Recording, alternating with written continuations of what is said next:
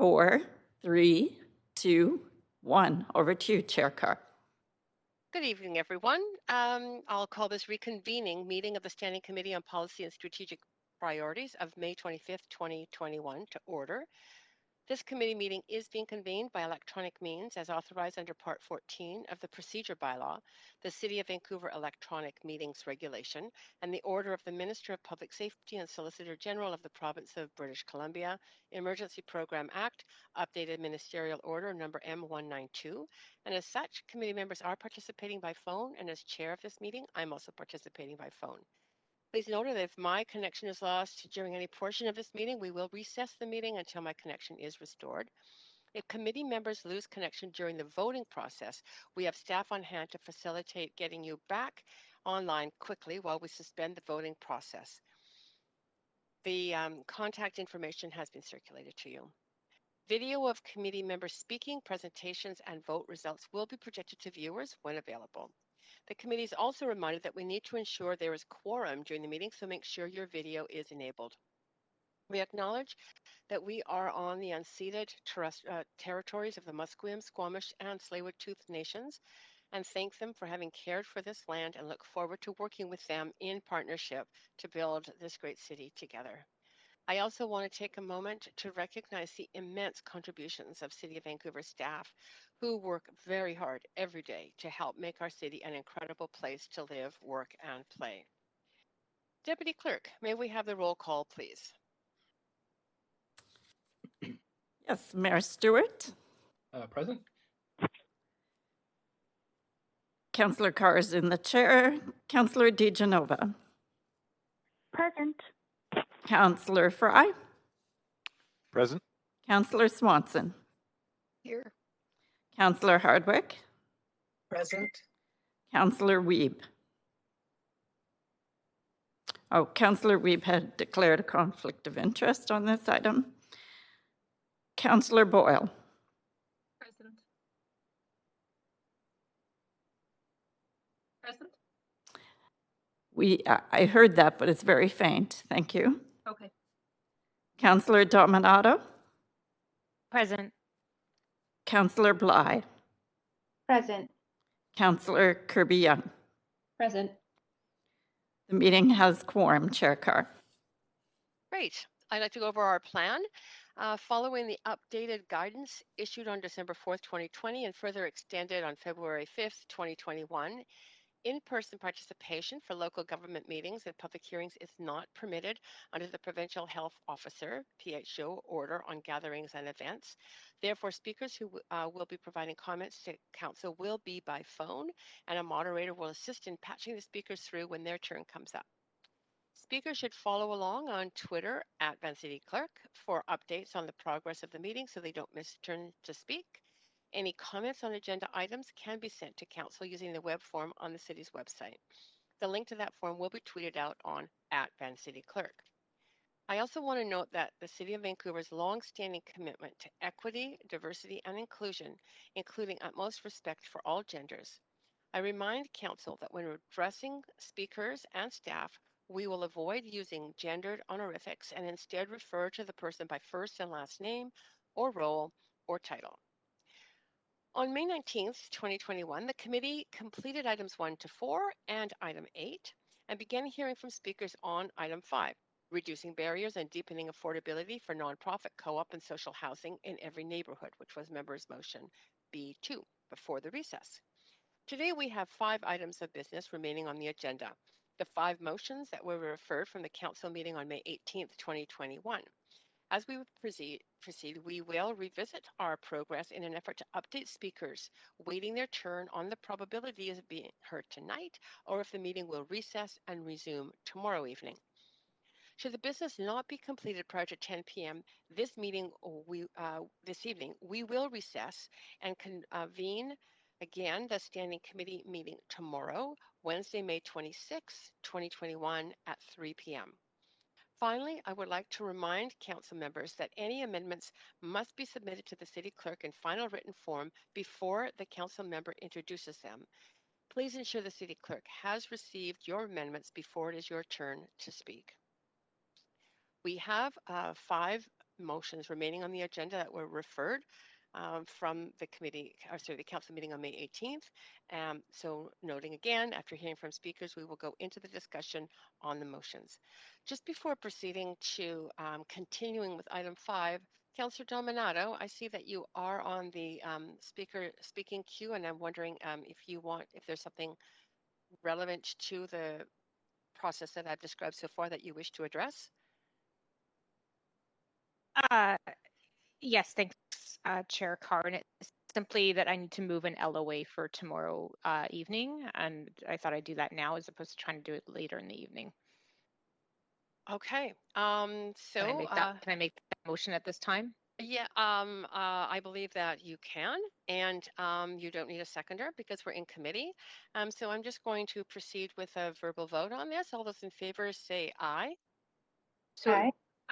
Aye. Aye. All those opposed say. All those opposed say nay. Sorry, Chair. I was going to actually finish the motion, but I wasn't quite done articulating it.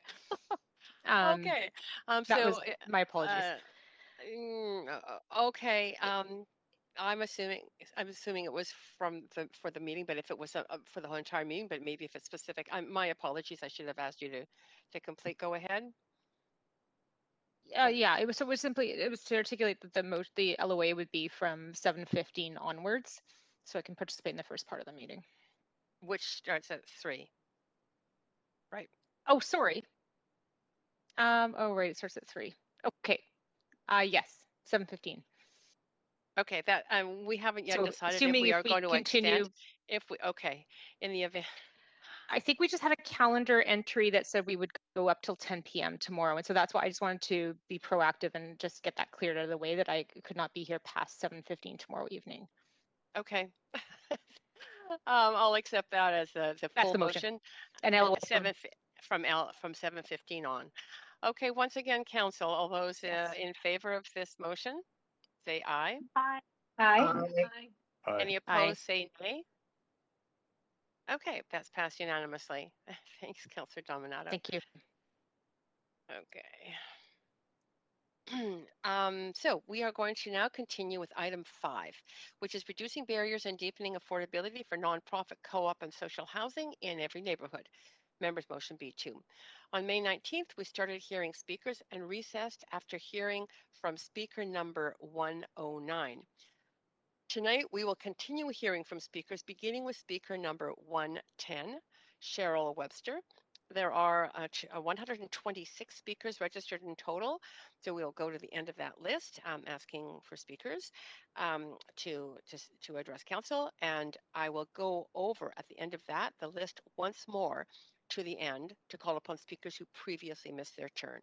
So we are going to start with speaker 110, Cheryl Webster.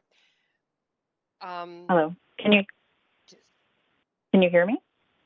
Yes, we can. Yeah. You have up to 5 minutes to address council. Okay, thank you. Good evening, and thank you for your time. My name is Cheryl Webster, and I live in Kitsilano. I was born and raised in Vancouver. I have lived in various neighborhoods and in various types of housing across this city, as well as in other cities around the world. I oppose this motion before us. There are a few aspects of this motion that cause me concern that I would like to highlight. I want to be clear that I do not oppose social and non-market housing, and I'm a big advocate for areas like Falls Creek South, Jericho Village, co-ops, etc. These developments have been praised locally and internationally for the multi-income structure and cohesive community feel. They've also provided homes for many people that I know. The first issue that I have is the definition of social or affordable or non-market housing. Whatever it is, non-market rates are still not that affordable in a market that is off the charts. I don't know why we aren't talking about true affordability with rents according to a percentage of one's salary. Plus, measuring success by the number of units provided is not necessarily a measure of success. Often the units are so small that no one wants to stay in them, and they just become a stepping stone to people leaving the city. Perhaps we should measure success by the amount of square footage. This way, a larger unit for a family with 3 bedrooms and actual livable space is not considered a waste, as it could have been 2 to 3 units, contributing to that measure of success. I want these developments to be where people want to live long-term and be part of the community. Some people are worried about height and density. One speaker mentioned South Granville as a great, with 12-story buildings blending right into the neighborhood. These buildings are not oppressive on the streetscape and have setbacks to allow for landscaping and a cohesive pedestrian feel. However, I don't think the discussion is focused on the right thing. Perhaps we should not be talking about height, but about setbacks and good urban design. However, the main reason I oppose this motion the most is due to its proposed process. This motion allows for spot rezoning across the city without public hearings. This seems to be a direct offense to the democratic process and breaks any social contract City Hall has had with its citizens. This is an offense to anyone who has participated in the past and helped shape their neighborhoods by creating neighborhood and community plans. It's also an offense to the ongoing plans of the city, the Broadway plan and the Vancouver plan, to name a couple. I question whether the city wants people to just give up on participating if the plans are going to be ignored. Part of this rush, I understand, is that there could be money coming from the federal and different levels of government. I'm wondering if there's been other things considered, like offering these funds to already approved rental buildings to create a 70-30 split. There must be creative solutions other than taking away the rights of citizens to a democratic process. I understand that councillors are burnt out on long public hearings, but I believe this is the result of poor public engagement and planning. If there was true community engagement in each neighborhood, be willing to work together to create neighborhood plans to determine how much rental housing each neighborhood needs, how much social housing each neighborhood needs, what services, how much retail, where to put it, and what architectural form, including setbacks. People would know what to expect in each neighborhood, feel a part of the planning process, and not be against all the changes that they feel they are being strong-armed into. Currently, everyone I know in every corner of the city feels the instability of not knowing what is going on and not feeling heard or consulted. I ask of council to remember the citizens of the city who have put a lot of their heart and time into shaping this city. Citizens want to be consulted in a meaningful way and be part of the process. We need to create neighborhood plans with real on-the-ground data and plan for a future city of dynamic, inclusive neighborhoods, not spot rezone when it is quick and easy and convenient for hitting targets.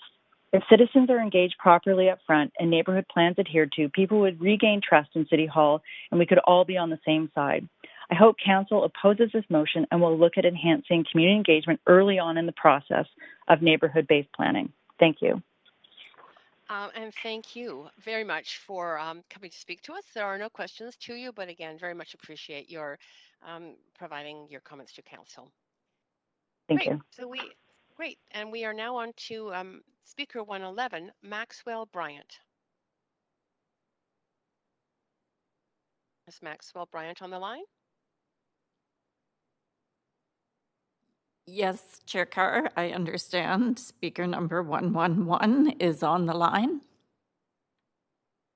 Great. Maxwell Bryant, if you can hear me, please, you can address Council at this point. Hello, can you hear me now?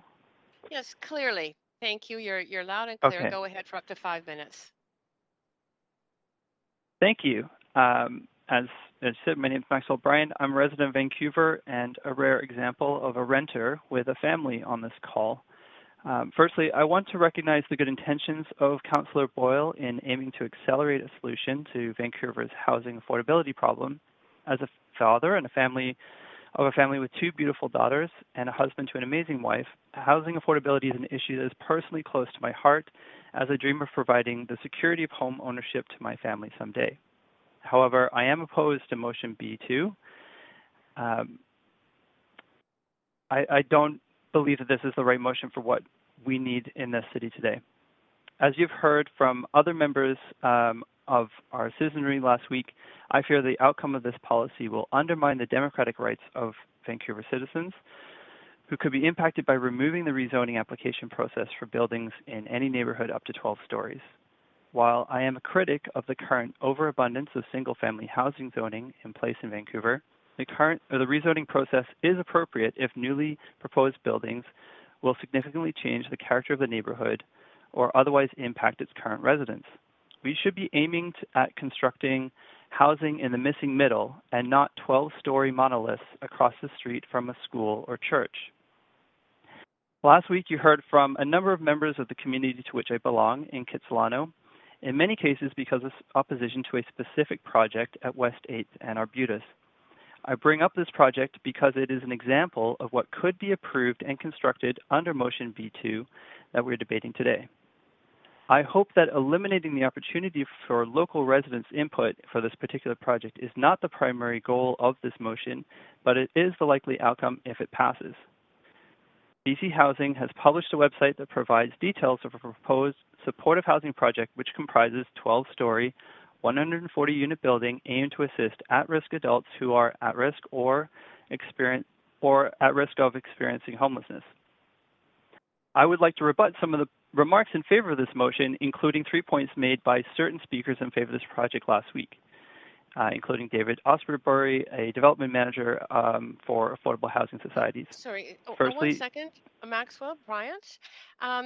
This yes? is not about this particular project. So actually rebutting points made by other speakers about this project.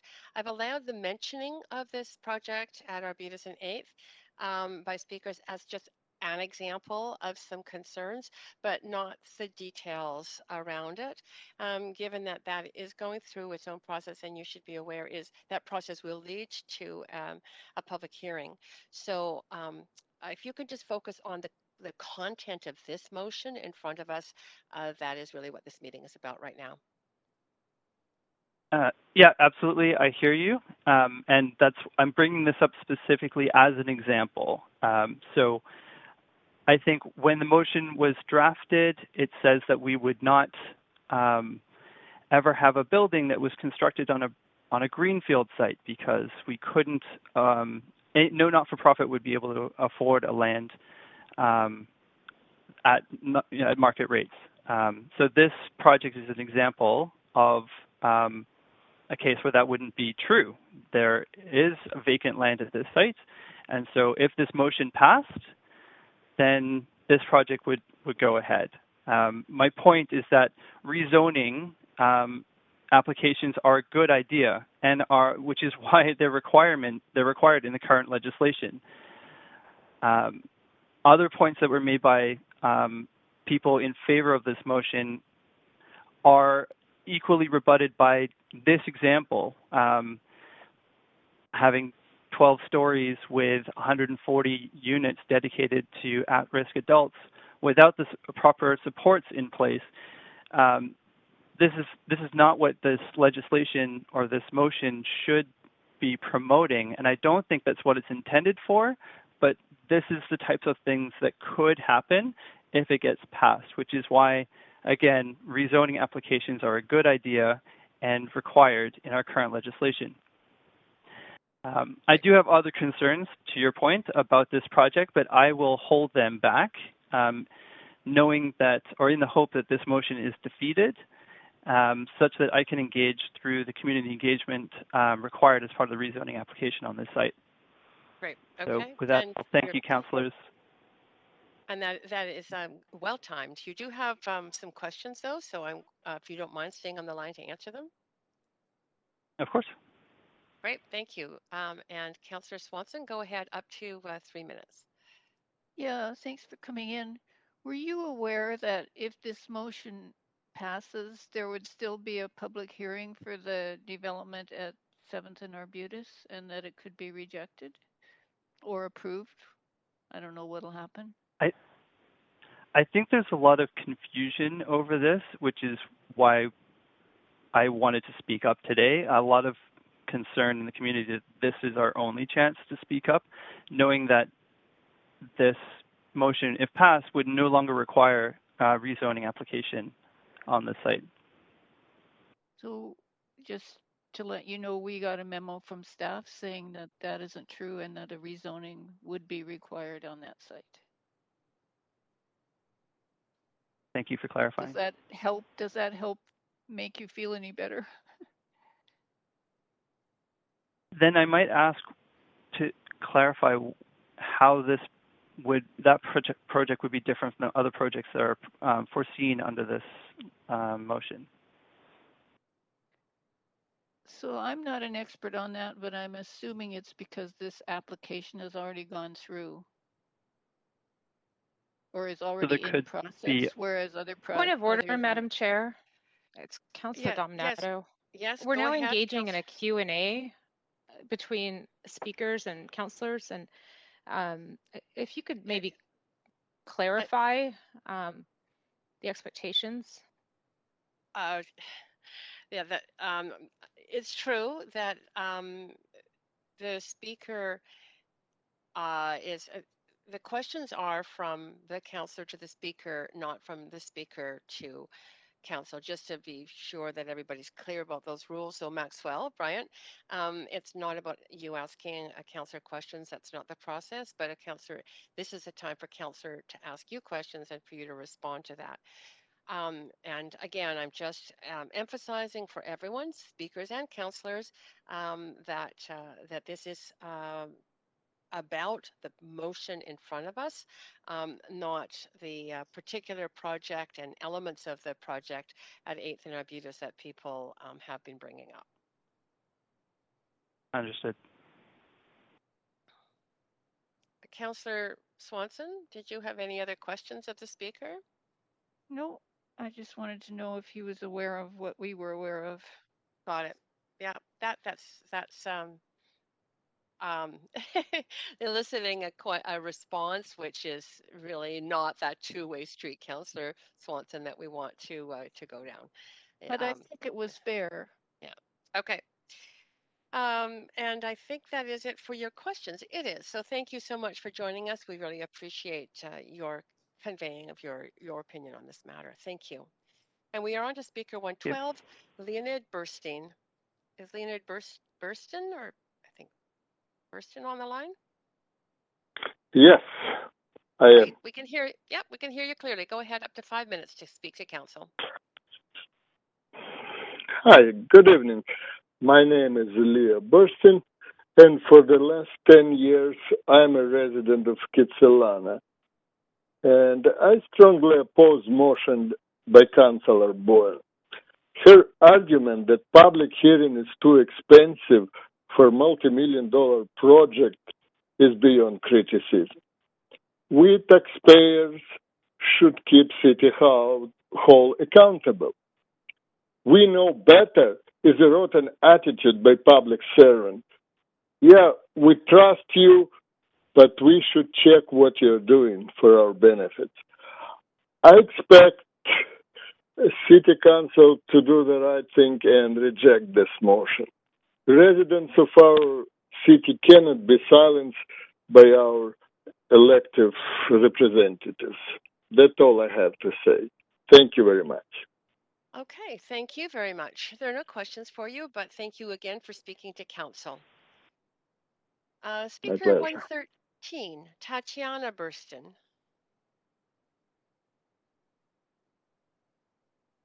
Are you on the line? It's the clerk here, and we understand speaker number 113 is not on the line. Great, thank you. Speaker number 114, Jennifer Foster. Speaker number 114. Hello, Oh. Yes, I'm here. Can you hear me? Yes, we can. This is Go Jennifer. ahead for up to 5 minutes. Yep, Great. to speak to council. Thank you. Hi. My name is Jennifer Foster, and I oppose this motion before council right now. I'm a resident of North Vancouver, but I have one daughter at St. Augustine School and another who will start in September. And I will reference the project at West 8th and Arbutus, but I do want you to know I've heard that that's not what this is about. And so my reference of it falls into my larger message today. So my family engages in a commute to school between North Vancouver and Kitsilano for one reason: community. The St. Augustine community is kind, welcoming, and inclusive, and members of the St. Augustine community care deeply about each other and also about their neighbors. And this is one of the reasons I care that the school has a voice with respect to the proposed project, because we will want to get to know and embrace our neighbors. This motion, however, is not about that. Foster, yeah? Jennifer, yeah? yes. Just before you yes. go on, yes. it was just explained a little earlier that this yes. particular motion, whether, if it passes, will not interfere with the process of having a public hearing for the project you're talking about. Yes, so if you I could, understand if that. you could address Yeah. specifically the content of the motion without I mean, you've raised that as an issue, but Yes. without going into any details on the 8th and Arbutus issue, um, just focus on your general comments regarding this particular motion. Yeah, I was about to do that, and I'm happy to do that. So I oppose the motion because of the implications for all of Vancouver. Councillor Boyle, you wrote recently that the current process for rezoning creates barriers for nonprofits, and if a nonprofit is ready to develop a piece of land, it's silly to dissuade them from building somewhat higher so that they can provide more housing. And I respectfully disagree. Everyone deserves a house without question, but I don't believe simply housing people is always what's best. I was a resident of Vancouver most of my life until I moved to North Vancouver. And when I was living in Vancouver, I once worked to help house a man who was homeless in my neighborhood. I worked with Judy Graves, who was Vancouver's advocate for social housing at that time. And we got the individual housed into a downtown SRO, but the conditions were so bad. In the end, he chose to live mainly back on the street where he had gotten to know neighbors like myself and felt comfortable. And what I learned from that experience was that people who are homeless need not just a house, not just a roof over their head, but a home. And feeling at home, in my opinion, comes from feeling part of a community. And that was my points earlier about that's really what this is about for me, is people living where they feel they have personal connection with neighbors, access to needed supports and resources. And I believe these things come from smaller scale projects integrated into a community in a way that will be successful for everyone. So the motion today would remove a key step in that process of consulting with community members to hear their opinions and to get their ideas. And I believe those whose lives would be affected by a major change ought to have a chance to have their voice heard, not just at the development stage, but also at rezoning. So I believe due process is important, and while it may take longer and cost more money, I believe it must not be undermined. So I urge Council to oppose this motion for those reasons. So thank you. That's all I have to say. Thanks for the time. That was very clear. Thank you so much. There are no questions to you, but very much appreciate you being very clear in your statement. Thank you. Thank you. Speaker 115, Sam DeBrusen. Hello. Hey, can you hear me? Yes, we can. Go ahead. Hello. Up to 5 minutes to speak to Council. Great. Hey, thanks for hearing me out. My name is Sam, and I'm not really voicing a pro or con, or sorry, for or against this motion so much as taking issue with the City of Vancouver's definition of social housing in the zoning and development bylaw. I know this is a new definition, and I know that Councillors Fry and Swanson have done some work and have been outspoken on the poor state of this definition. In the definition, only 30% of these developments have to go to social housing. And to me, that's problematic. As someone who holds degrees from two post-secondary institutions, Vancouver Community College and the University of British Columbia, I certainly would not expect to pass any of my classes at 30% of what was asked for me. And certainly I wouldn't expect to get a degree if I fulfilled 30% of the requirements. So I'd just like to voice that 50% should be the minimum. I have no beef with towers necessarily in and of themselves if the planning is good and people are consulted. And I think I've been seeing some things about Vancouver's missing middle, documentaries about that I think also Council would do well to consider that sort of thing. But that's all I had to say today. Great. Thank you. Thank you for taking the time. No questions to you, but appreciate you taking that time. All right, take care. Great. Speaker 116, Emily Louis. Hi, everyone. I'd just like to do a sound check. Yes, you are totally audible to us. Go ahead, up to 5 minutes. Thank you very much. Hi, everyone, and hi, councillors and participants of this meeting. My name is Emily Loy. I am a resident of Vancouver and live in the Arbutus neighborhood. I am opposed to this motion, a motion that was only brought forward to Vancouver residents very, very recently. I oppose this motion due to two reasons. Reason number one, lack of community input. This motion takes away a neighborhood's ability to provide feedback and recommendation to the future of their area. This motion bypasses the democratic process, and I know firsthand it has real consequences to families. This motion doesn't just impact one neighborhood, though. I know it impacts many neighborhoods across this great city of Vancouver. Reason number 2, the lack of clarity in definitions of social housing versus supportive housing. I consider myself an informed and engaged citizen, and I vote in all the elections. Despite that, I still find it very hard to understand. I know there has been lots of back and forth conversation at the last council meeting around the fact that it's 30%. Should it be 30%? Should it be higher? What should it be? Calling it social housing when it's only 30% could be confusing to many Vancouver residents. A precise definition and then an education of what that definition really means to the public is needed. This way, there's no misunderstanding and it's clear to everyone involved. In conclusion, I'm opposed to this motion because of the lack of community input and the lack of clarity in definitions. I'll leave you with one final thought because I've got small children. We teach our children to be clear, concise, and articulate. We teach them to respect all opinions and seek input in group projects. Well, this motion and the result of this motion is most certainly a group project to me. So let's be clear, concise, and give everyone an opportunity to understand what this really is about and provide them with enough time to provide their feedback. Thank you. Thank you. There are no questions for you, but again, thank you very much for speaking with council. That was great. Speaker 117, Sandra H. Hi, Council. Can you hear me? Yep, we can hear you clearly. Go ahead to speak to council up to 5 minutes. Good evening. My name is Sandra, and I'm a longtime resident in Kitsilano. I oppose the motion. I don't usually speak out, but this time I felt compelled to speak to this proposed amendment. I was quite shocked to receive the email dated May 12th from a highest-ranking city official.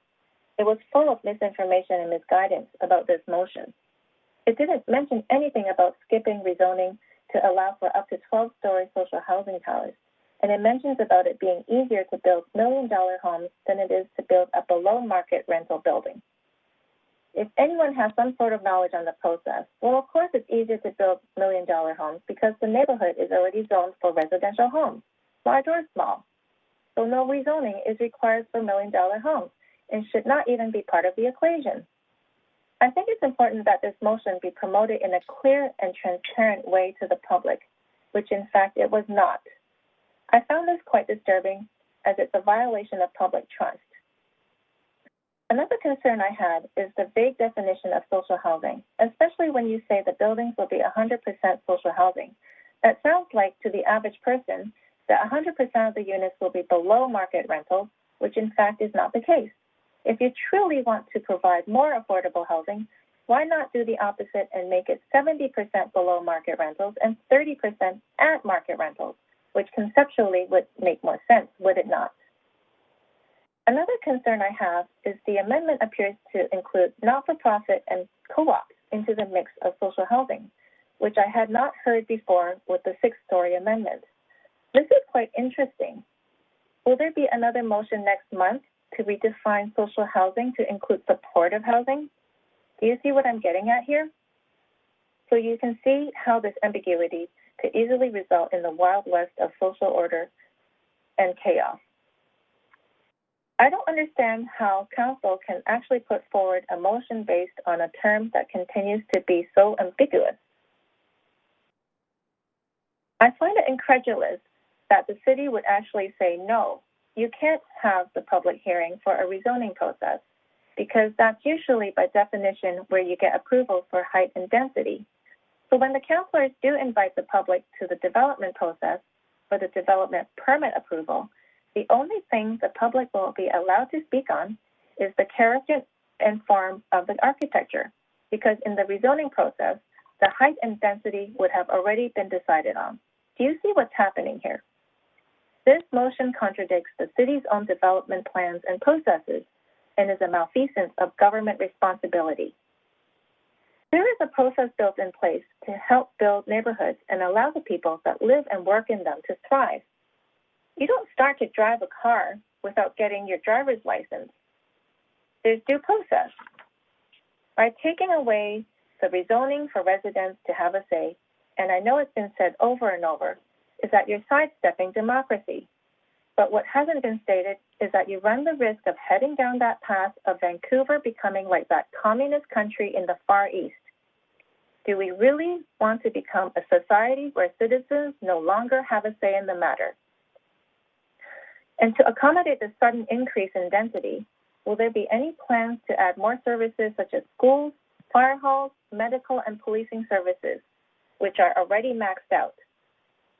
This motion makes me mad, okay? It's basically saying we're going to remove the process that tries to ensure that a well-planned and appropriate structure will be put into our neighborhoods.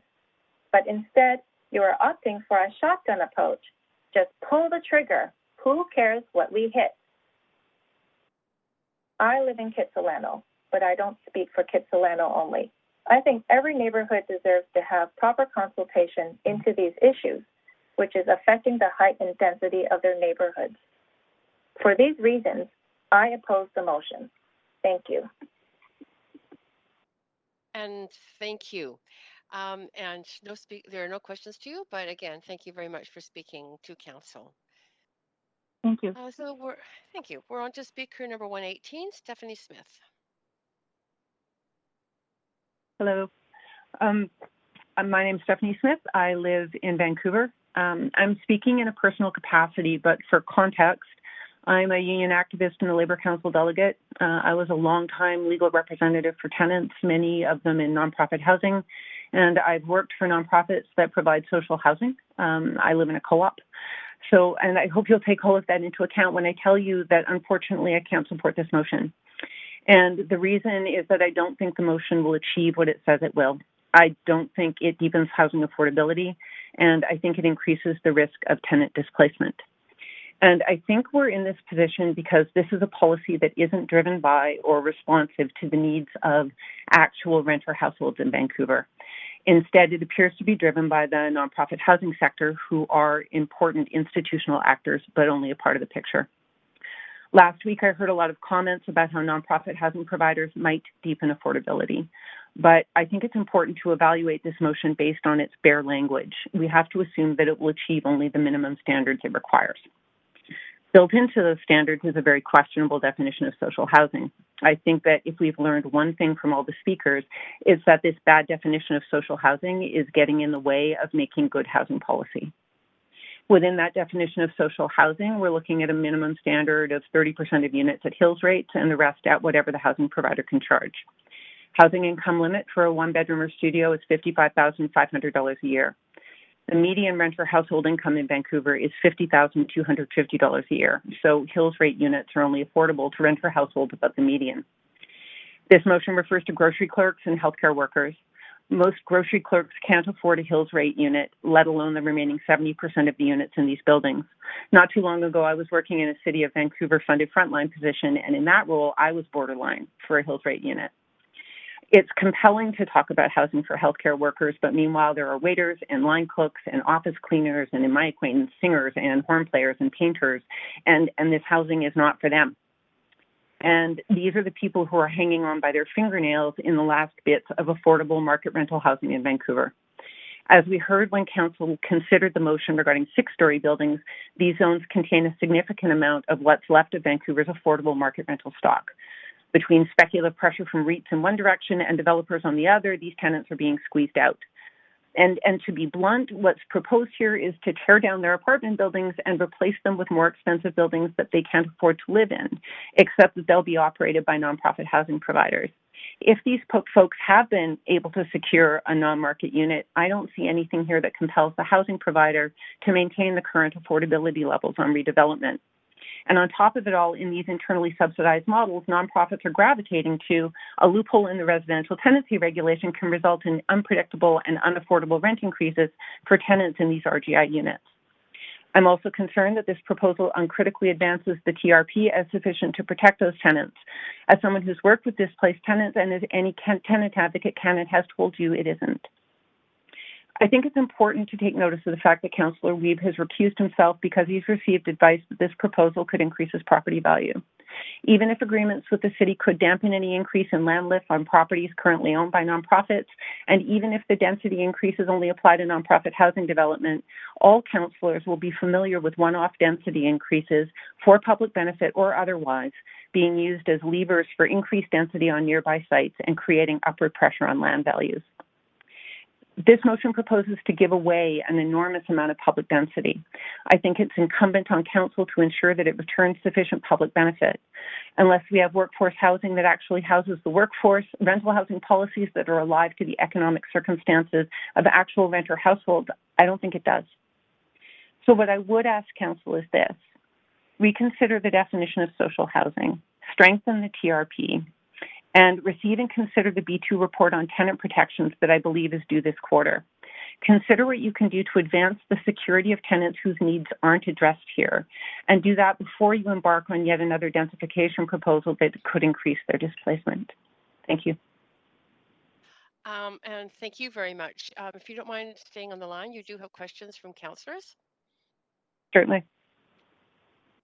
Councillor Swanson, go ahead first, up to 3 minutes. Yeah, thanks so much for coming in, Stephanie. Thanks, Jean. What would you say to someone who says that we need to use the 30% at Hills definition because that's the only way to get non-market housing built and make sure that the finances in it will pencil out?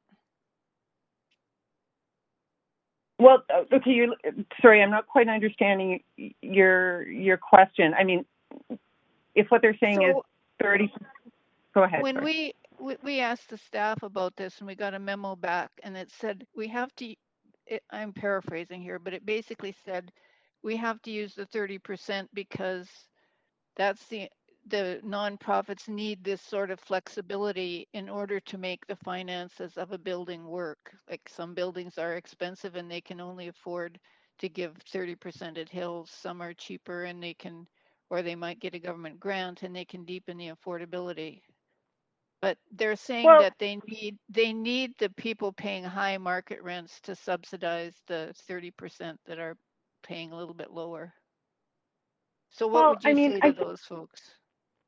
Well, what I'd say is that if council is actually looking at, an unusual time when all three levels of government are aligned to produce affordable non-market housing, now is the time to look for better. Right? That's what I would say. And I would say that, right? And I would say that if, the only way that a nonprofit could make their numbers work on a site is at 30% Hills rates and 70% at market, then we would need to have a much better set of protections and relocation options available for tenants who potentially could be displaced.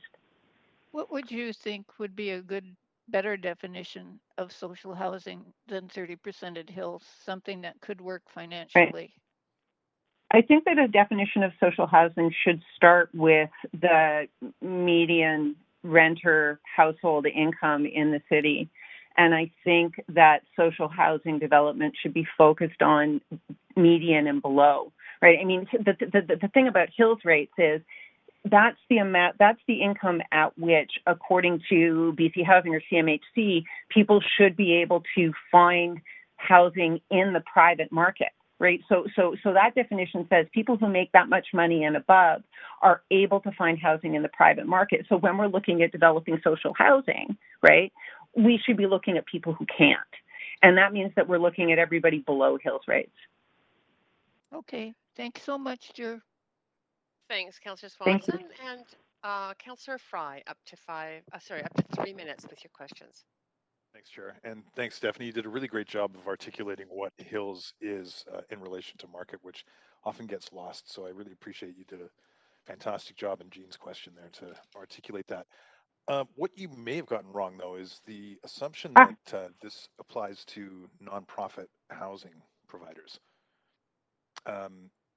In fact, as we've just learned from staff, the letter of the social housing definition really actually just applies to any nonprofit organization, not necessarily nonprofit housing providers.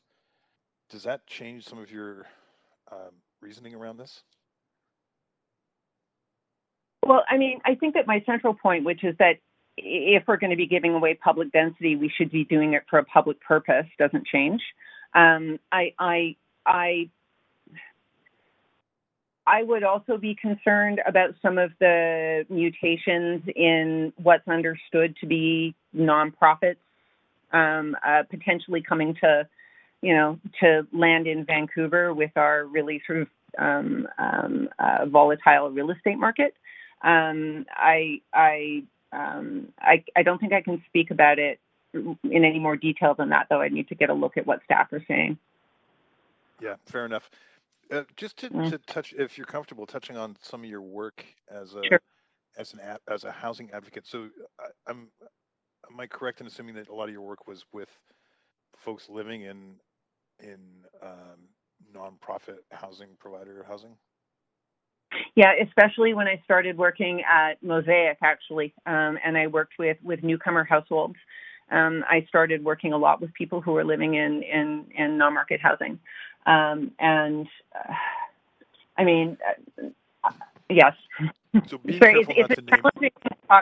It's a challenging thing to talk about because when I see nonprofit housing providers, right? I mean, some folks do really good work, and also deep respect to the Cooperative Housing Federation of BC. I also think about all of the cases that I ran with tenants of nonprofit housing providers, and the perspective from tenants and from a tenant services provider is often very different. Okay. Being careful not to name names or anything too specific. No, I'm not going to. Yeah. What kind of issues are we talking about typically? Well, one of the problems, I mean, first of all, with the RGI units, in RGI units where nonprofit housing providers don't actually have an operating agreement for that building, but may have operating agreements for other buildings, there's a loophole in the residential tenancy regulation that essentially exempts them from the rent increase provisions of the regulation. And like when those provisions came into effect, the expectation was that a subsidized rent subsidy would be sort of governed by a contractual agreement, so that you needed to be able to raise the rent more because it was geared to income and people's incomes might go up.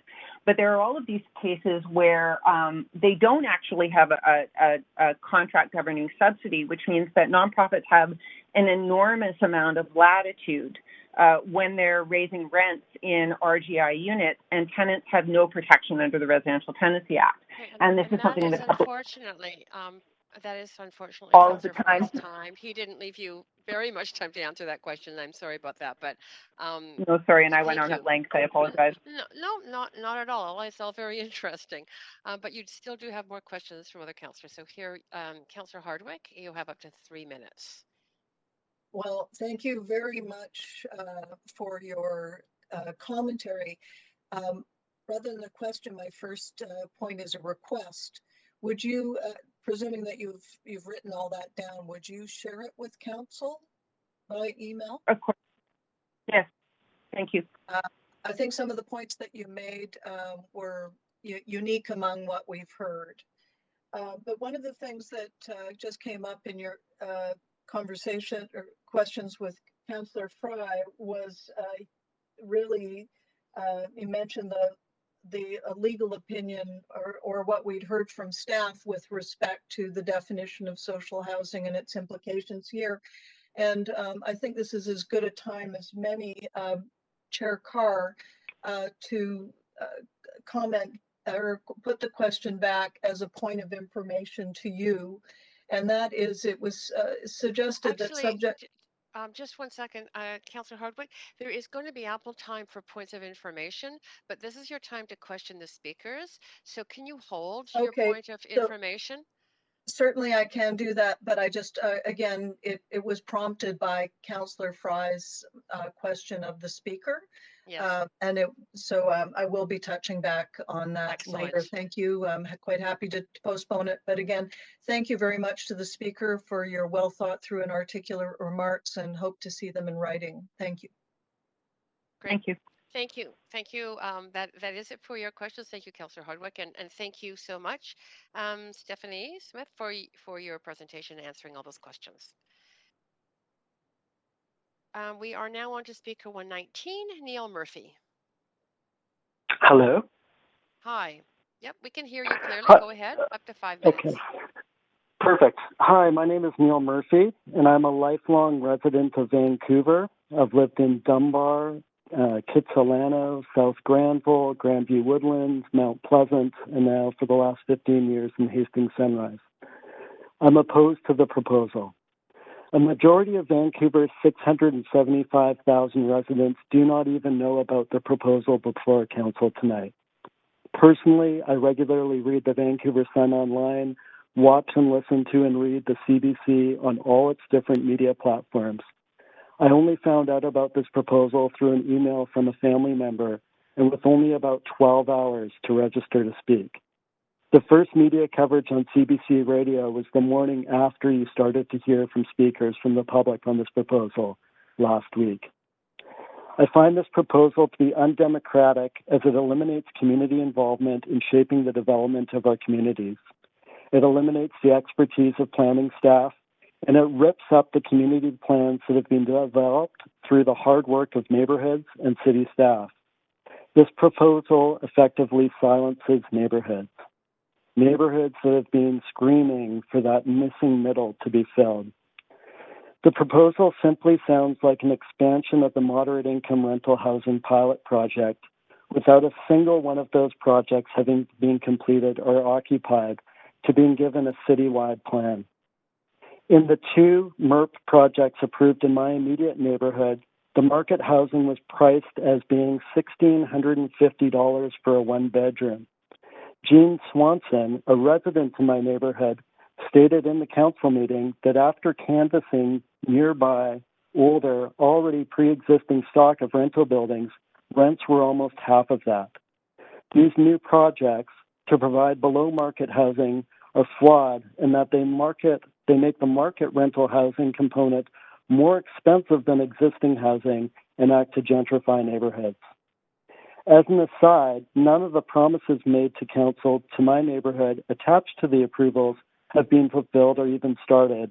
Meanwhile, the buildings have been torn down and construction is imminent.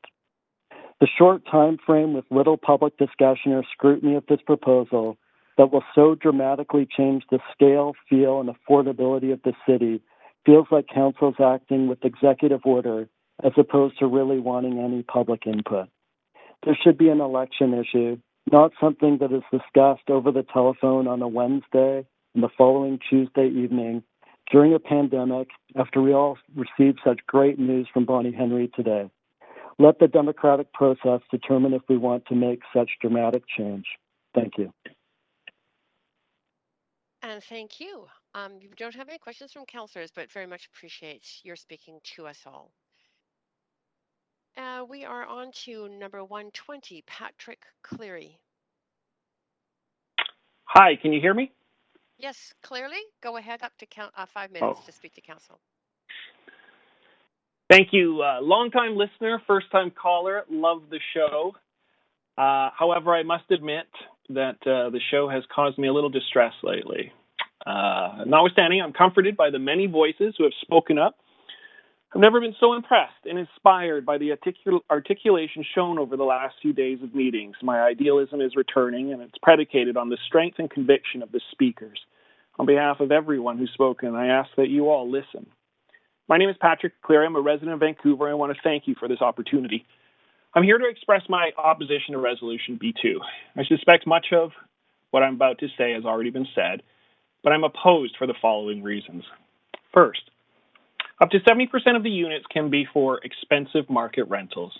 This seems to be at odds with the intention of reducing barriers and deepening affordability. Second, demevictions would cause major displacement of established communities. There's no guarantee that everyone displaced will be able to return. By providing an incentive for land assemblies and the creation of large, dense developments, many existing buildings will be purchased and demolished to make way for these more robust projects. And where previously tenants had fixed rents with perhaps small incremental increases, now there's going to be a chance for a much higher rent, and they may not be able to return to their neighborhoods. Thirdly, there will be an increase in land value due to zoning changes for increased height and density. This will occur, and it will occur regardless of the proposed use of land. There will be speculation and, as a result, more expensive land. In fact, the Georgia Straight published an article yesterday about real estate increasing by nearly 300% of assessed value on a Vancouver street that had a new 6-story condo project. Fourth, this motion goes against community planning practices and consultation processes. I note Kennedy Stewart's webpage for election as mayor boldly stated that by working together, I believe we can make Vancouver a city that works for everyone. I think the key phrase there was working together. How is allowing towers to be built without rezoning public hearings working together? In fact, it is circumventing the public consultation process. Fifth, the motion references 12 stories and provides no actual dimension height, but the proposal, let's be honest, means heights of 120 to 130 feet, and these could be located anywhere in the reference zones. This makes for poor urban design. This motion is not the right approach for a city to embark on such significant changes in the design of neighborhoods. Doing 12 stories with 6 FSR anywhere in any neighborhood on narrow streets throws urban design principles out the window. 6, this creates an untenable opportunity for review and consideration. 7th, I'm concerned about the email communications and actual representations from our council members, some of our council members, about not-for-profit organizations and social housing. Specifically representations such as, I quote, CRA status requires them to not make a profit, or because there is no profit, there is no speculative increase in land value. I direct your attention to the Government of Canada website on not-for-profit corporations, which explicitly states, and I quote, not-for-profits are free to conduct the same business activities as business corporations. In other words, not-for-profit corporations can make a profit, end quote. And 8th, most importantly, is the principle of democratic consultation. This motion eliminates public consultation, takes away the right to be fully informed, takes away the right to have confidence in existing bylaws and regulations. The activities above erode democracy. And there's a theory that democracy requires 3 fundamental principles. Upward control, i.e. sovereignty residing at the lowest levels of authority, in other words, the people. Political equality, we're all treated the same. And thirdly, social norms by which individuals and institutions can consider reliable, acceptable, and predictable. By fast-tracking, by removing public debate, by misinforming people, by using ambiguous definitions, and eliminating consultation, you are potentially violating these fundamental principles. I agree, consultation is a pain. Listening to people is a pain. But I submit there are sacrifices that need to be made for principles. And what greater principle than democracy? And I remind all of you who chose to enter the public arena that we honor democracy, even when inconvenient. Thank you. Thank you. And you do, if you don't mind staying on the line, have questions from council, Councillor, to answer? Okay. Thank you. Councillor Hardwick, yes, go ahead. Thank you, Patrick. What was number 6 again? Are you still there? An untenable opportunity. This creates an untenable opportunity for review and consideration. What does that mean? What does it mean? It means that Councillor Boyle's motion would lead to a staff report and then one single rezoning public hearing with just several days' notice for the public to review documents. And after that, development applications go straight to the Development Permit Board, and in some cases straight to the desk of just one person for approval. Mm-hmm. And it basically circumvents any real opportunity for neighborhood input. Great. Thank you. I was trying to keep up and taking notes as you were going along, to which I'll ask also if you would be so kind as to share your remarks in writing with council. It would be appreciated. Certainly. Thank you very much. Thank you. That's it for your questions. And thank you again for joining council. And I had missed number 6 too, Councillor Hardwick. So thank you. On to speaker number 121, Stuart Smith. Hi there. Yes, we can hear you clearly. Yes, go ahead. Up to 5 Wonderful. minutes to speak to council. Hello, Chair and Council. Thanks for the opportunity to speak to this important motion. I'm Stuart Smith. I'm with Abundant Housing Vancouver, and I'm speaking in support. Today's housing shortage has been escalating for decades and won't be fixed by any one building or any one neighborhood or any one council motion. But I think it's important that we not let the perfect become the enemy of the good. We have to do something rather than nothing, and this is a pretty significant something. So I thank Councillor Boyle for putting it on the table. The types of buildings proposed will not just benefit the tenants who live in them, but also benefit every other tenant in the city by giving them more options and ensuring that they face less competition for existing housing. I hear several recent speakers express a concern about displacement. It's a very pertinent concern to me, given my landlord is showing my building. But there's a really easy way out of that. Just only apply to owner-occupied housing. Simple. And then there's no displacement. Anyways, for tenants across the city and the region, I hope you will take this step forward, and I just have a few comments. To begin with, I think that the height proposed is fine. Sorry, the definition of social housing is fine. Many people want it to be better, and that's fine too. I'm sure one day it can be. But if we wait for that day to do anything, real people will suffer in the meantime. We live in a region where almost all of the land was sold off 150 years ago and remains privately owned today. In such a region, there is no housing reform that doesn't involve some element of compromise. Insisting on 100% is the same as insisting on nothing. Insisting on 100% is the same as insisting that until the revolution, no change of any kind should be fought for. Real people are struggling today because of exclusionary land use policies. In the absence of other reforms or funding, a 70-30 split allows market renters to subsidize below-market renters rather than subsidizing the lifestyle of a landlord or a homeowner. This seems like a pretty good arrangement compared to the status quo. Furthermore, the height is also fine. There's nothing remarkable about 12 stories in any part of our city. Many 12-story buildings were built before zoning was introduced with no public hearing. They required nothing more than a building permit. The location of 12-story buildings built before 1927 was chosen in the only way that makes sense.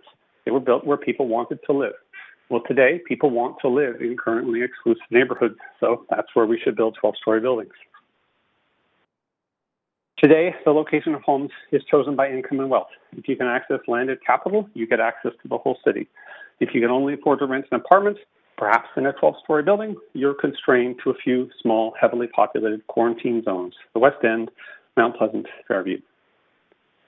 Despite a quadrupling of population over the last 95 years, those among us who cannot afford to buy or rent houses, those who must live in apartments, are still largely restricted to this same small portion of the city. Today's motion is a small step back toward the radical notion that every neighborhood is for everyone, even people who can't afford houses.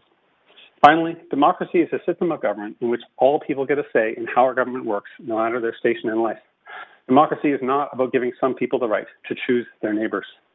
Vancouver can and should strengthen this democracy, but the biggest barrier to democracy in Vancouver has nothing to do with public hearings. The biggest barrier is the cost of rent and the length of non-market waiting lists. Vancouver can and should strengthen its democracy, but we cannot succeed by letting rent, prices, and waiting lists determine who can vote and who can't. Requiring a public hearing to approve every square foot of housing is not an example of strengthening democracy. It's an exercise in which some of the people are able to use council as a mechanism to choose their neighbors. Good neighbors welcome people who want to live near them, no matter what their home looks like. Good neighbors work together.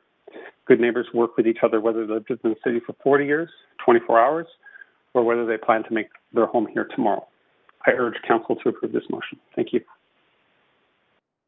Great, and thank you very much. I see no questions from councillors to you, but thank you again for coming to speak to council. Thank you. Number 122, David Barkwell. Hi there, can you hear me? Yes, perfectly.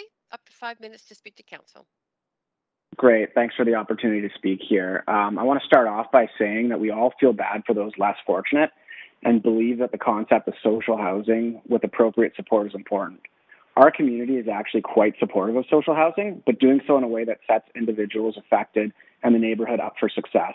This motion, without a doubt, does not achieve this, and for that reason, I'm opposed. I couldn't agree more with the vast majority of the speakers critiquing the democratic process and lack of consultation, and also the dangerous implications of community planning. I won't harp on these issues, and I'll take the conversation somewhere I'm surprised hasn't actually come up more over the last 2 meetings here.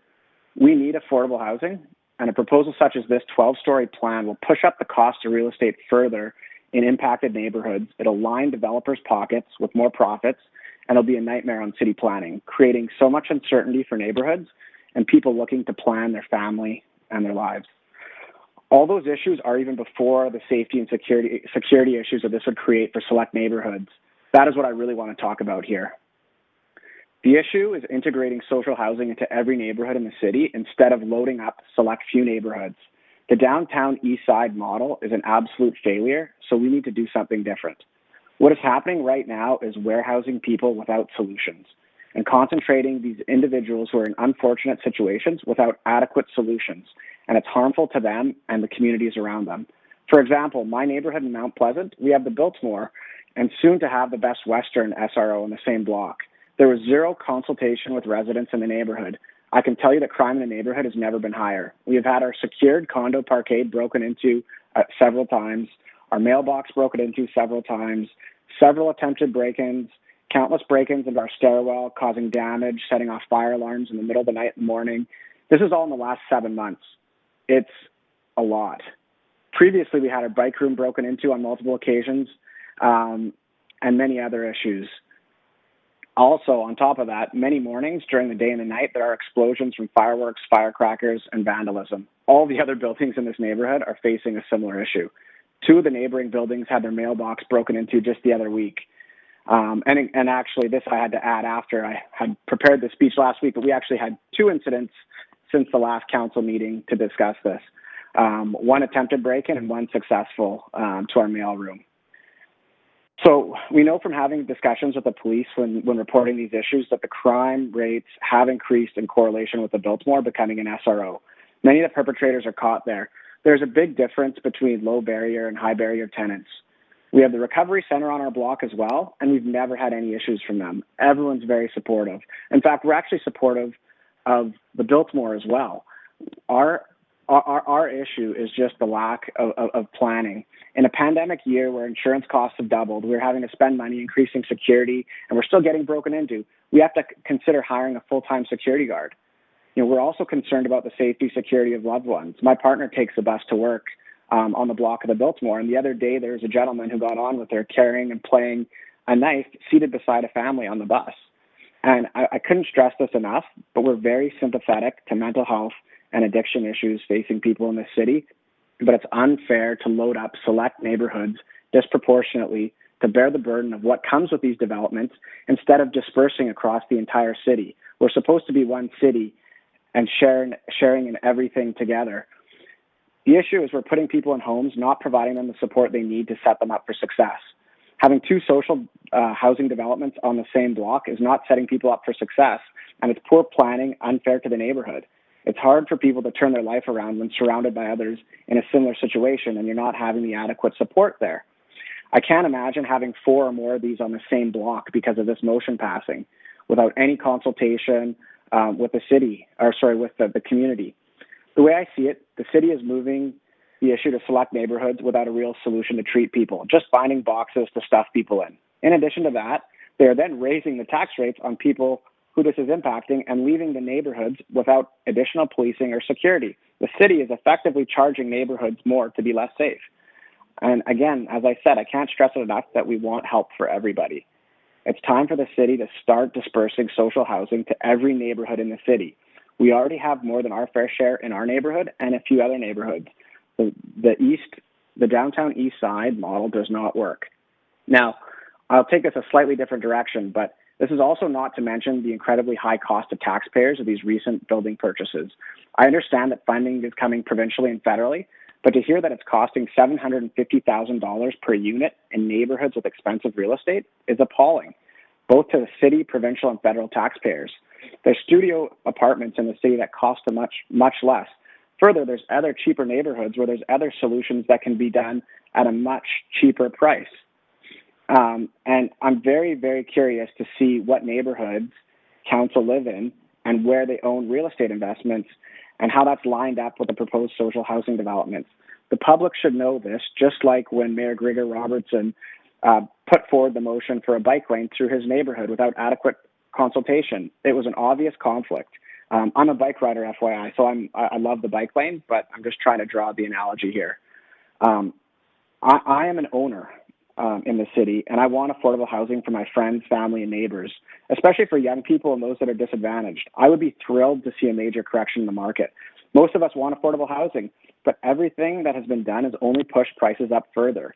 Do we think that letting developers sell 70% of the development to the market with 30% social housing will do anything positive for anyone but the developer / the not-for-profit? This is going to push up real estate prices everywhere further. If we really want to tackle affordable housing, obviously supply is one side, but we have to stop allowing people who aren't paying taxes in our city and organized crime from buying up real estate for speculation and using it as a safe haven. More young people are leaving the city every day. Do we want Vancouver to be a piggy bank for non-tax paying people and the underworld at the expense of citizens? Or do we want Vancouver to be a thriving city welcoming of all those who contribute to society, the economy, and pay taxes here? We need to lobby the provincial and federal government. This isn't about racism or where people are coming from. This is about protecting the interests of Canadian citizens and Vancouver residents who are a collection of ethnicities and who happen to be one of the most multicultural collection of people in the world. And I'm not sure if this policy is virtue signaling to make it look like we're trying to make a difference, or if it hasn't been fully thought through. Are developers supportive of this policy? I really want to know this question because I bet you they're really supportive of it. I would be if I was them. When are our representatives finally going to work for the people, not developers? And just from participating today and the other day on the meetings, it's very clear that the people have spoken. I listened all day the other week and today, and I would say that the ratio of people opposed to this versus for this motion is much more than 10 to 1. Democracy is showing that people want to address social housing in a different way. I think almost all the speakers are actually supportive of social housing. So we have a whole bunch of people who are supportive of social housing, and we have a motion that everyone is opposed to. There's got to be a way to make everybody happy and achieve benefits for social housing. And all I have to say is if this goes through, it will show that our representatives are not working in our best interest. If anything, these types of motions should go to a public vote for affected neighborhoods. Thank you. Great, and thank you. If you don't mind staying on the line, you do have some questions by a councillor. Is that okay? Yes, of course. Great. Councillor DeGenova, go ahead, up to 3 minutes. Thanks very much. And I appreciate your comments and thanks for listening. I'm wondering, just to really zone in, because I only have 3 minutes, there are lots of questions I want to ask you, but specifically on the services that you're talking about. And I would suppose that you were talking about shelter rate housing or housing where that would allow property tax exemption for nonprofit organizations. Is that correct when you talk about the burden of providing services that are funded by property taxes onto the current taxpayers, which I include renters in that because they also pay taxes for their rent? That would be unsustainable after a certain period of time, depending on how much social housing we were able to, I suppose, approve or move forward with. Well, I think my point was more so around services in terms of treating mental health and those sort of things. Like it seems to me that a lot of people are just getting sort of warehoused and they put in a home. And I know there are some services, but the services are not enough. And there's a lot of people working hard to try to provide services. And I think they're doing a good job, but I don't think they've provided probably enough resources federally, provincially, and maybe by the city as well to actually help people instead of just having people getting, 10% of the services that they should be getting to actually get better and become fully functioning members of society. So that's more so what I was talking about. And in terms of the burden on others, I'm talking about increased security, having things broken into, worrying about the safety of your family, all those sort of costs that are not all tangible. A lot of them are intangible as well, but there's some of them are definitely tangible. Thanks for that. Just also a follow-up to something that you just mentioned, and I'm not sure I hear typing there, Chair, but yeah, maybe someone's not on mute. But just wanted to ask specifically when you think about sort of the way that we consider those services, because those services need to be paid for, whether it's looking at as you said, policing or fire, water. If we have properties that are, we'd be talking about land right now that's owned by a nonprofit that could be property tax exempt. Does that concern you? That there would be the province and the federal government may not be contributing, because this is about social housing. It's not about, as you well noted, supportive housing. Okay, you Which have is about something 10 seconds to respond. I'm sorry, but I you've hope you'll just give about me run my out 10 of time. seconds for the typing there, Chair. I agree. Thanks. Yeah, that wasn't me typing, FYI. But yeah, I agree with that. I think this is a federal, provincial issue as well. We have a lot of people coming from across the country to live in Vancouver, and I think it's really unfair that the financial burden is on the city of Vancouver. And I think there's a lot of people from the Lower Mainland that are coming to Vancouver as well that are getting put in these social housing. And I know for a fact from people I know who work in social housing that there's a lot of people from Surrey, Abbotsford, these other places that are getting put there, and it's unfair to the Vancouver taxpayer. Right, Thank and you that very I'm much well for your over time. comments. Thank And you so much. I'd just Appreciate like to that. ask, Chair, that No, if the speaker could send in their comments as well, if they are typed out, I'd very much appreciate all of council being able to receive those. Right, thank you. Again, well over your time, Councillor DiGenova. But that's it. Thank you very much. That's it for your questions, and very much appreciate your staying on the line and your presentation. Thank you. Thanks. I appreciate it, and I'll send in my comments. Thank you. Thank you. Okay, and Speaker 123, Jens von Bergman. No, Chair Carr, that speaker is not on the line. Okay, thank you. We're on to Speaker 124, Elizabeth Murphy. Hello, Council. Can you hear me? Yes, perfectly. Go ahead. Up to 5 minutes to speak to Council. Thank you. So good evening. I just wanted to say that social housing with appropriate locations, supports, and amenities could be provided in every neighborhood if the scale, form, and context of each neighborhood were properly considered. This motion doesn't do this, as the proposed scale and form would have major negative consequences for the affected communities without requiring project rezoning public hearings. Therefore, I'm speaking in opposition. The main reasons are the scale of the proposed RM buildings to 12 stories and 6 FSR are too big at 400% of the outright height and FSR, with major negative impacts on existing rentals, land inflation, eviction, and displacement. That staff need to provide the data as directed by Council motion in May 2020 to inform the planning for how much social housing is actually needed. The city's definition of social housing that currently allows 70% of the units at market rent but counts it as 100% social housing when it is mostly market rents.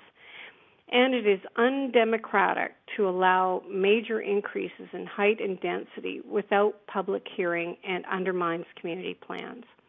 I'm going to focus on the first point regarding the impacts on land values and the role of zoning. Land values are based on development expectations.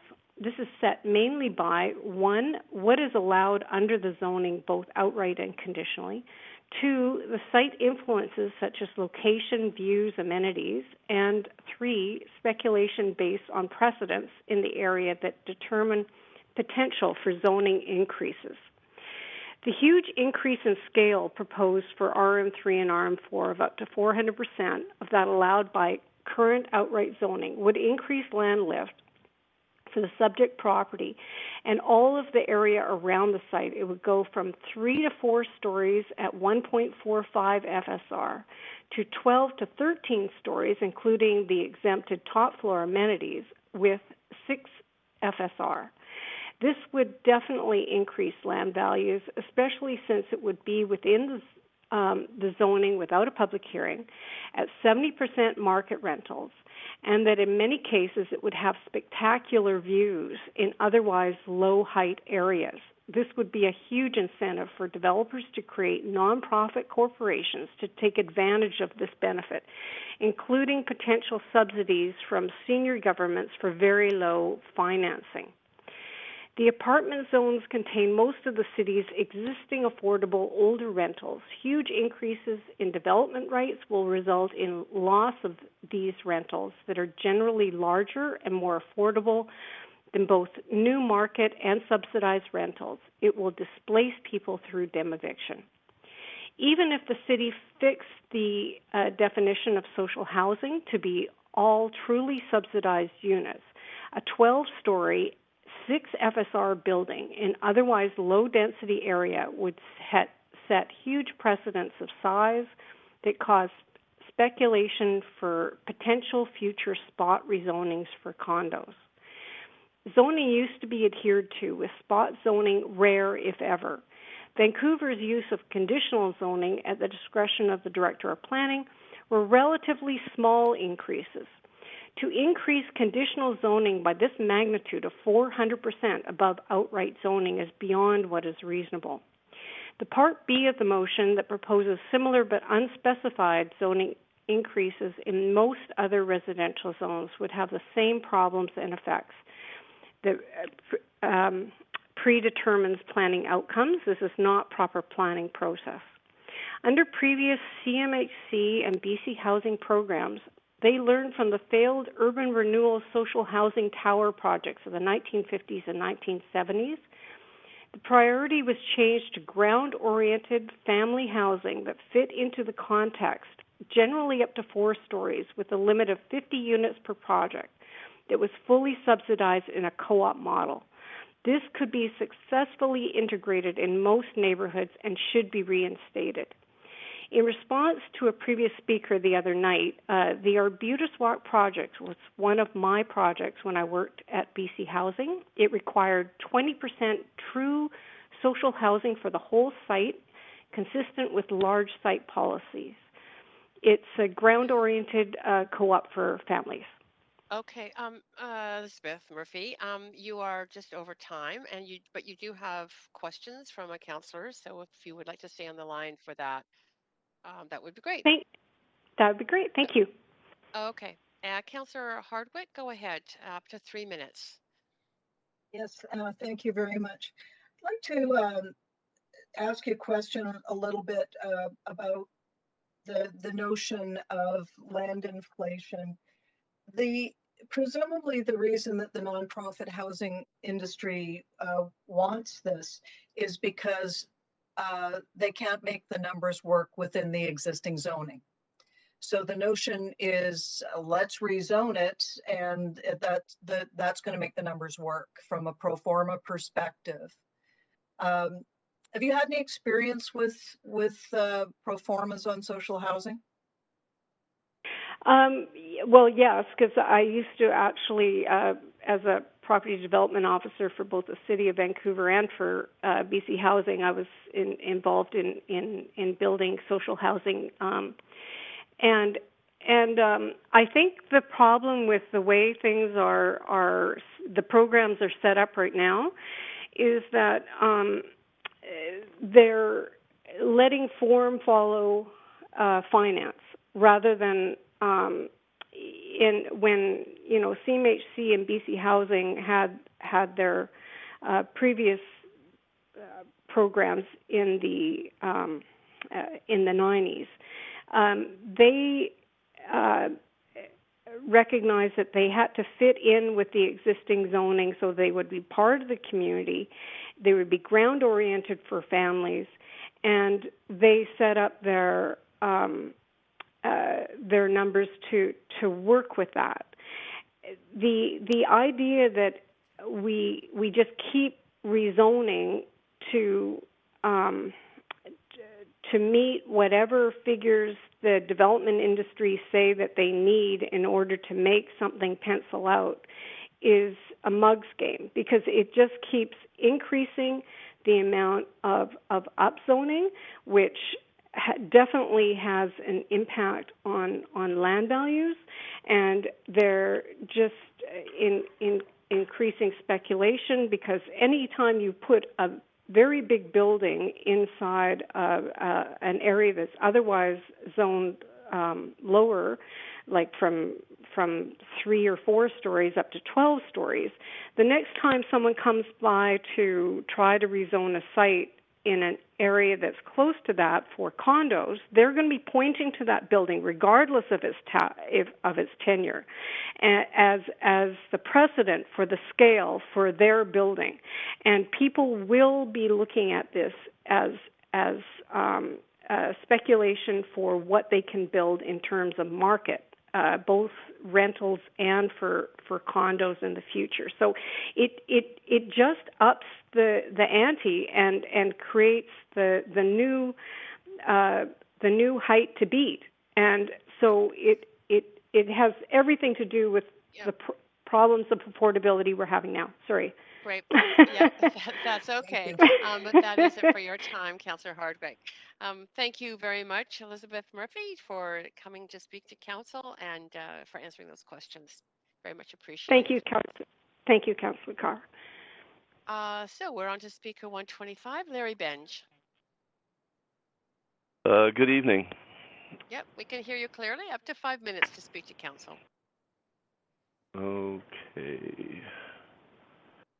I just want to kind of reiterate what we've been hearing for the last couple of days. The problems with this motion are the definition of social housing, either by the city or by the provincial requirements. And the second largest kind of comment by most people is the anti-democratic feeling of this motion, how it harms the process. It ignores the process. It removes and silences citizens' voices in the process.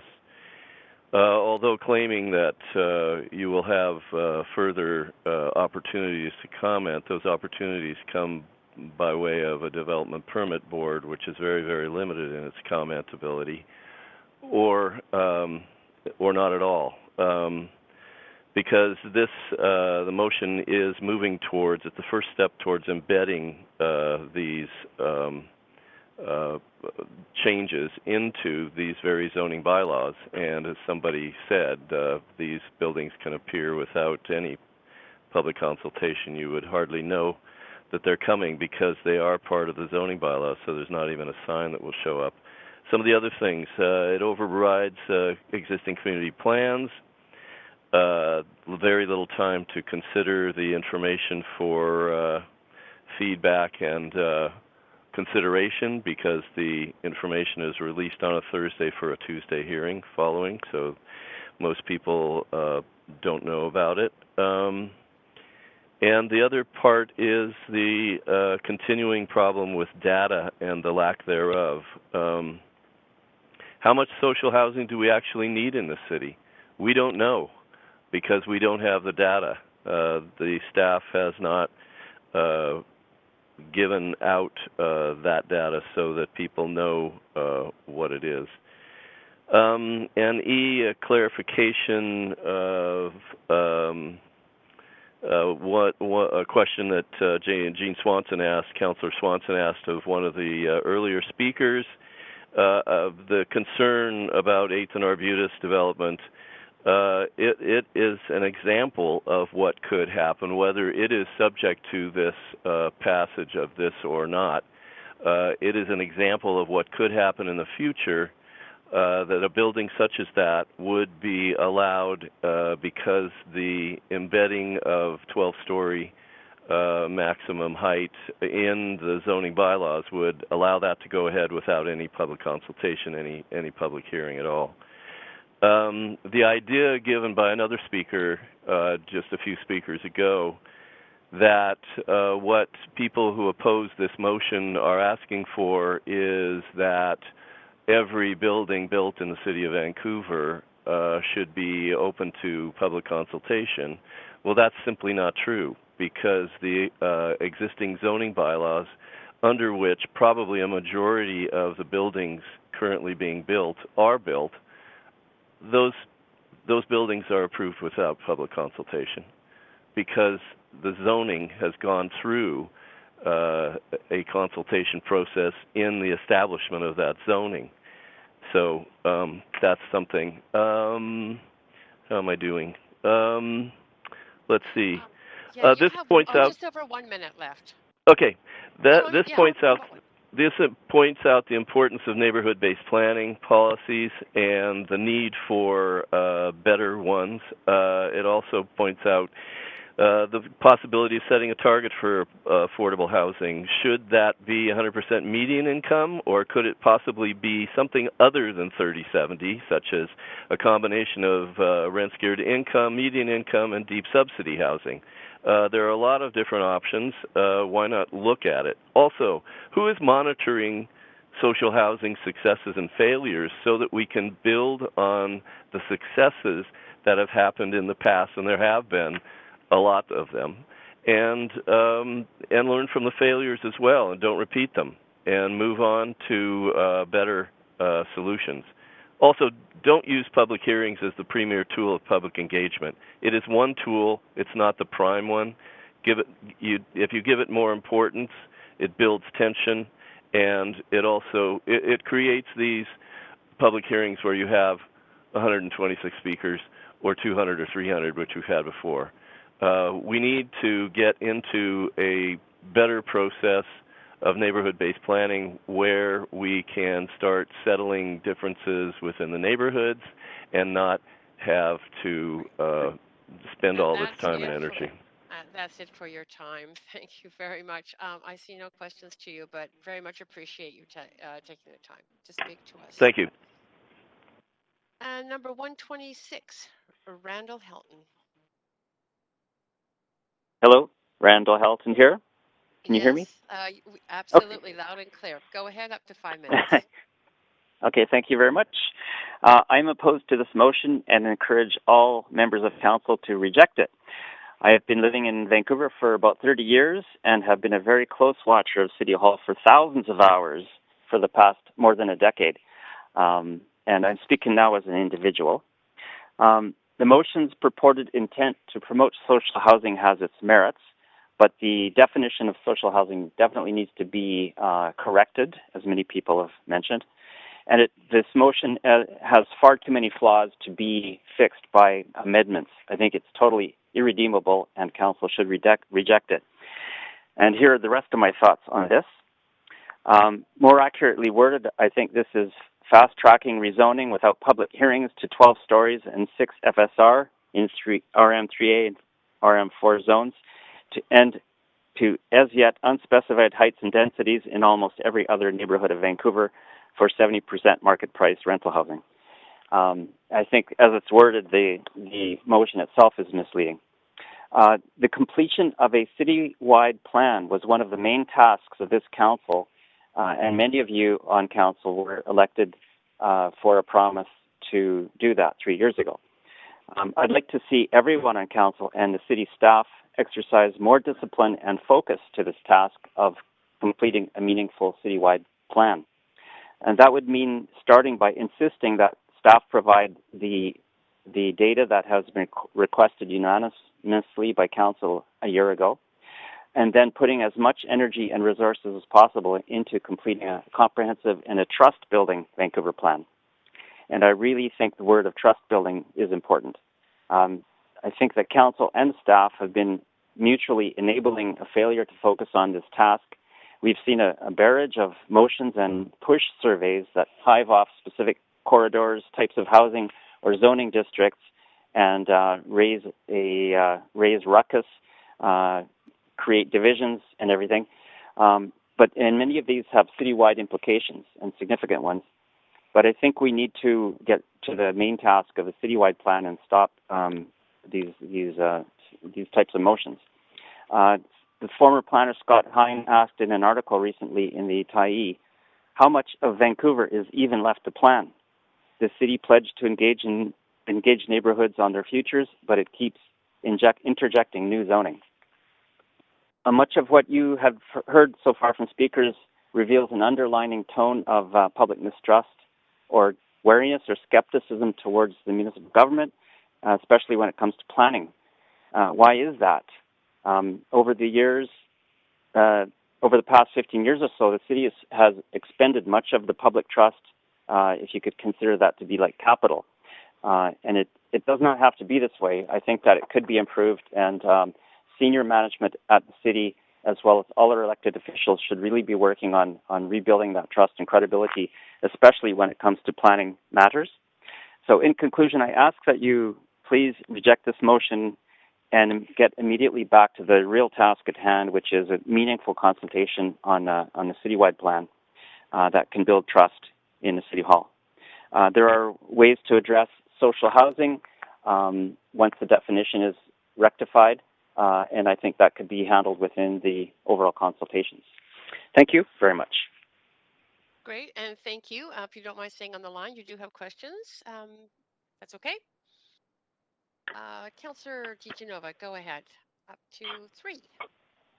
Thanks very much. I had a question as to your comments on the citywide plan. Did you feel that, I mean, I'm looking at the public hearing processes right now and what is required by the provincial government and the notice that has to be given and what other speakers have said about how much time they've even had, or if they signed up or know people who wanted to sign up to speak to this that couldn't. Do you think that the best way to move forward with this, especially considering we can't do things such as expand like the short program, because right now there's a moratorium on DBL, our development, building, and licensing, so I would deem that would be kind of out of order. I'm just wondering if you would think that the best way forward for this would be the citywide plan.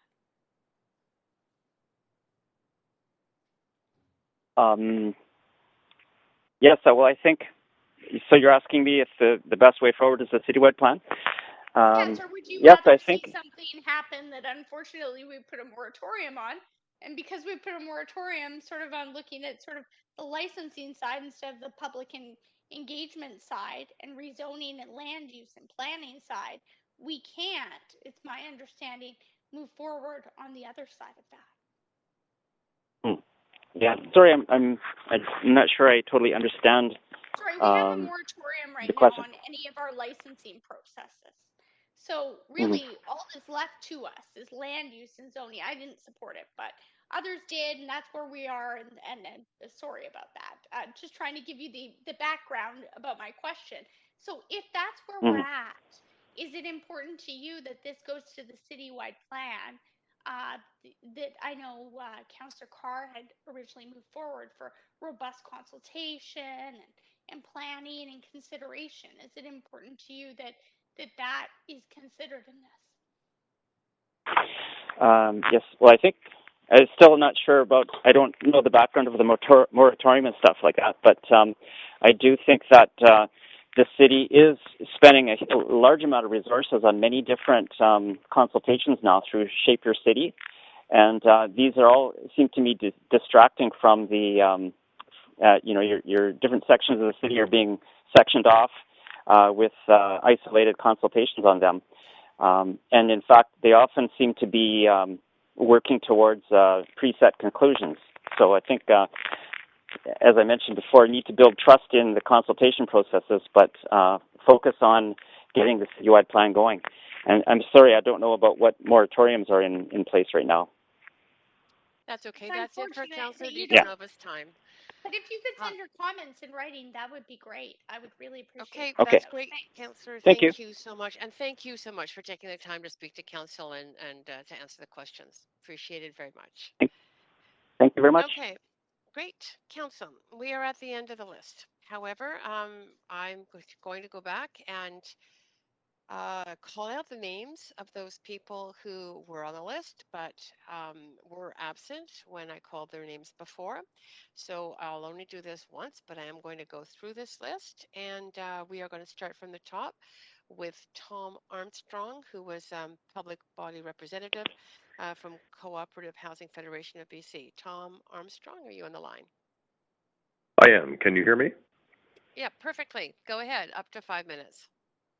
Thank you very much. Good evening, Chair Carr and Council. My name is Tom Armstrong. I'm the CEO of the Co-op Housing Federation of BC and the Community Land Trust Foundation. I'm also a resident of Vancouver. Thank you very much for the opportunity to speak. I'm speaking in favor of the motion.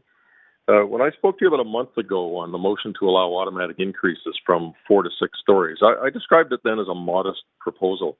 And I recall saying it's the least you can do to make it more likely that existing co-op and nonprofit housing can be redeveloped over time and preserve affordable homes in affordable communities. So here we are. considering a motion that invites us to have another conversation about what more we might do. And that's all, a conversation with a recommendation to come from staff. And, you know, I have to admit, I'm dismayed and more than a bit surprised at the organized outrage in response to a request for a staff report. You've heard so much speculation about this proposal. None of it's based on the language of the motion or any data I'm aware of. We hear warnings of profiteering by co-ops and nonprofits as if that were even possible. I hope we might have some time to explore this question of what nonprofit means, because the version you heard on the first evening of speakers bears no resemblance to what you'll find in the Federal Income Tax Act or the Provincial Societies Act. We're warned about a tsunami of 12-story buildings running roughshod over neighborhoods, tenants being dem-evicted, inflation in land prices, real estate speculation run rampant. But the people who make this argument are confusing value with price. And they're ignoring the fact that co-ops and nonprofits are not speculators. They own and operate housing on a not-for-profit basis. It's all they do. We know, you heard the last time we got together, Jill Atkey spoke about housing as a long game. You need to get it built on a timeline that doesn't make it too expensive to operate on day one. And then from the first day you open, it becomes more affordable as time passes. So for a few hundred great examples of how this really works, I invite you to look at how affordable many of our member housing co-ops are today, most of them built in the 80s and 90s. But first you have to get it built, and you need to get it built at a density that supports the incomes you're trying to house. This motion just opens the door to more opportunities to achieve workable economies of scale. Now, it's pretty obvious that the definition of social housing has taken a serious beating in this discussion. And to be candid with you, I'm not a fan of the definition. I'm not a fan of any definition, for that matter. I believe that starting with a cap on your income misses the point in how you build out a housing development pro forma. But I get why it's a problem. The definition is a flashpoint, so let's deal with it. Co-ops and nonprofits are not trying to game the system by minimizing or reducing affordability. We would be happy to negotiate the highest possible affordability targets as part of each development. We're also happy to open our books and show you exactly what inputs and outputs are built into our pro formas and what level of affordability we can support on day one. That's an open invitation. We have nothing to hide. All we ask is that the city not try to pretend that adding costs through time delays, design wrinkles, or other means doesn't directly impact affordability on day one, because it just does. It's also worth noting that the most likely beneficiaries of what might emerge from this discussion are co-ops and nonprofits looking to redevelop their existing sites to provide more affordable homes for the people who so desperately need them. You approved a great example of what I'm talking about last week in the Aaron Webster Housing Co-op. And in the process, you saw concretely how the community housing sector approaches the challenge of resident relocation and rehousing. Trust me, we don't have bags of cash stuffed under the mattress to buy up all the existing properties in town. I wish we did. You would get a great outcome from that too. Instead, we're just busy working every day to make Vancouver just a little bit more affordable for everyone who wants to live and work here. So in summary, I'd say let's talk. Passing this motion is a perfect opportunity to spark exactly the kind of discussion we need about how to add more affordable housing to communities all over Vancouver. That doesn't sound like the end of democracy to me. In fact, it sounds like democracy is alive and well and living in Vancouver. Thank you for your time tonight. Thank you very much. If you don't mind staying on the line, you've got questions from councillors. Happy to. And first, Councillor Boyle, up to 3 minutes. Go ahead. Thanks, and thanks so much for being so clear about all of this information. I want to ask a question about the definition of social housing, which you identified as clearly a barrier to having good and well-informed conversations about the type of housing we can build. If council were to adopt a much stricter, sorry, that's my 6-year-old in the background.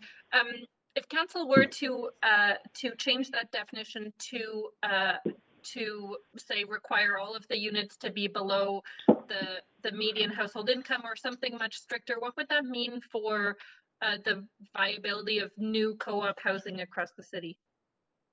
It would mean a full stop on all new development and redevelopment of affordable housing. And that's what I mean by imposing an income cap as the first step in determining what affordability is. I would say the definition should be the highest level of affordability in a particular development that the pro forma can support, based on an open book accounting of it with council and city staff.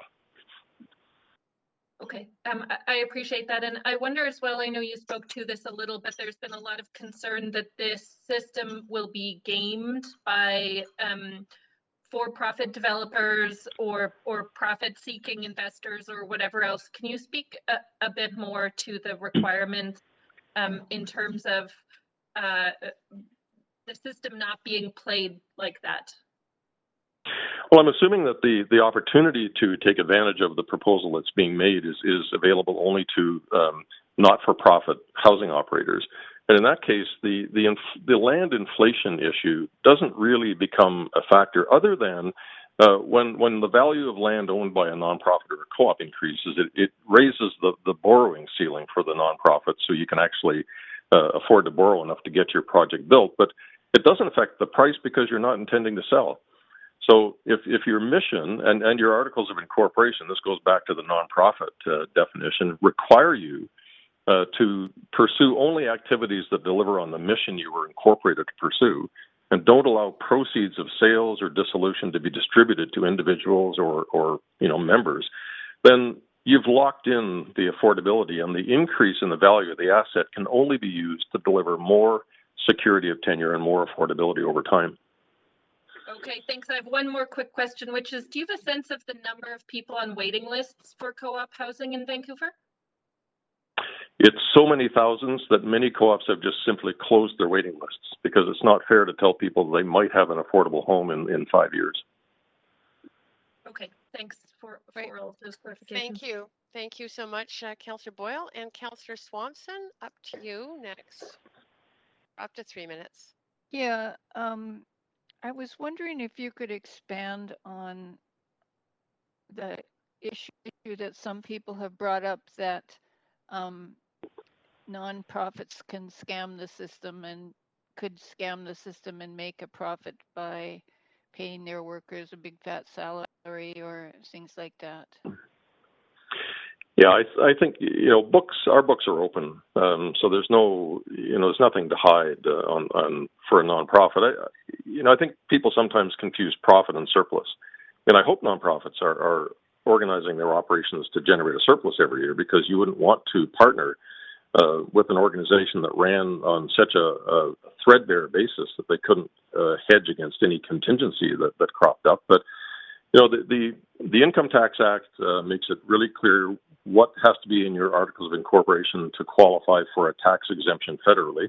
And then the Provincial Societies Act stipulates that no part of the proceeds of operations can be distributed to individual members, and you can't issue share capital, so you can't pay off an investor. So there's no potential that I can see for not-for-profit operators to game the system, because it's baked right into their articles of incorporation. Okay, if you had free land, say you have already own the land, and you get government financing and don't have to put in parking and get DCL and CAC waivers, how much affordability can you create? Is it just 30% at Hills, or could you get more with those things? You might be able to get more. It would depend on the configuration of the site and the density you were allowed to build.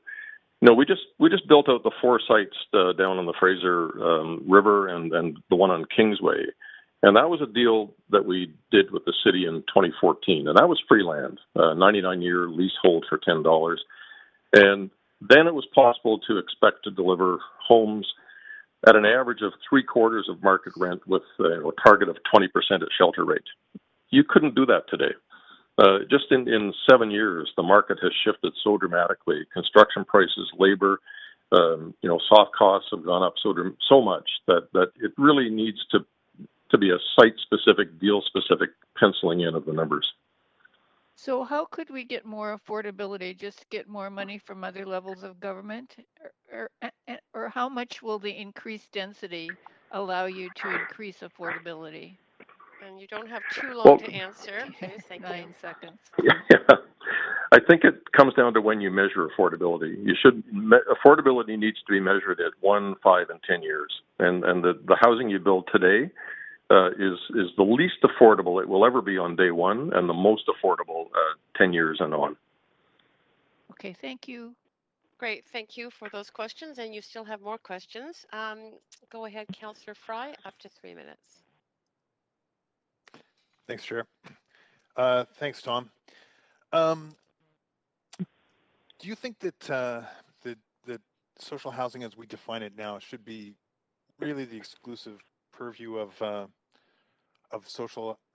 not-for-profit housing providers? You made an allusion to an assumption about that. Honestly, I do. And here's the difference: if you bake in a 30-70 mix in the private sector, you're going to be struggling to maintain that 30. If you strike the same deal with a community housing developer and operator, the 30 doesn't become the ceiling; it becomes the floor. And you're always working to increase the number of affordable homes and increase the depth of the affordability you're able to offer. So that, to me, is the difference, whether you want that 30% to be a ceiling or a floor. So with that said, then, because we got legal advice on inquiry around the definition of social housing, as it's written right now, a nonprofit, by definition, does not have to be a housing provider at all. So the mandate of a nonprofit would not necessarily be to increase housing affordability. It could be whatever the mandate of that nonprofit organization happens to be, and that could be, I don't know, any number of nonprofit priorities, but not necessarily housing. Does that reflect any change in opinion on how we need to grapple with this in that context? Because that's what I struggle with, actually. Yeah, and we've talked about that before, and I think it's a fair point. What BC Housing typically does, if it has concerns about how an organization's mandate or mission might evolve over time, it requires, as a condition of the development agreement you enter into, to bake certain covenants or restrictive provisions into your articles of incorporation or your rules and bylaws, and to stipulate that they're irrevocable. They can't be changed over time if you decide to go in a different direction. I think that's a fair trade-off for the kind of benefit that would be available under an arrangement like this, and we'd be happy to talk about that. Okay, great. Thanks, Tom. Thank you. And that is it for your questions. Thank you very much for staying on the line to answer those questions and for speaking to us. I'm very happy you came back again. Thank you. My pleasure. Thank you. Great. So we are now, Council, on to the remainder of this list. The first speaker on the regular list, who was not here before, is Speaker 7, Victor Vela. Yes, I'm here. Good evening. Great. Can you hear me? Go ahead.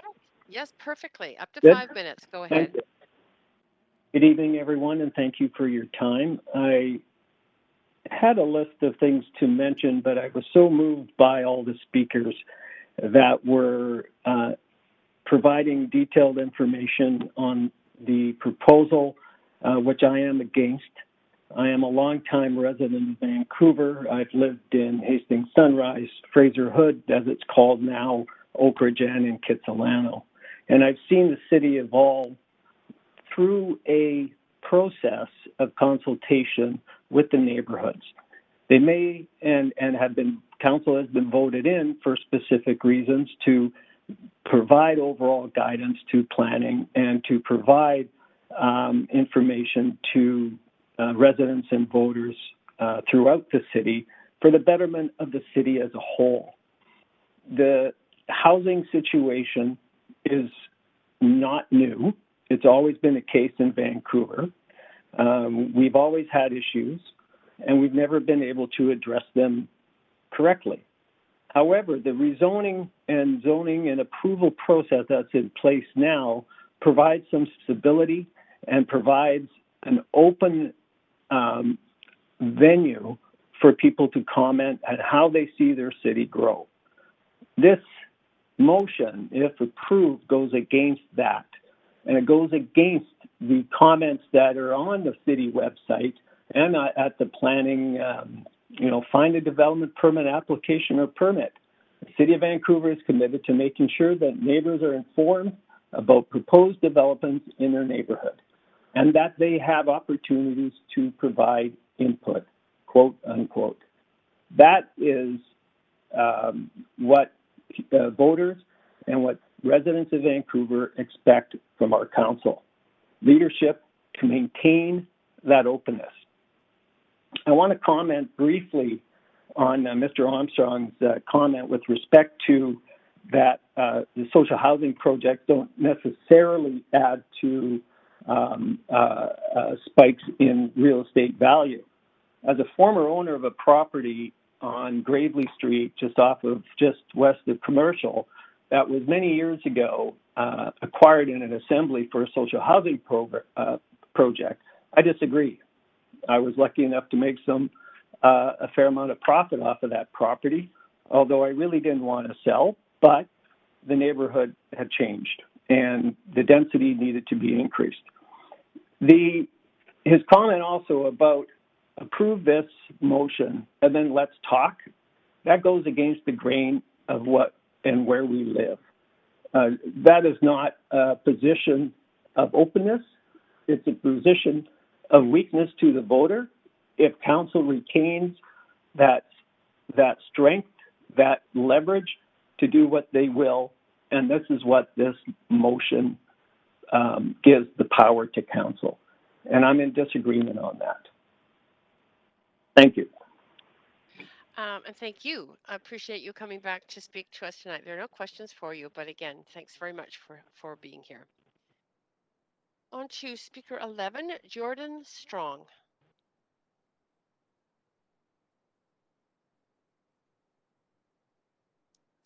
Jordan Strong on the line.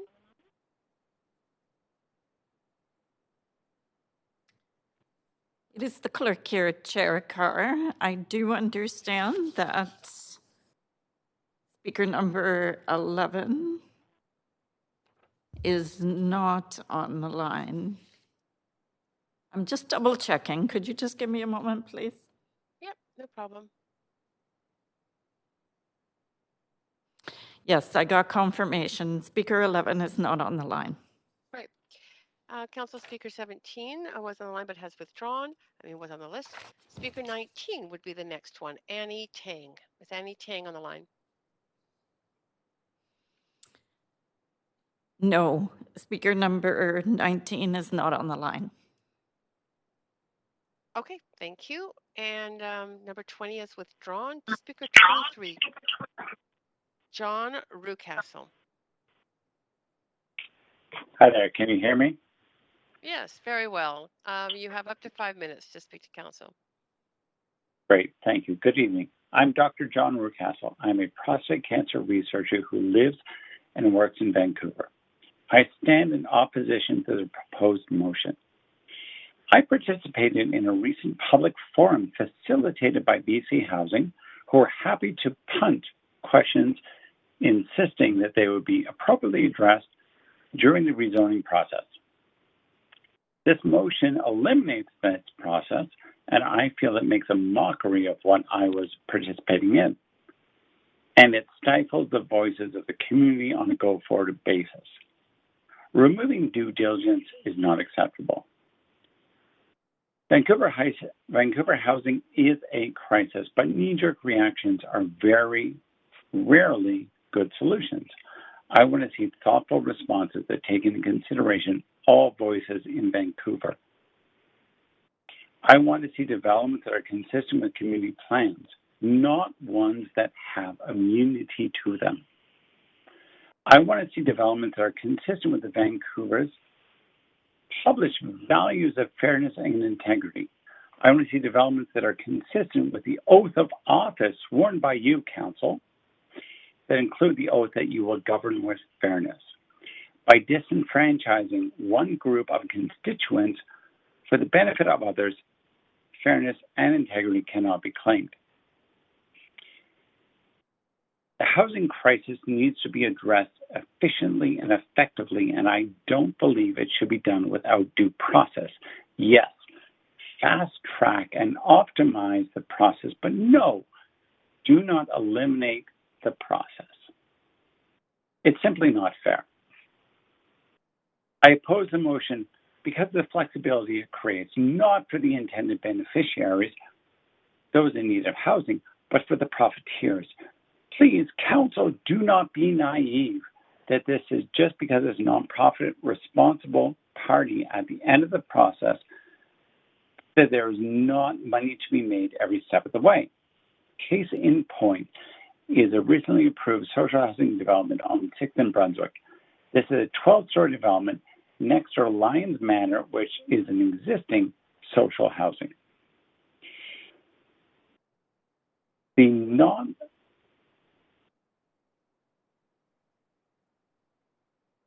Speaker, are you speaker? Sorry, I was cut off for a second. Yes. Okay. I'm still here. Go. Yeah. Okay. Go ahead. Yeah, you were cut off for about the last Thanks. 5 to 10 seconds. The applicant for the City of Vancouver rezoning was Wealth Financial, a publicly traded company with a market capital of $500 million. It turns out that this was a land swap where Wealth Financial buys the land for the new development and then swaps it for the land under Lions Manor. This, based on the City of Vancouver's assessed value, will generate a $2.4 million profit for Wealth Financial on the backs of the affordable housing crusade of Vancouver. This is one example of the shenanigans played with stringent oversight in place vis-a-vis the current rezoning process. What Councillor Boyle is proposing is actually a complete financial bonanza. As Councillor Weeb and his lawyers both have noted, this is problematic.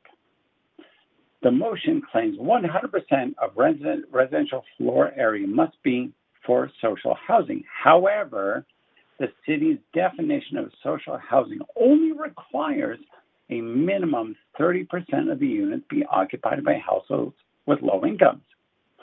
It seems that the 100% requirement is only 30%, but that's not true. It's actually less than that.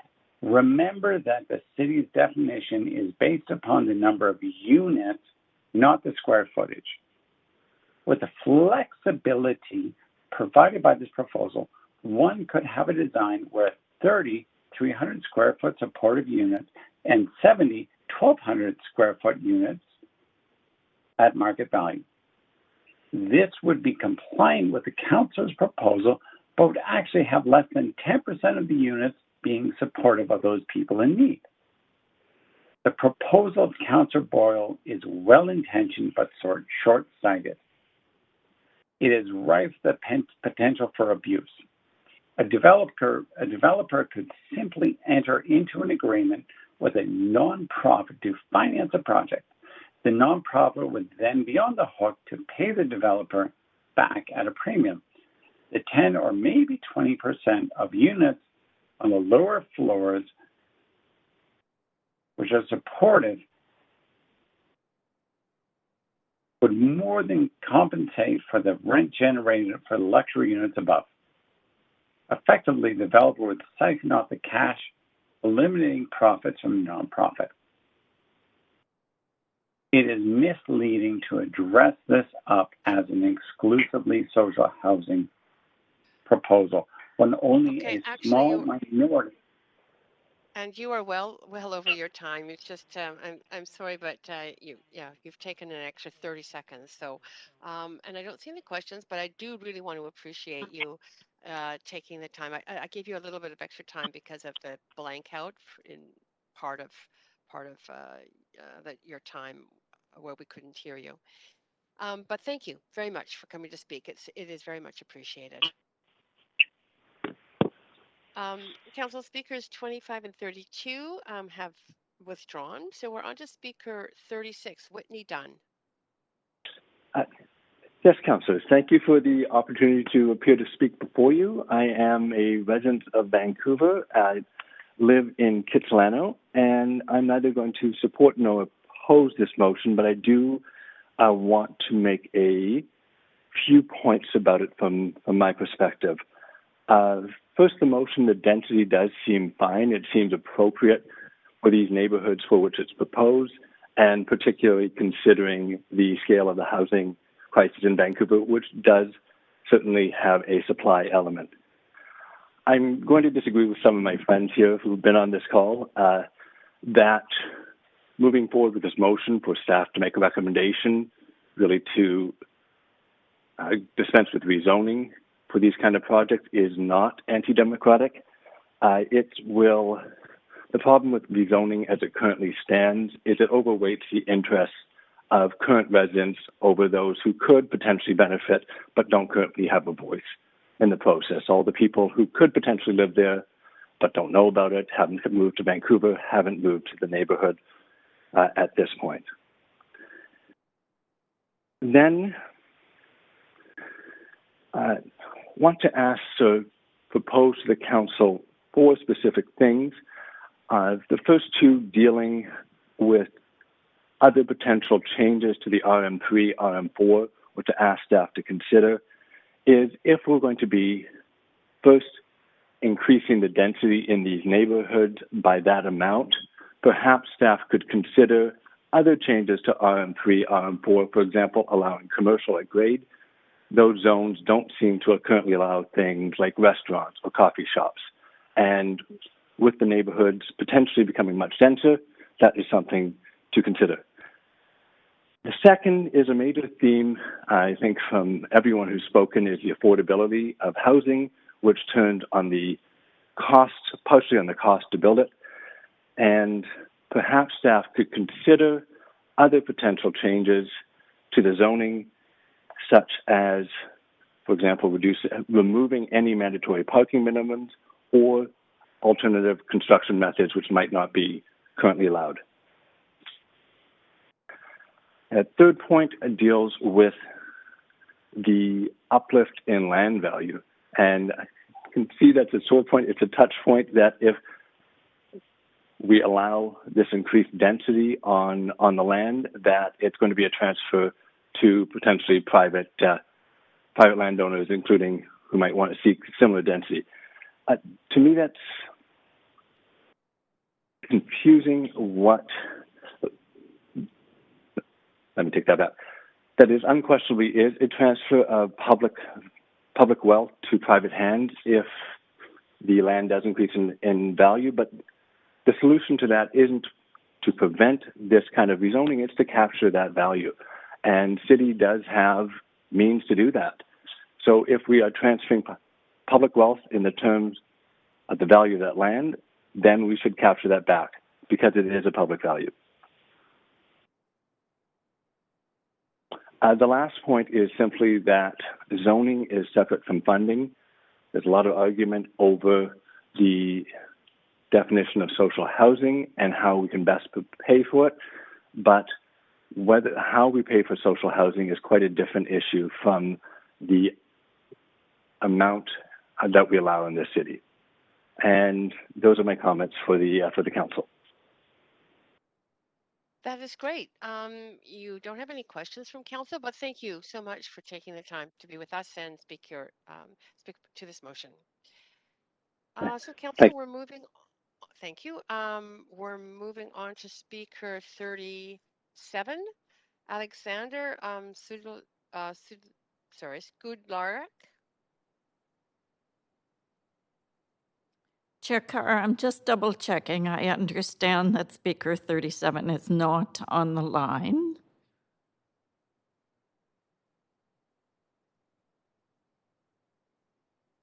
Sorry for the pause. No problem. That's correct. Speaker number 37 is not on the line. Great. 39, Marcus Youssef. Hey, can you hear me? Yes, we can hear you perfectly. Up to 5 minutes to speak to council.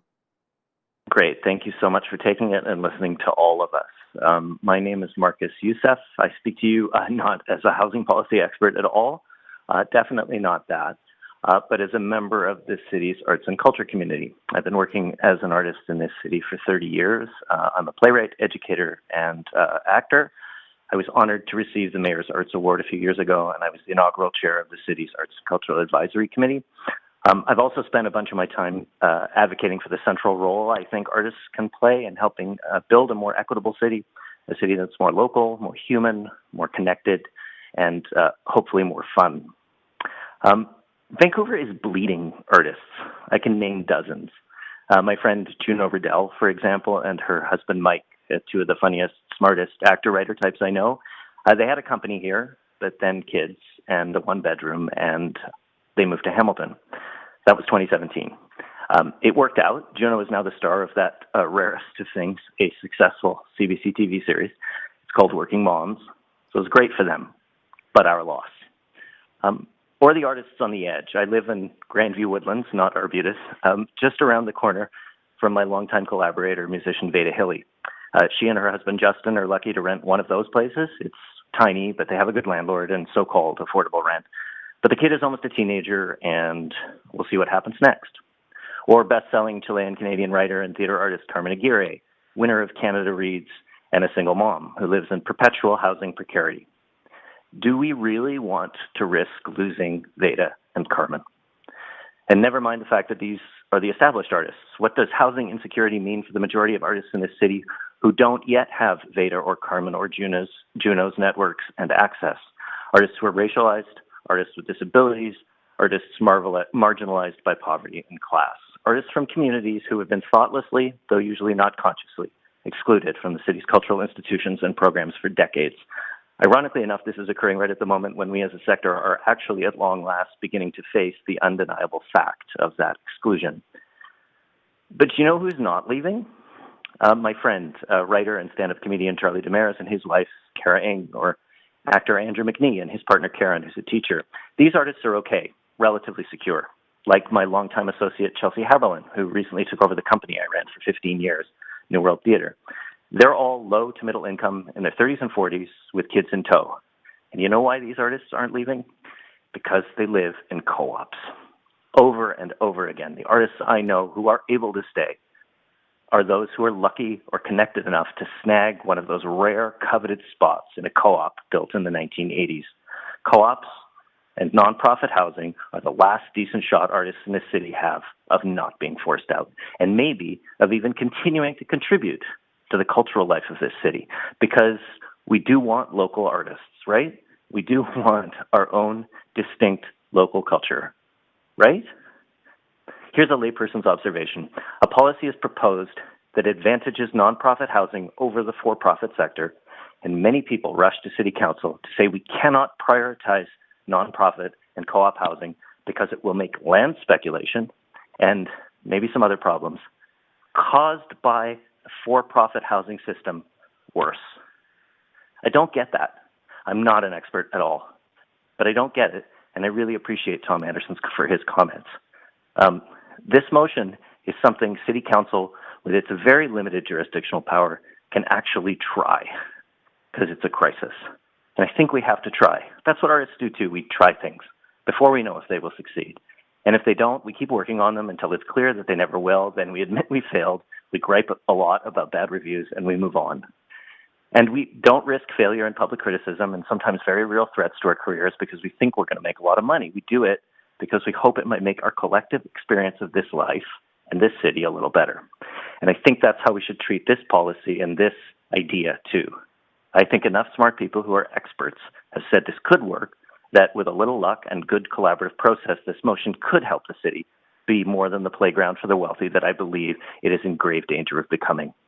So as an artist, in conclusion, as someone who is housing secure, largely because of my class privilege, as someone who's received support from the city that has allowed me to take my work to 4 continents across the globe, and as someone who has watched so many of my friends and colleagues be forced to leave, I don't see an option except to support it, to try. And I strongly and respectfully urge you to do the same. Thanks very much. And thank you very much. I don't see any questions for you, but I very much appreciate you taking the time to come and speak to us. Thanks. Great. Council speakers 40 and 42 have withdrawn. That leads us to speaker 45, Damien Kettlewell. Well, good evening, Chair Carr and councillors. And it's been really interesting listening to everybody's engagement thus far. I've been living in Vancouver for 48 years. I'm a male and I'm Caucasian. I acknowledge the privileges that have come from that in my life.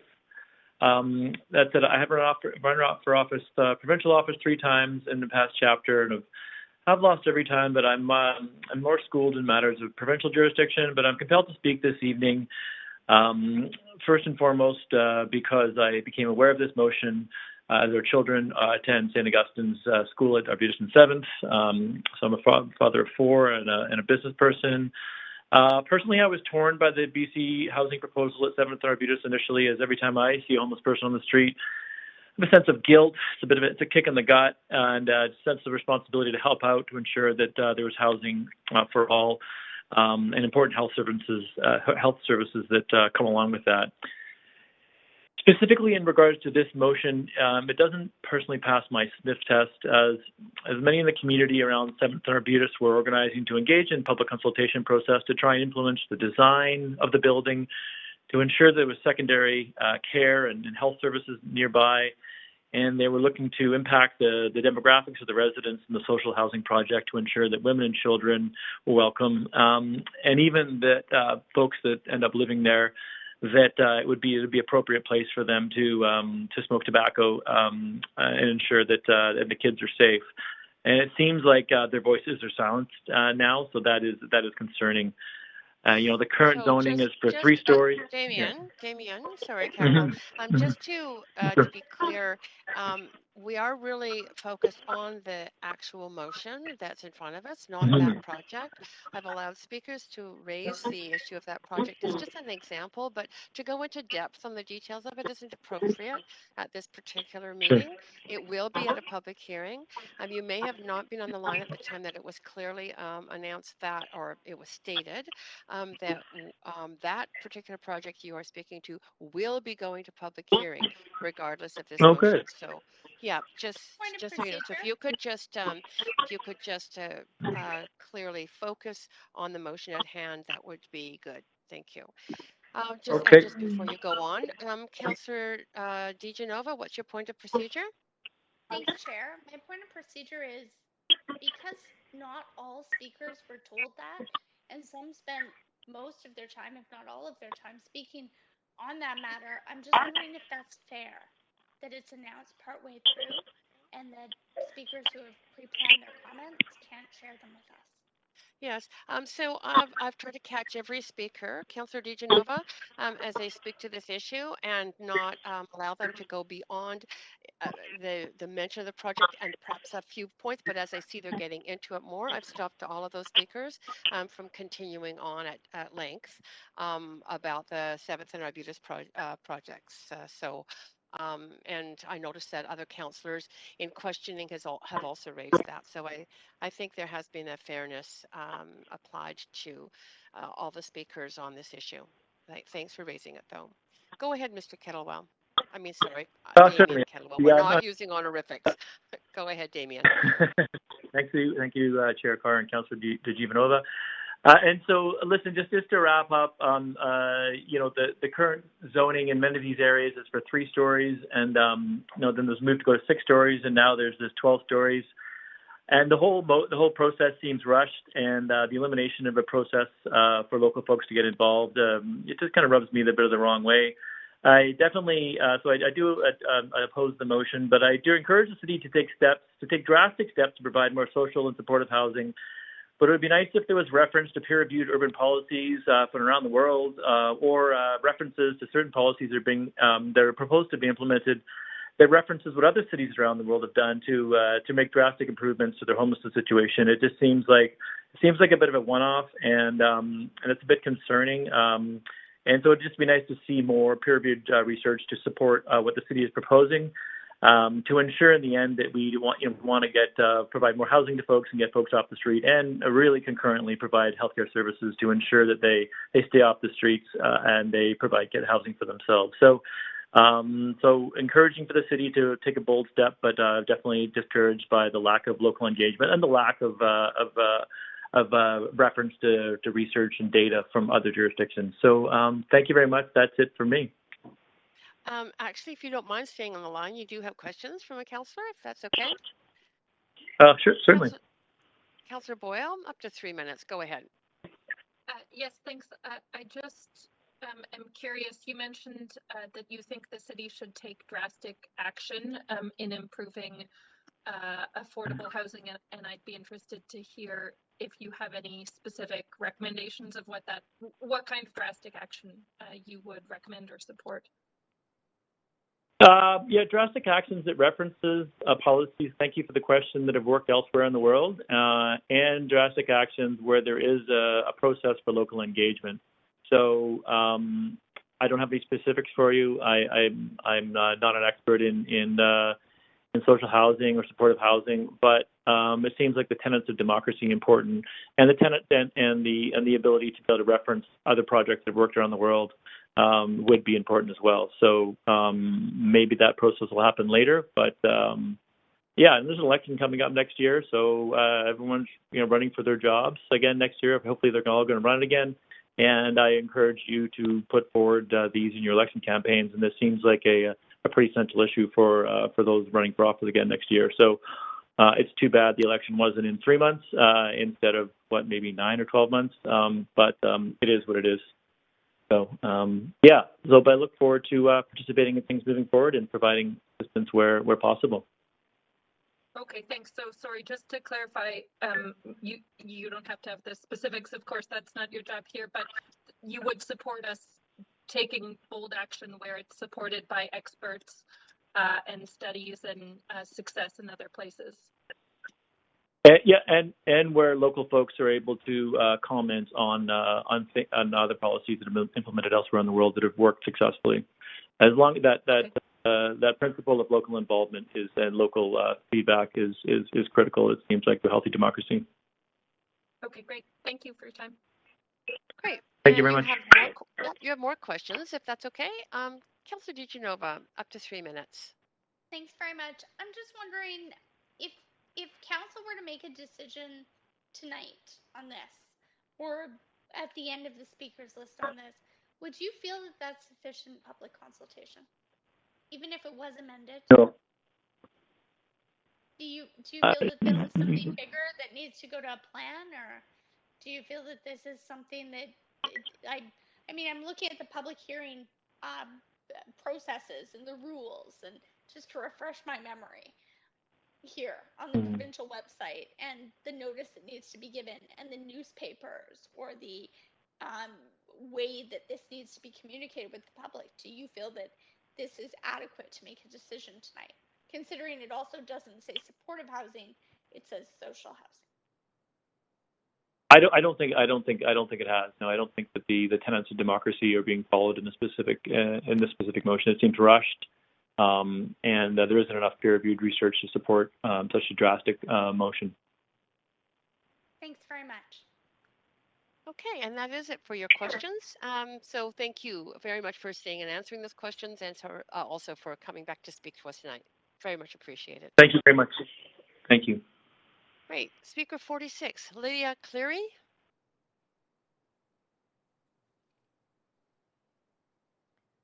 Chair Carr, it is the clerk here. There's a number on the list that we do not have on the line at the moment, and speaker number 46 is one, and I just received a confirmation. I can jump in and say yes, no, as you go through the list. Okay, so Lydia Cleary is on the line or not on the line? Speaker number 46 is not on the line. Great, okay. Council, speakers 54, 58, and 60 have withdrawn. Speaker 61, Paul Makowski. Is he on the line? I've been told no, but I'm just double checking. Sometimes they join at the last minute. I got confirmation no. Okay, speakers 62 and 65 have withdrawn. Speakers 67, Lizette Donaldson, is she on the line? No. Okay. Speaker 69 has withdrawn. Speaker 71 is Brian Palmquist. Yes. Palmquist on the line. Okay. Brian Palmquist? Yes, thank you. Yes, we name is can Brian hear Palm. you. Go ahead. Yes. I've resided in Vancouver for 44 years, and I oppose motion B2. I have some experience in these matters. I'm a registered architect was the managing architect for the Concord Pacific Place development in the first two phases of Cole Harbour. I've personally designed more than 1,000 social housing and co-op housing units and consulted on many thousand more. Perhaps most pertinent to this discussion, I served from 1998 through the year 2000 on the City of Vancouver's Community and Industry Advisory Panel for rezoning, permitting, and inspection. This panel of community and industry representatives convened at Council's direction met for a half day every 2 weeks focused on improving City Hall's development processes. I resigned after 18 months because not a single carefully considered recommendation of the panel was accepted by City staff. After a year and a half, I sadly concluded I was on a fool's errand. Other representatives also resigned and nothing came of it. Nothing much has improved in the subsequent 21 years. Much has worsened. Most has stayed as it was a generation ago.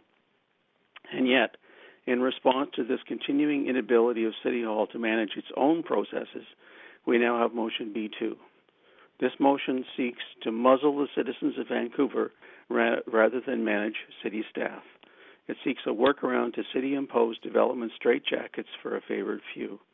It proposes to impose up to 4 times the currently zoned density anywhere in the city's residential and mixed commercial and residential zones in the interests of an emergency largely created by city staff and management's inability to effectively manage their involvement in design and construction.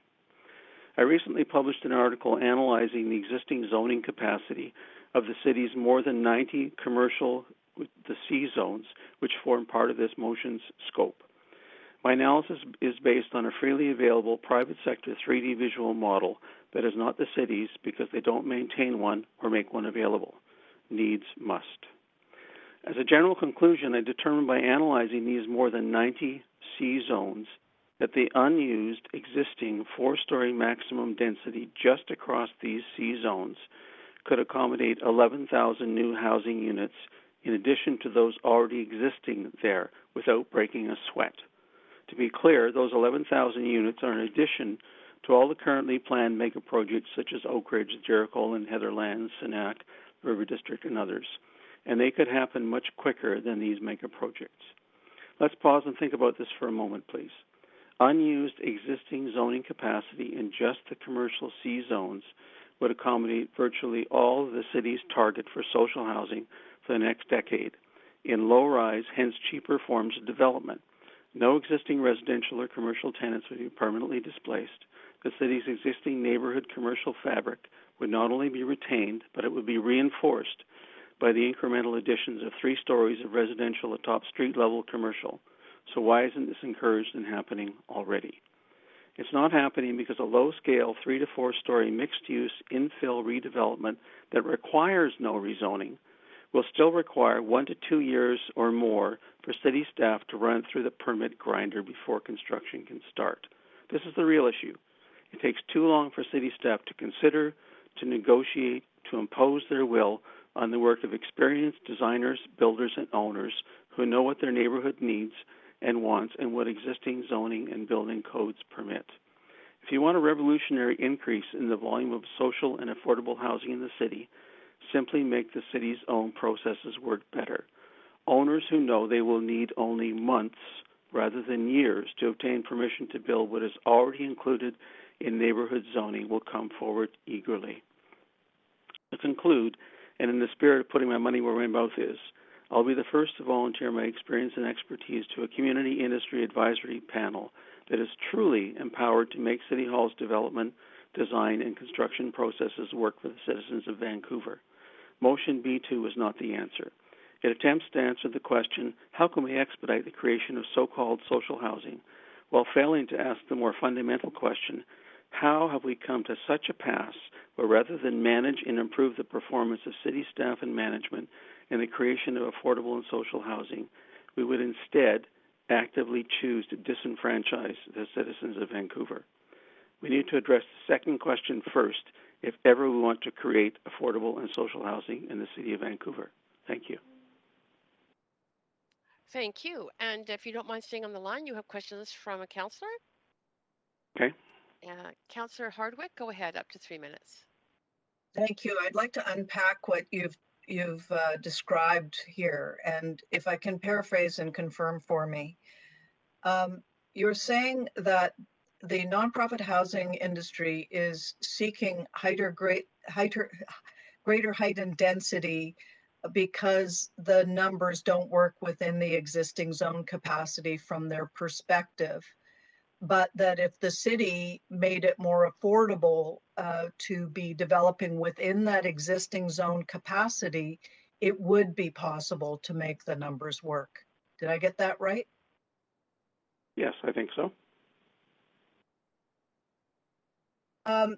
I'd be very interested in seeing your research around zone capacity and its relation to land inflation.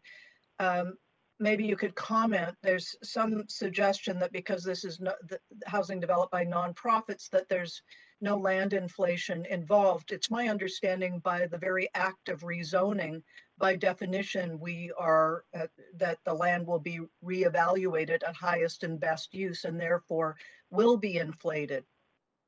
So that being the case, it would make sense if we don't want more inflation to hold the line and make things more affordable within existing zone capacity. But I'm putting words in your mouth.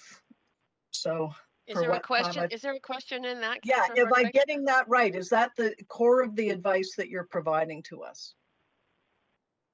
Yes, it is. I had the privilege of hosting a Business Improvement Association CEO at a breakfast Zoom meeting only last week, and she pointed out that commercial businesses are already being taxed as if they had 3 stories of development above them rather than air. This particular change could result in them being taxed as if they had 11 stories of air above them, which will further destroy the commercial zones in the city. I'm not an expert on land lift, but that's a pretty simple thing that a person who is more expert brought to my attention. Okay, thank you. It's an area that I'm interested in exploring further, and I would appreciate it if you would send in your written remarks to council if possible. Happy to do that. Great, thank you. And you do have more questions from another councillor, so thank you, Councillor Hardwick. Councillor DiGenova, up to 3 minutes. Thanks very much, and thanks for making the time to speak with council this evening. I'm just wondering, given your expertise, do you think that this perhaps creates inequity within the nonprofit organizations for those who have land and, you know, land that was purchased maybe years and years ago? Although I suppose it may be more affordable, there are nonprofits that wouldn't receive sort of the same attention if they were working in a joint venture or if they were, in fact, leasing their land and didn't have the provisions of their own land. Well, what I would say to that is that I don't know about the inequity thing. What I do know is, because I hear it all the time from people I know in the development and design and construction industries, that people don't want to do projects in Vancouver, many people, because it takes too darn long, and that long is affecting costs, and costs are already going up. So Vancouver is becoming unaffordable, and one of the major contributors to that unaffordability is how difficult it is and how risky it is to develop in the city. I know that, I mean, the simplest zoning to engage with are the C zonings. I've done several projects those myself. They have rules. They're very clear. Kind of, yes, yeah. So if why does it take 1 to 2 years when you have expert designers and builders and financiers and code consultants and building envelope consultants all on the job? Why does it take years to get those things that don't require rezoning approved? When that's the case, owners either sit on their land and don't develop it, so it's not available for any housing, or they just go to another community. And either way, Vancouver loses. And can I ask, is there a municipality you would think is a good example? I've recently moved forward a motion that sort of asks that council sort of direct staff to look at working with different municipalities to look at sort of how we could expedite our processes based on their models. Is there any particular city that stands out to you? Sorry to put you on the spot. Well, I hear less bad said about Coquitlam and Port Moody than some other places, but I have to emphasize that's less bad. I don't think consulting city hall to city hall is the answer. I think you need to have the people who are expert in designing and constructing and developing help you unpack the incredibly arduous, difficult, lengthy, unnecessary processes associated with getting any kind of design and construction done in this city. And all you're doing by proposing motion B2 is taking one small class of project and saying you don't have to deal with all that stuff. And that's not fair. That's the inequitable part of it. Nothing to do with whether you're a co-op or a nonprofit or whatever. Right. Just whatever. Okay, Thanks, I'm I'm over sorry, my you are time. well over Thank time, you. Councillor DeGenova, and thank you so much for staying on the line, Brian Palmquist, to answer questions and to speak to us. Very much appreciated. My pleasure. And we are now, Council, on to 74, Lorraine Maramba.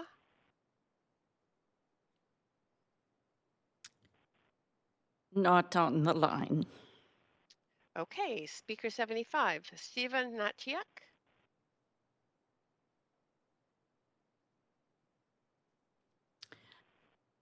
Again, not on the line. Right. Speaker 86 has withdrawn. Speaker 91 has withdrawn. Speaker 92, Sean. Not on the line. Okay. Speaker 98, Andrew Paul. Not on the line. Speaker 100 has withdrawn. Speaker 101, Penny Blesh. I keep checking, Chair Carr, but not on the line. Okay, so that actually, Council, is the end of the speakers list, and yes, so we are now at the point of debate and decision on this motion. Point of information.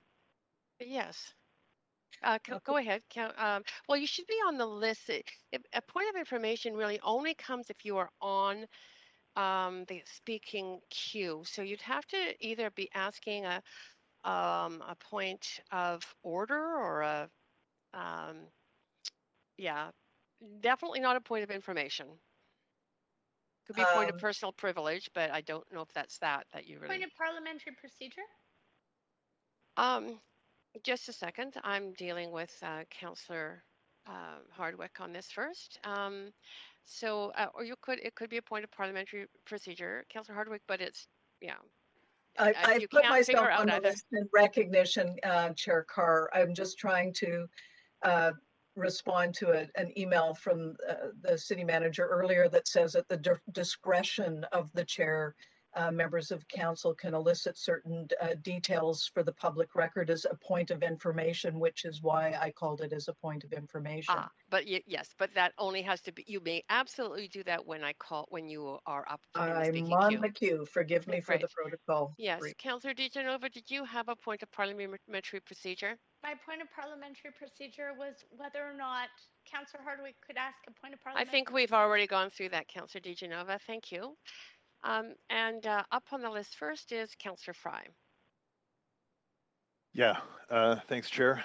I can't believe we're through all the speakers. This was a long session, and thanks to all the speakers who attended and staff for sitting, and of course, council colleagues for sitting through this. I've definitely struggled with this this member motion. I see the merits and some of the intention, but a lot of the details were challenging, and I think don't do us any favors when it comes to our roles and responsibility, in particular with the importance of what rezoning means.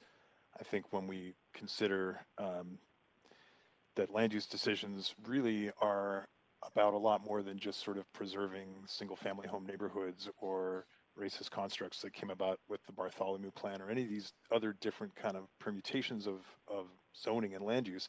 It also comes down to practical considerations around school capacity, around financing the cost of growth, parks, public spaces, all those kind of pieces. And it really requires a thoughtful, disciplined approach. And that's why we have planners in the first place. And that's why we have zoning. So with that in mind, I've submitted a pretty substantive amendment that I shared with the rest of council earlier. And if we move to a amendment queue, I can just sort of walk through it. I'll move us right now. So just 1 second. Councillor Fry, I'll go on first. Go ahead. Sure, and I can't see my orange cone, so I'm just going to assume that it's on screen and everybody's following along. Yes, it is on with me. screen.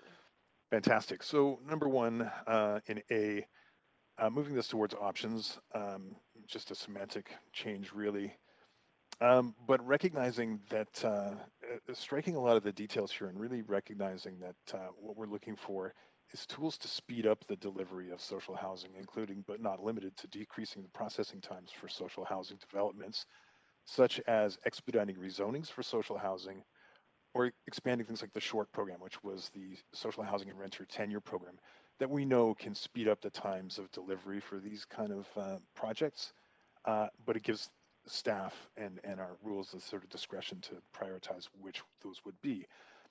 In B, that council directs staff to robustly consult through the Vancouver plan and the complete neighborhoods work that we're doing now, as well as the Broadway plan, and through these consultations report back with recommendations to allow additional height and density in zoning districts throughout our city, basically. And in particular, where the nonprofit housing provider owned projects, and making very clear that it's about a nonprofit housing provider owned project, because what we learned today from legal is that under the definition of social housing, a nonprofit org does not necessarily have to be in the business of providing affordable housing.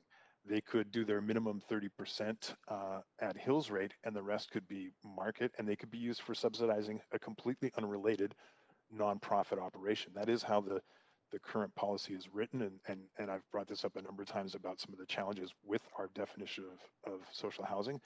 Here we are, and as we've heard, there's a lot of confusion yet around it. And then just really highlighting what the BC housing income limits are today in real time, as one of our speakers alluded, it's really a snapshot of the market and what your income would need to afford a market unit. And in the case of Vancouver's market today, and the housing income limits published with CMHC data from BC Housing, it's $1,375 a month for a bachelor or one bedroom. Moving on, also adding a new clause about the costs of, I eliminated the report back to council in Q3 2021. We don't think that's possible given staff's feedback. Added a piece about cost of financing growth and services, just so we're tracking what those DCL waivers and CAC's exemptions cost us in the context of city growing and city building. Asking staff to bring forward recommendations to strengthen the TRPP. We know under section 4.1, if and we know that the RM3, 4, those areas are concentrated with existent low rent market units. And under the current process, if those were to be purchased by a not-for-profit organization, be it a housing provider or whatever not-for-profit, those tenants aren't afforded the same kind of protections unless they submit to income testing. They don't get the same kind of compensation package. So if you were there for 10 years, 20 years, it doesn't matter. You'd get 1 month compensation. So we want to sort of put forward tools to prevent rent eviction.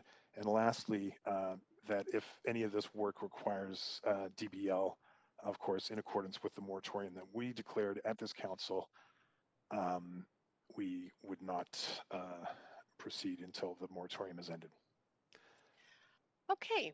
Appreciate that was a mouthful. Sorry. Yes, indeed. Thank you, Councillor Fry. It was good to go over that orally as well. And thank you, Clerk, for enlarging the the font size on the public screen. Appreciate that. On to you, Councillor Boyle, for comments, etc. to this, up to 5. Thanks, Chair Carr. I want to say a number of things, and the first is that this council, despite getting elected across a political spectrum, was elected to tackle a housing crisis that's been ignored for too long. We were elected to shift the balance of housing from condos and luxury homes in favor of more rental housing and more affordable housing. And I think we're all proud that we've done a bit of that. But we still regularly hear from families having to leave town, from renters whose rent is going up much faster than their incomes, from small businesses who can't find local workers to cover shifts, from low-wage workers trapped in long commutes because they can't find stable and affordable housing near their work. There's been a lot of misinformation circulating about this motion, so I want to be clear on the record about a few things. The democratic process is and needs to be much deeper than public hearings on spot rezonings. We know from studies that comfortably housed residents are overrepresented at public hearings and that renters and more vulnerable residents are very underrepresented. Absolutely, absolutely, we need to listen and to engage residents in equitable ways, and this motion doesn't eliminate that at all. And we were elected. It's our job to balance that engagement with the right to housing. And I think we can do that in a better way than we're currently doing. I also, and it relates to the amendment, want to speak to the definition of social housing. It's clear that there is a misunderstanding and mistrust in the current definition, and I'd be happy for us to clarify that. And also, I think we need to be honest that improving the definition alone isn't enough. We unfortunately, as a local government, can't just say we want the housing to be more affordable and then it becomes more affordable. So clarifying the definition of social housing is an important solution to the problem of mistrust in government. That's clearly a problem that we're facing here, but clarifying that definition doesn't build the housing that we need. To do that, we need to use the tools at our disposal, including zoning, to make it easier to build nonprofit and co-op housing, public housing, and more. And we've heard clearly from community housing experts on that. We can and should improve that definition. We should also be moving forward with the tools we have to get that housing built without delay. What we all know, what we hear time and time again, is that people need housing. The waitlists for co-op housing are in the thousands, so are the waitlists for nonprofit housing. People are struggling to stay in Vancouver. People are struggling to pay the rent in Vancouver. People who contribute deeply to our communities, including people who don't have the time to sign up at a public hearing. We know this, and we can't continue to delay. So I want to say I'm going to ask that we sever, and I have a sort of specific request of the clerks, which is I'm hoping that we could sever out C and D for a separate vote, but also number 3 in B around waivers. I'm quite happy to support adding C and D to this motion. I'm also fine with adding point 3B, which is about calculating DCL and infrastructure improvements. I think that would happen anyway. But the amendments to A and B aren't minor. They significantly weaken and delay the intended work. We've heard from experts in community housing that what's being proposed is a tangible change that we can make that would benefit them and would speed up this housing that we know we need.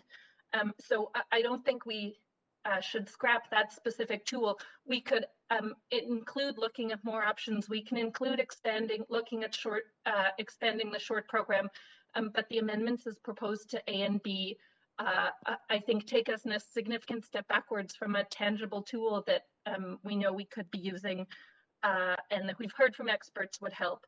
So I won't support delaying that. And that's all for me now. Thanks, Chair. Yes, thank you. Great. And I'll just before I move on to Councillor Dominato, point of order, Councillor DiGenova. Thanks very much. Under 8.7F, specifically to looking at all of the words shown there. There's many examples I could point out, but I understood from Sam's comments from me, I'd need a recess to go back and roll back the tape that they are already looking at expanding the short program.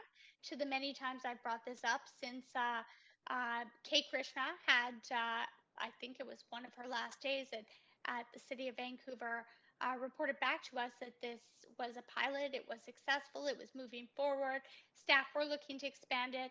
I asked in inquiries recently as to whether or not staff were expanding this because it's not the SHART program, it's the short program. It's social housing or rental tenure, not just social housing and rental tenure.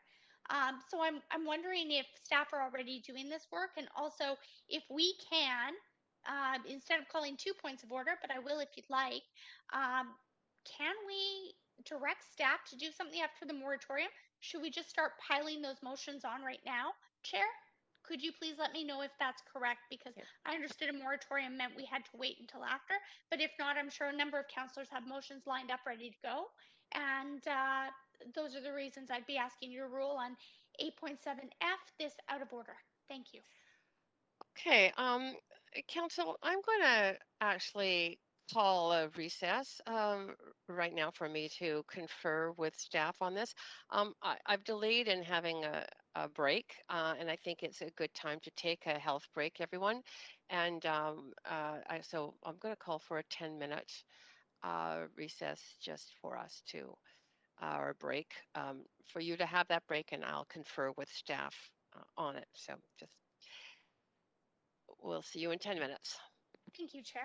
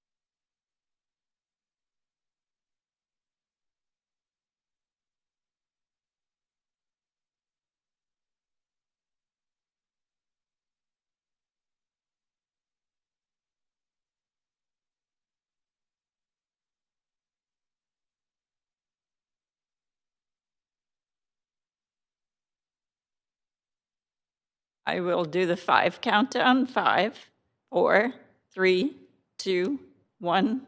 Chair Carr. Great. Thank you very much, Council and public, for your patience. This was a little bit of conferring with staff on these two issues.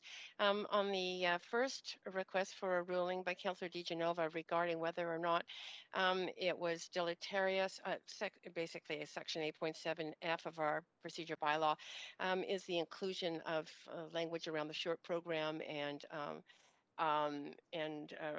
increasing it in any way deleterious, incorrect, frivolous, or whatever, rude. I have ruled that it's not, so I'm not ruling that that's out of order because the short program was only used as an example.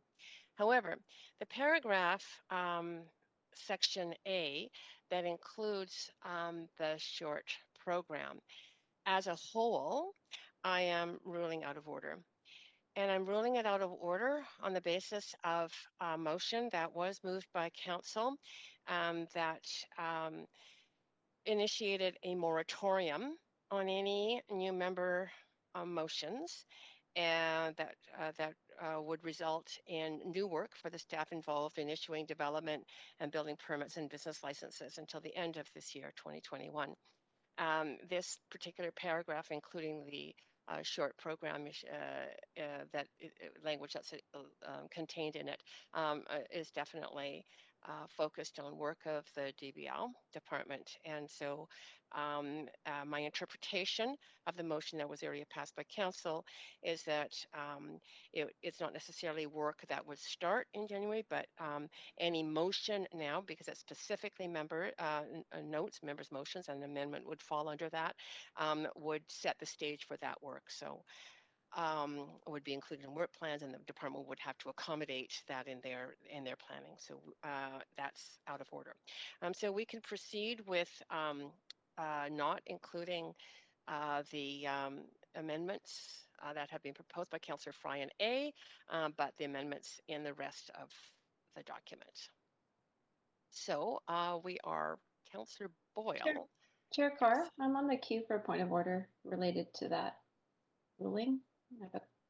You don't have to be on the queue for a point of order, Councillor Kirby-Young. You can just raise it. So I'll now acknowledge you regarding a point of order. Thank you. I appreciate that. I would like to clarify, because in the past at this council, and I believe including meetings that you have chaired, when any part of an amendment or motion was out of order, and when an amendment was out of order, the entire motion was therefore ruled out of order. And that has been our practice consistently. And I believe you have done that on several occasions. So I wonder if you can explain for council why we would differ from that practice for this and only rule part of an amendment out of order and not the entire thing. Because that's the first time I've heard that, and we have not done that at council previously. Okay. I am going to take a brief recess to confer with the clerk on this. So we're not going to necessarily, I think this should only take a moment, but just bear with me on this. Thank you.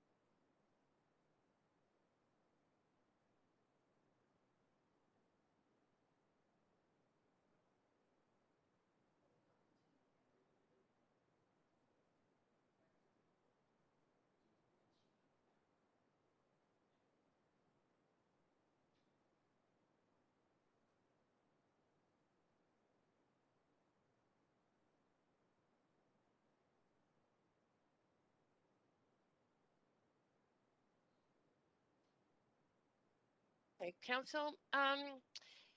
Yes, indeed. I have ruled in that way in the past. So I am calling this entire amendment by Councillor Fry out of order and moving us back for the reason that a part of it, i.e.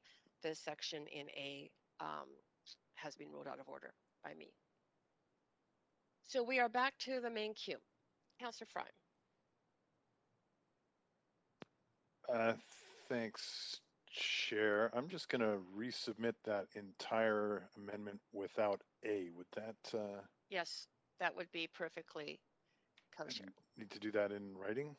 You do need to do that in writing. Okay, so to the clerk. Well, actually, to the clerk, perhaps you can just inform us.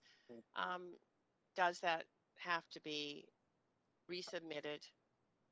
I did, just to clear, I did resubmit it, but I couldn't change the lettering, so B is now A. Oh, it was resubmitted. Okay, no, just as sorry. You did resubmit it. I'm sorry, to be clear. Yes. It's but the lettering might be wrong. Clerks, do you have that resubmitted amendment by Councillor Fry? Yes, I did just receive it, Chair Carr. Yeah, and great. Okay, then Chair Fry, I mean Chair, Just a point of procedure. Oh yes, point of. Go ahead, Councillor DeGenova, with your Sorry, point I was of procedure. waiting to be called on. Just under 8.14, I'm just wondering the amendments, and I'm trying to see if they're coming through here on my email, but I understood that you called that out of order. So if the exact same language was to be put forward again, would that not be able to be brought forward again because it was ruled out of order? No, I did check with the clerk on this, Councillor DeGenova, and it's been the practice before, and it is absolutely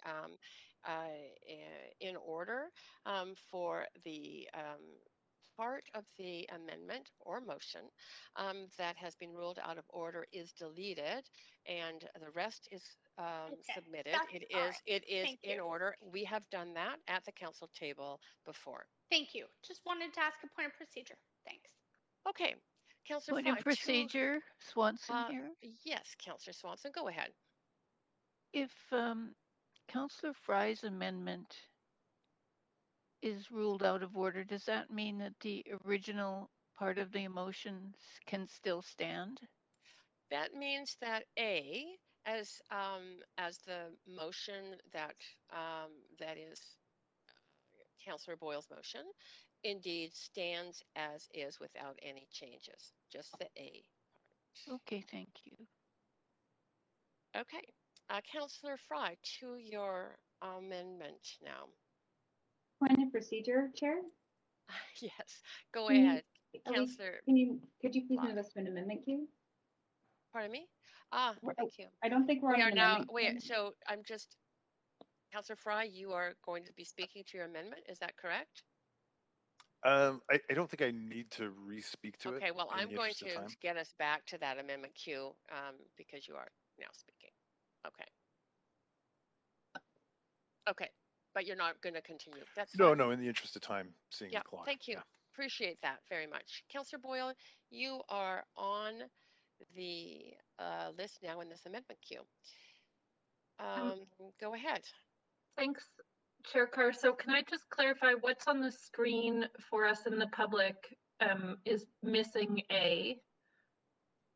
Maybe that's being added back in as we speak. My other question is on what in Councillor Fry's original amendment was C around related to the moratorium and work on DBL.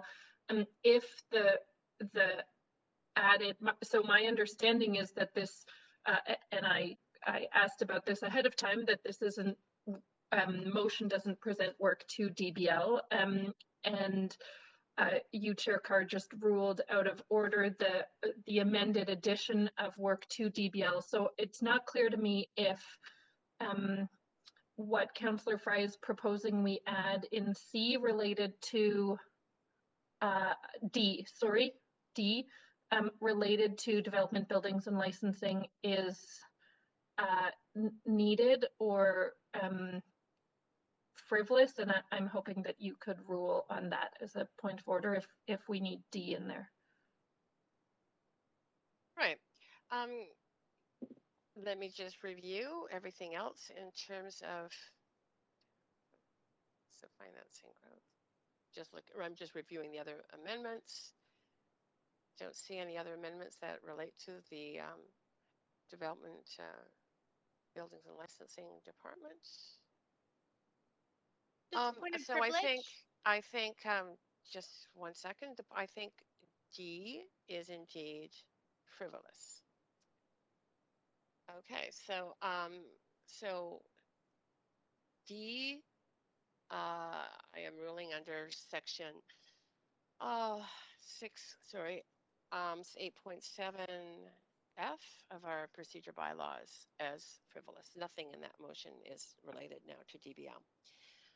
Yes, did you have a point of personal privilege, Councillor DeGenova? I just wanted to make sure I was following along correctly, that the email sent at 9:21 noted this is C now, not D. It's still D up on our screen, Councillor okay. DeGenova. So I understood. I just wanted to make sure that it's the elements of this motion that require the work of staff. Correct. That is the language. Thank you for indulging me in that. No problem. It's important for you to know exactly what you're going to be voting on or not voting on. Councillor Boyle? Those are all of my questions, except, sorry, we're removing D? That's right. I've just ruled it out of order. Yes, okay. I just wanted to reiterate my request on severing, but I see there's others on the list, so I'll come back on to make sure I'm clear on how exactly I hope that we can sever. Thanks. I just have a point of procedure, Chair.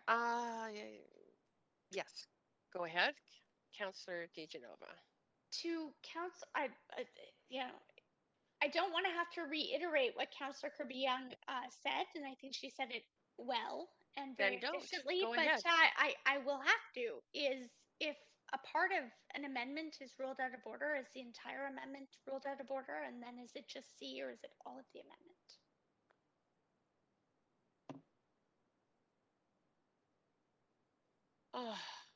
I'm also on a queue for a point of procedure, Chair, yeah, because actually, I believe that just deep on that previous ruling, doesn't the TRPP actually relate to DBL? You said none of the work relates to DBL, so therefore the clause that specified the moratorium was frivolous. However, does the TRPP not fall into work for DBL? City Manager, could you just clarify certainly, that? Chair Carr, no. The TRPP would be handled by staff and planning, policy staff and ACCS. So no, the DBL staff, their work is primarily focused on processing permits, and that's why that section of A that related to processing times has direct implications for DBL. I don't think there's a way around that the original part A of the amendment did have that impact, but we don't see that in what's remaining now. Hopefully that helps. So there's no change. Can I have a follow up on that point of procedure, please, Chair? There's no change to the TRP doesn't necessitate any change to DBL's procedures in considering the specifics of the checkboxes that they need to look at with respect to a DP. That seems. Yeah, DBL staff don't administer that process. That's correct. But they don't have any work that relates to identifying if a DP touches on that. It seems hard to not make the connection that there's no touching of DBL there. I think it doesn't. Reviewing the TRPP does not create additional work for DBL staff. Yeah, I think that's been repeated, Councillor. Point of procedure. Yes, go ahead, Councillor DeGenova. I believe I was waiting on a ruling from you, Chair. Refresh my memory. I had asked if you would just, to Councillor Boyle's point of order, or point of procedure, I believe it was point of order, ruled a part of this out of order if the entire thing was out of order.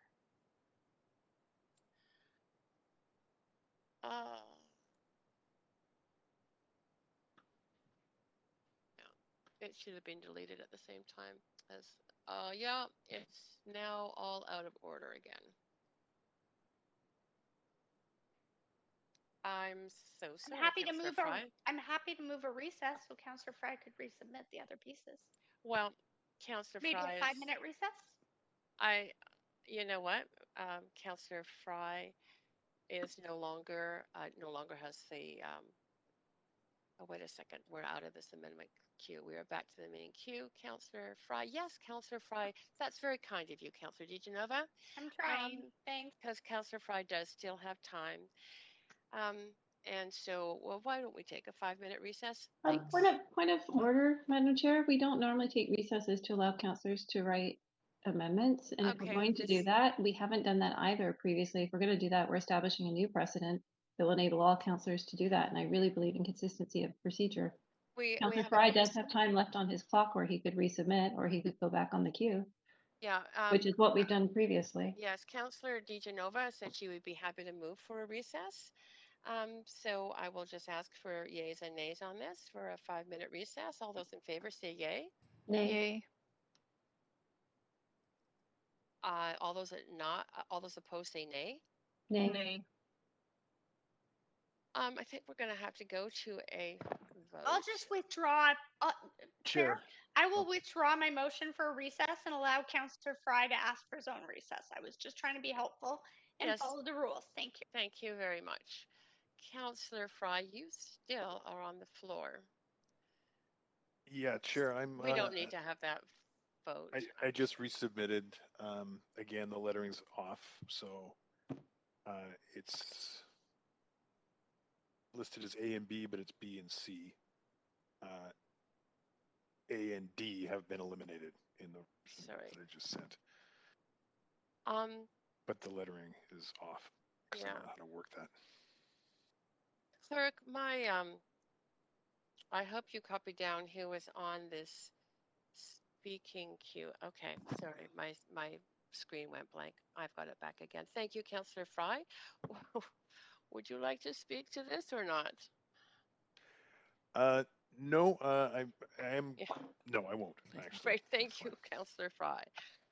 All right, we are on the amendment queue. Councillor, this is now a fresh amendment by Councillor Fry, and it is substantially the same. I think I'm going to just proceed through.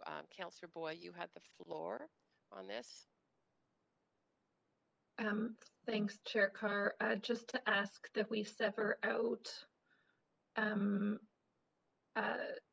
for a separate vote B3 and then the addition of C. Okay. While you're doing that, point of personal privilege, Chair Carr, I'm sorry to interrupt you. Some time ago, I put myself on the queue to ask a point of information, as I was advised, as you'll recall. And I just like assurance that because I haven't seen as the queue has been moving around, I haven't seen my name on any of the recent queues. And I just don't want to be forgotten because I think it's important, the point of information that I am seeking to have answered. Got it. Councillor Hardwick, I just put on the screen the main queue so that you can see you are up. There's Councillor Fry, then Councillor Boyle, then yourself on that I'm queue. satisfied. Thank you very much for indulging me, Chair Carr. No, not a problem. I understand. Councillor Boyle, are you done then? On the amendment? Yes, yes, you're just severing out. Okay, got it for separate vote. Councillor Bly. Thanks, Chair. I have a point of information to you. Yes. And my point of information is related to the procedure bylaw. And I think it's an important one for us to consider because there are very good pieces to these proposed amendments from Councillor Fry. Is that in the event that this amendment fails, or if the amendment passes, is embedded in the new motion, but then the main motion fails in a final vote. What I'm curious about is whether or not the essence of these amendments can be brought forward in a subsequent motion. I seem to recall that I seem to recall that there's sort of a 1 year period where if a motion's brought forward by a councillor, a member, and it fails, then that same motion cannot be brought forward within a calendar year. Why don't or we within the just same ask? term of the Okay. council. Okay, why don't we just ask the city manager for a response to that question? Thank you, Councillor Bly. Yeah, thanks, Chair Carr. Maybe we could start, if I could ask the clerk to just recite the rule with respect to motions and council reconsidering motions or bringing back motions that have been voted on. It is the clerk here. A reconsideration motion requires majority rule, and I would need a moment here to just find it in the procedures bylaw, but it is majority rule. Point of procedure? No, there's another point on the floor right now. Thank you. I just want to be clear, that's not my point of information. My point of information is whether or not a motion can be brought back that's dealing with the same essence or goal of a motion that's already failed before council within a calendar year. So for example, if section C, resolution C, TRPP fails, can a motion on the TRPP work be brought forward in a separate motion within the 365-day calendar year, or in a new council term if it falls within that calendar year? That's what I'm asking, not about a reconsideration. Point of privilege. So, we're just getting an answer to a question, and then I will deal with your point of privilege, Councillor Yeah, DiGenova. Chair Carr, it's a substantive question, and there's a specific example that's been given. My suggestion would be if you can give us, and I hate to do this given the hour, but if you can give us a couple of minutes, I just want to make sure that we're giving a precise answer to the question that's been asked. If that's acceptable to council. Yes, that is, but just before we take that break, and I will do that break, Councillor DiGenova has a point of personal privilege. Go ahead, Councillor DiGenova. Thanks. I'm just trying to follow along here, and I'm just wondering if that point was 8.14. Councillor Bly was referencing the 365 days. If that was, I'm just asking for city clerks to refer to our procedure bylaw as a whole, not a section, because I'm not calling a point of order. So it'd be really good if we could just let the recess happen and get an answer. Got it. Yeah. Okay, thank you. Thanks.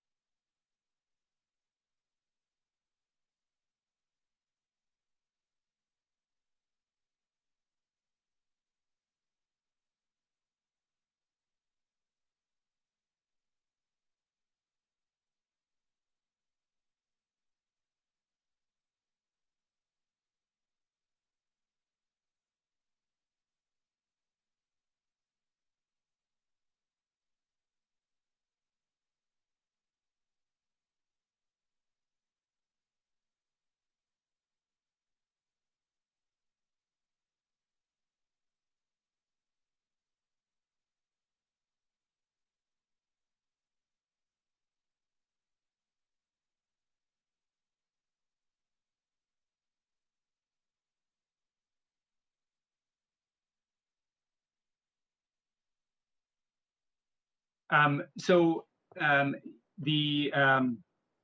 decision. Just one second, Paul. Oh, Clerk, are we being broadcast now? Yes, we are broadcasting over to you, Chair Carr. Yes, and actually over to you, City Manager, for the answer to that question. Go ahead. Great.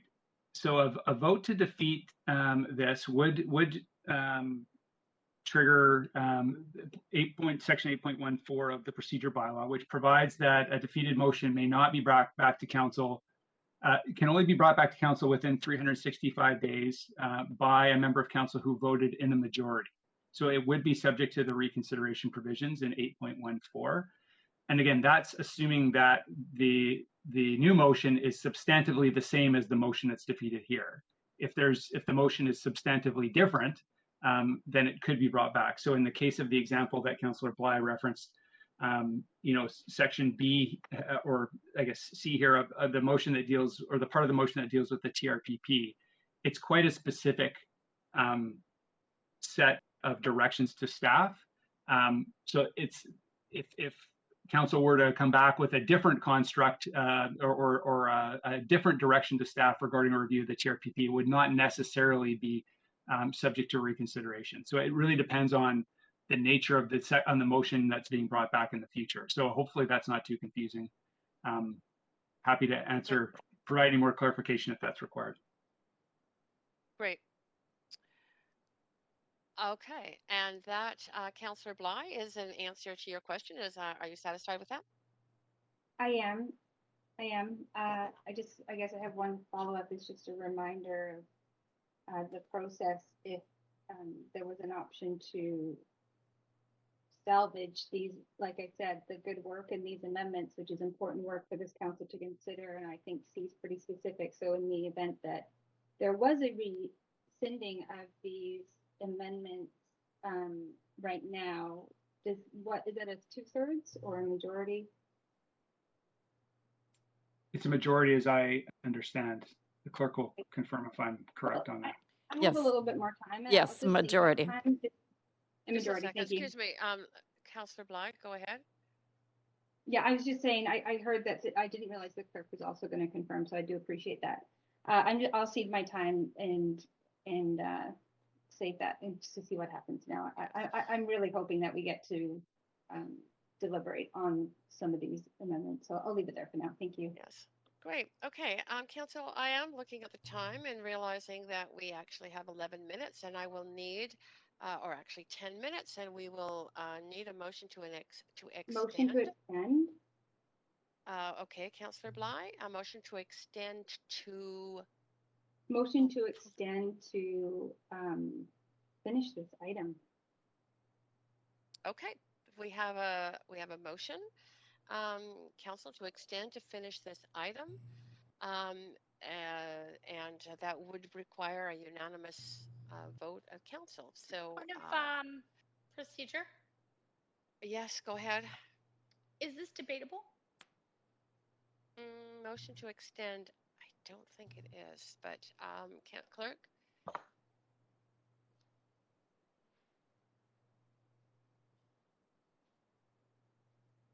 Clerk, if you can just refresh our memories.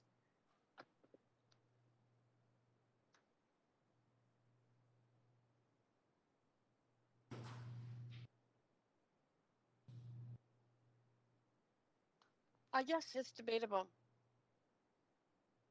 I would just like to amend this to 11 p.m. I mean, we could be debating this motion until 5 in the morning. So I do think that it's fair and reasonable to set a time, not only for us, but for our staff, who I imagine also may have meetings in the morning and other responsibilities. So I'm happy to extend, but I'd like to know what time we would be extending until. Okay, it's debatable. Motion to extend to finish this item, but not to go later than 11 p.m. Okay, there we have it. Thank you. I'm in favor of that. Thank you. Okay, so I am going to, anybody else wish to speak to that?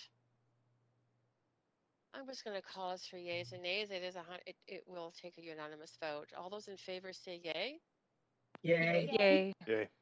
Any opposed say nay. Great. Awesome.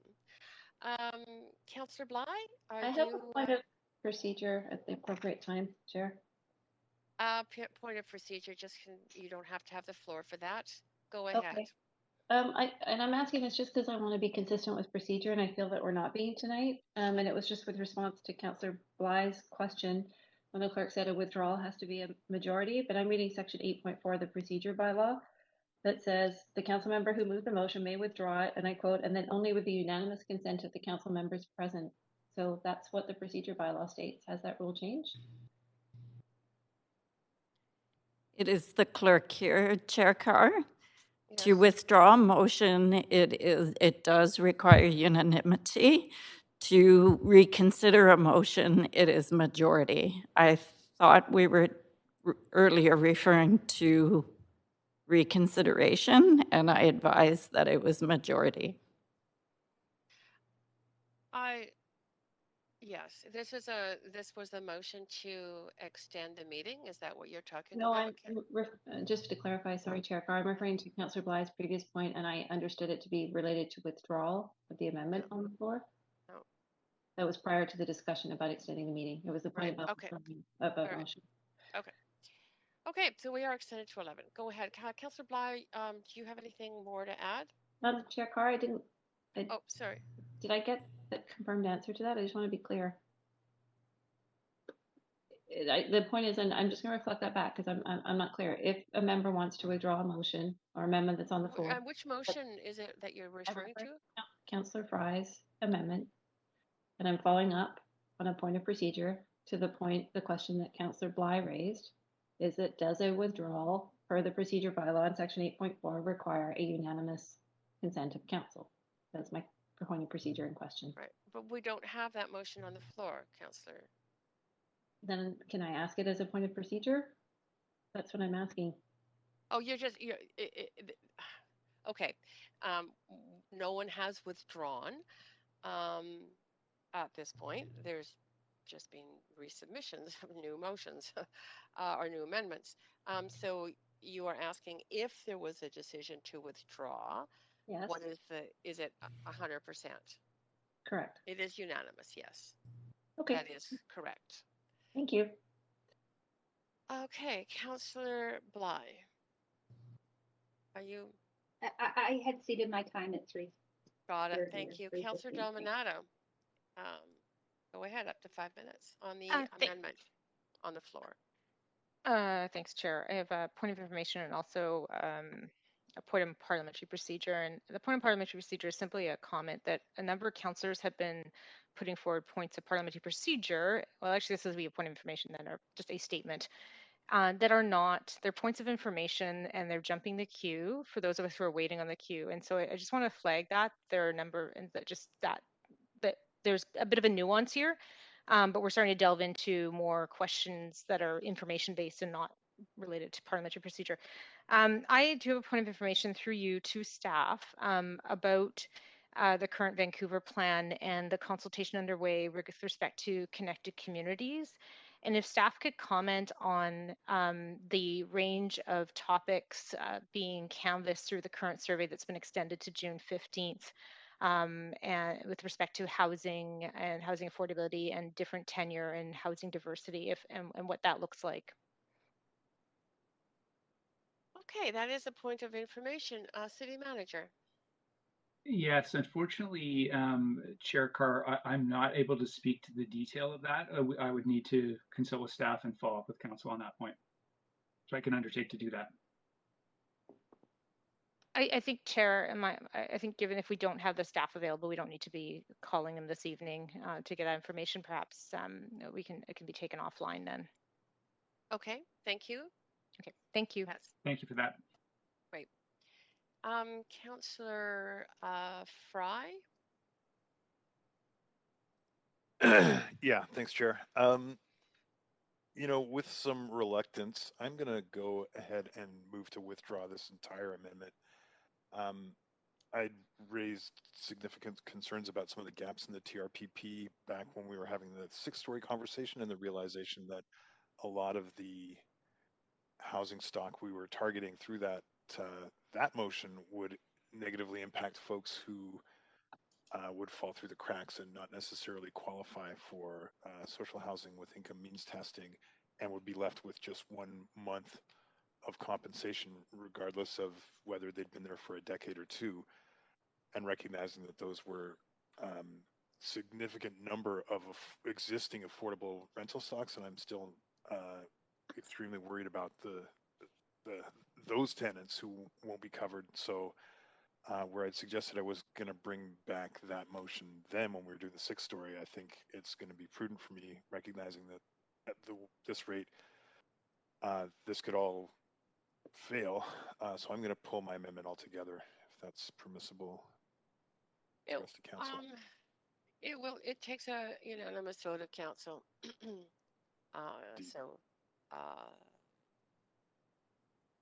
I will start with just doing a, I guess this is debatable. Clerk, just confirm. Just clerk, if you could just confirm it's debatable. I actually am sure. Yes. Okay, are you on the list to speak to this this motion, Councillor Boyle? This is a motion to withdraw. Yes, thanks, Chair Kerr. I just wanted to clarify, because Councillor Fry was speaking about the TRPP portion, that the withdraw is the whole amendment.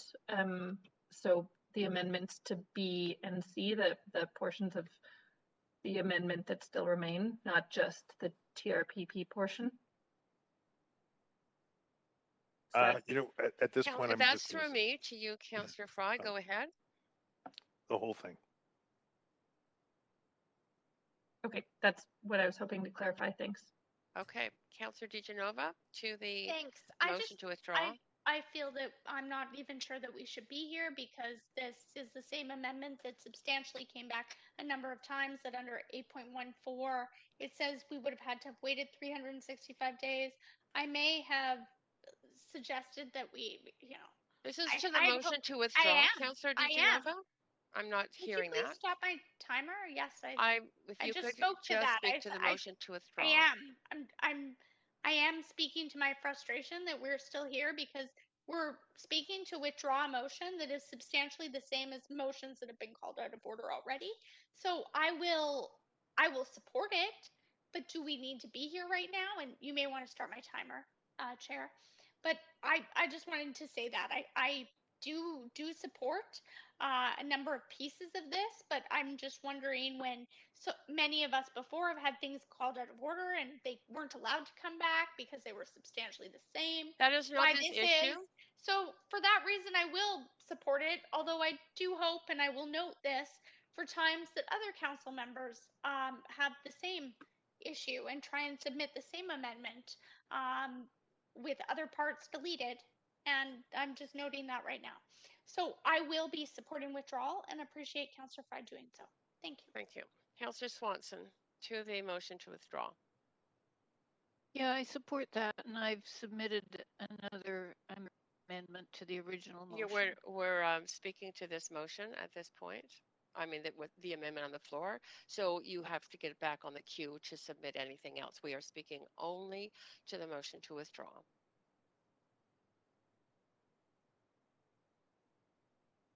And Swanson, you said you supported it?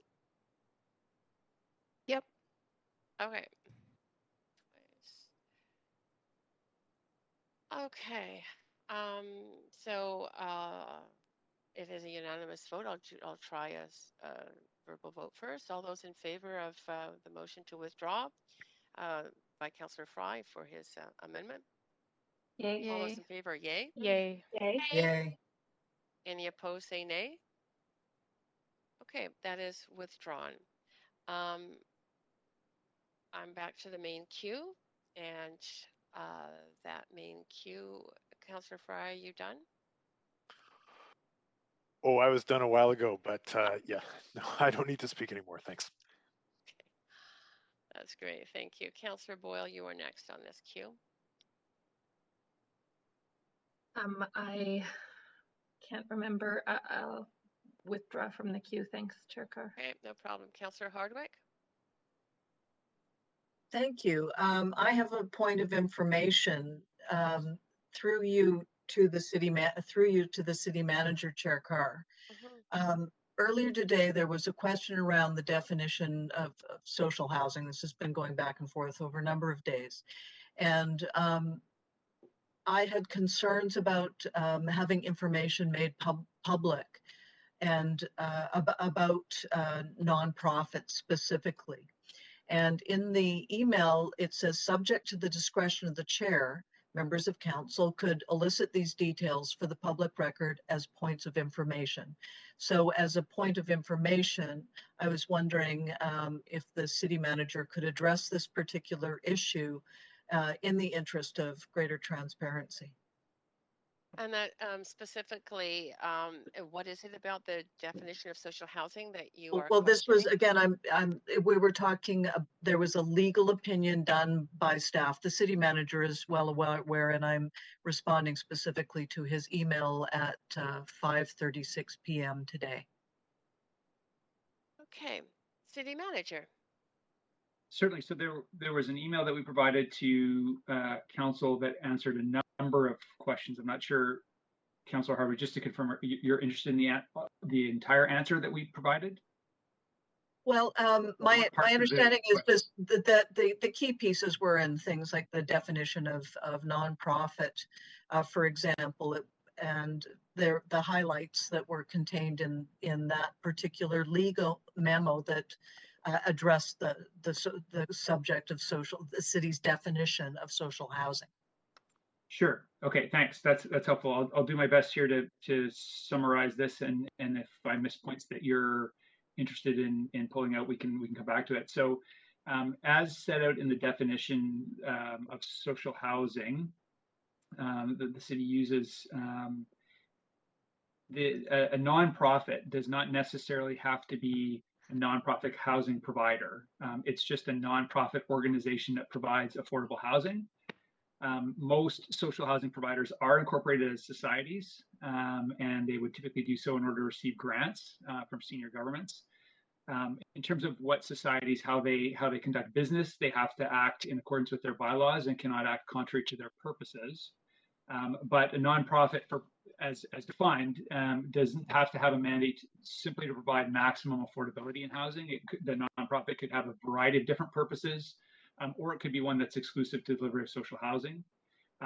So yes, the terms that are used in the bylaws and charter, so nonprofit organization, nonprofit corporation, nonprofit cooperative association are not defined. So there is latitude there based on the way those definitions currently read. So I'm not sure, Councillor, if that, or through you, Chair Carr, if that answers the question, or if there was additional points. The key point is, and again, I'm looking at it as a nonprofit organization could simply meet our minimum requirements in order to construct social housing. And they have no obligation to exceed them unless it's self-imposed. I just think it's important in the larger discussion. I know that council have had the opportunity to see this, but only a short time before our meeting tonight. And I think it's incumbent on us to have a full understanding of the definitions around nonprofit housing as we're entertaining the obviously complex subject area. So thank you, Mr. City Manager, for addressing that. But I really encourage us to have more attention to detail in our understanding of these definitions. Thank you for indulging me. Not a problem. Absolutely your privilege to ask those questions. Thank you, Councillor Hardwick. Councillor Dominato, to the main motion. Sorry, Madam Chair, that was a holdover. Okay. Councillor Swanson, to the main motion. Yes, I sent an amendment to the main motion.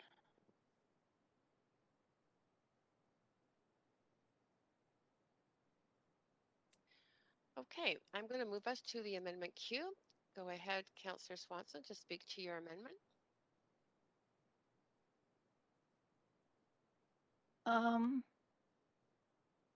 Just looking at it, it's not quite right.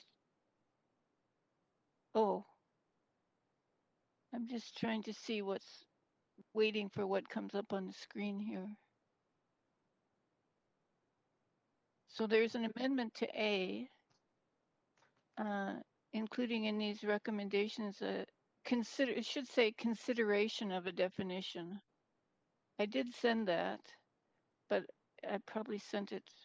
This is probably not the right one. Councillor Swanson. Just a second.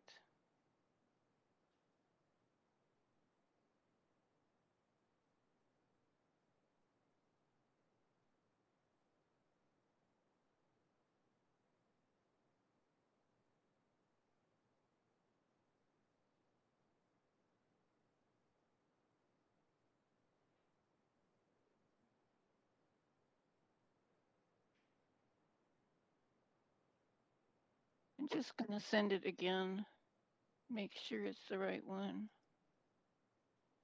Swan, you can use your time to do that.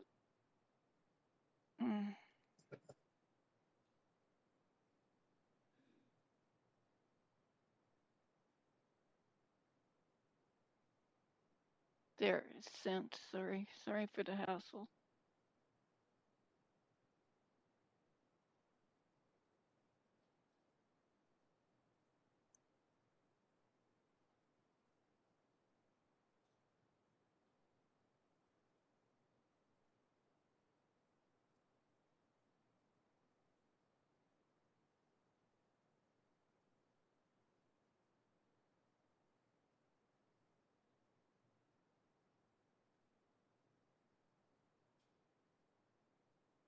Yeah, so I love the idea that we could zone for nonprofit. How can we create advantages for nonprofits, and how can regulations, how deep can we drive the affordability by creating those advantages?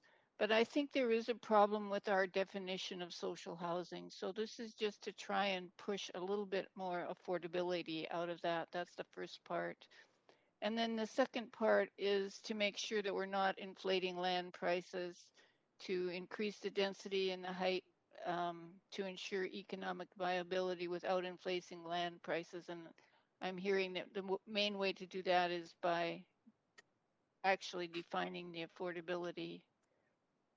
And then the third part is to have a report back as part of that process on how to increase affordability for people in the 30 to 50K range. Yeah, I think it's really important that we use our zoning for the affordability that we need. I really like the idea of allowing extra density for nonprofits only, or at least investigating that to see how it would work, so that we can get the kind of affordability that we need in the city. And so I'm just trying to make amendments that would work in that direction. Okay. Thank you, Councillor Swanson. And Councillor Boyle? Thanks, Chair Carr. I'll be brief just to say I'm happy to support these. We heard a lot about the definition of social housing. I think we all, including the co-op, the community housing providers that we heard from, would all like to see deeper levels of affordability wherever possible. And so I appreciate Councillor Swanson's language in A around consideration of that wouldn't lock us to a definition that actually makes real housing impossible, but that aims to continue to move us in that direction of more affordability, which again, I think we all agree on. And similarly, I think the amendment to B is good clarifying language, and I'm happy to support it, and happy to hear as a report back about how this would impact housing for some of our lowest income residents. So overall, happy to see these amendments added. Okay, that's great. Thank you. Councillor DiGenova. Thanks. I just don't think that this goes far enough for me. The word supportive housing still is not there. And for those who were confused, who came to speak to us tonight, that thought social housing perhaps meant people living at shelter rates or meant them being able to access services. I don't feel that this amendment still it's asking for something that if we could have done this already, we would have. So I'm not going to send staff back to the drawing board to ask them to do something that they've already, looked at. And that's specifically looking at how do we increase density, not inflate land, but still allow this to be a nonprofit. And to points made by Councillor Swanson, I believe earlier in this meeting, not today, but on other days, and nonprofit housing operators and nonprofit housing societies are different than just nonprofits. So this is a point that was brought up by a speaker. It's a point that was just made by Councillor Hardwick. And I'm concerned that, saying that social housing, yes, it's important. I believe it's important. But if we are going to be helping those who need the help the most, I think that this requires a broader conversation, and to just approve something that we don't even have assurances from, which I'm excited that we will have assurances from BC Housing, for instance, on affordable home ownership, but I don't see anything about an MOU with BC Housing on supporting any services within this social housing for people who are at welfare shelter rates. And I would have liked to have seen that.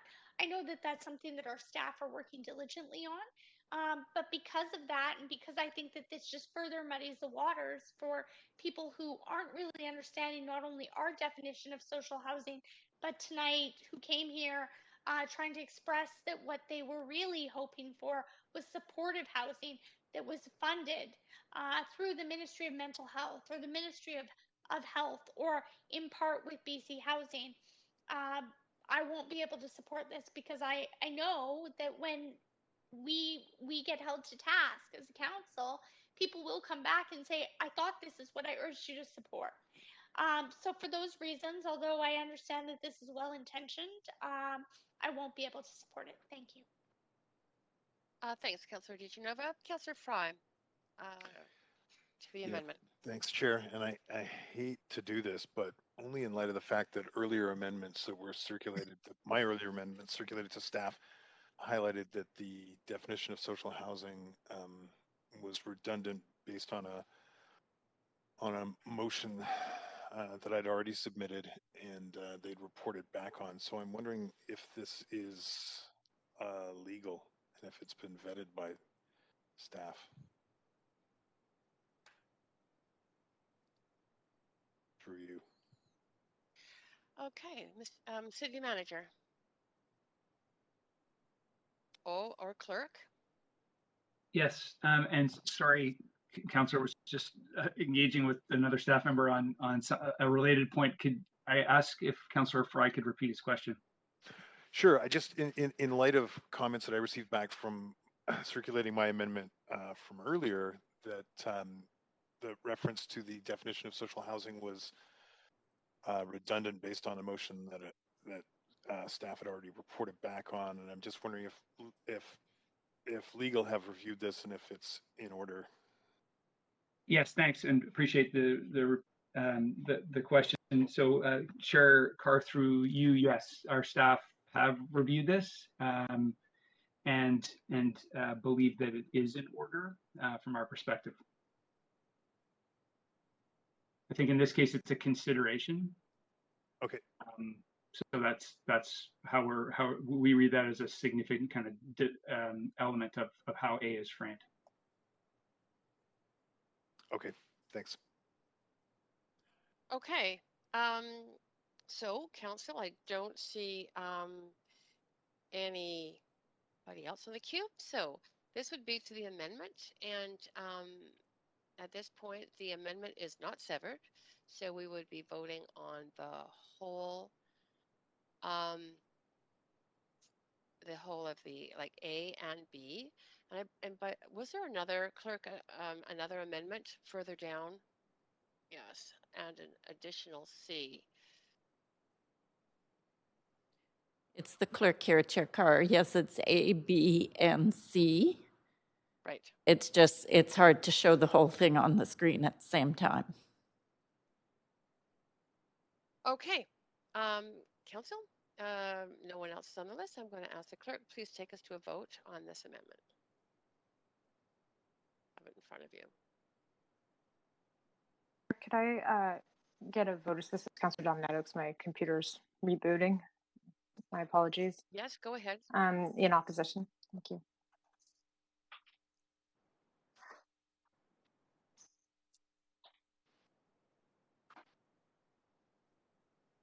Okay. Sorry. Yes, that vote does pass with Councillors DeGenova, Hardwick, Bly, and Kirby-Young in opposition.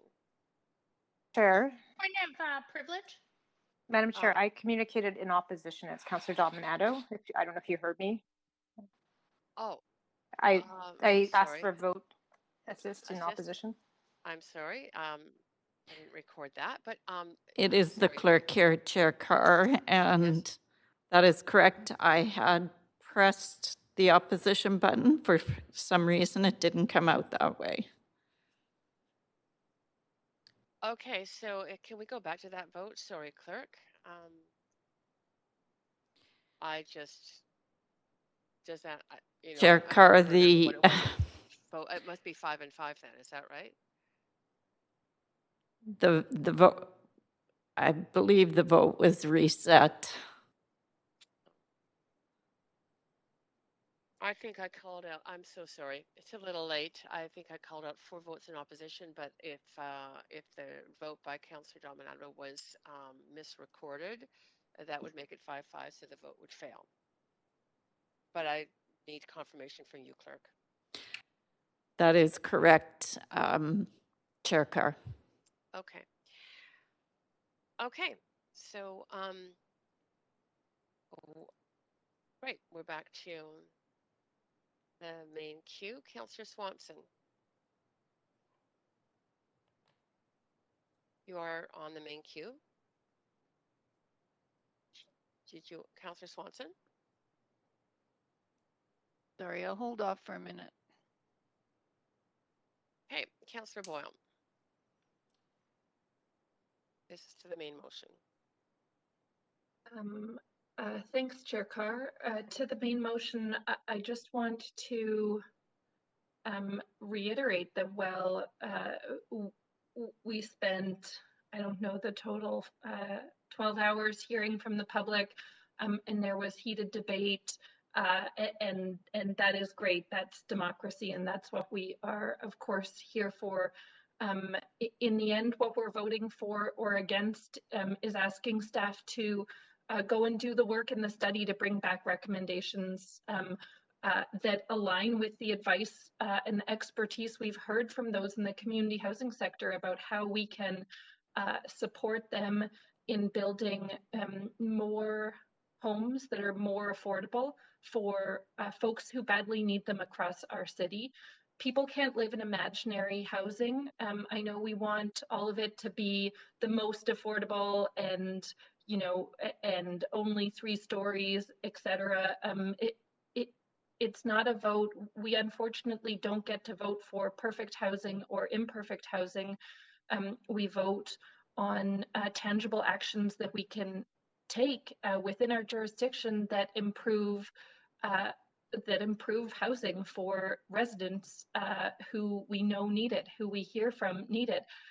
Even if they aren't able to sign up to public hearings and wait for days to speak to us. We know that there's a need for this kind of housing across the city. So I would strongly encourage council to continue moving in that direction, which I do believe we were elected to do, rather than do nothing in favor of some perfect imaginary housing that isn't exactly waiting on our door. Of course, we can and should continue to advocate for senior levels of government to better fund the housing that we need. We have done that. We all agree on that. We should continue to do that.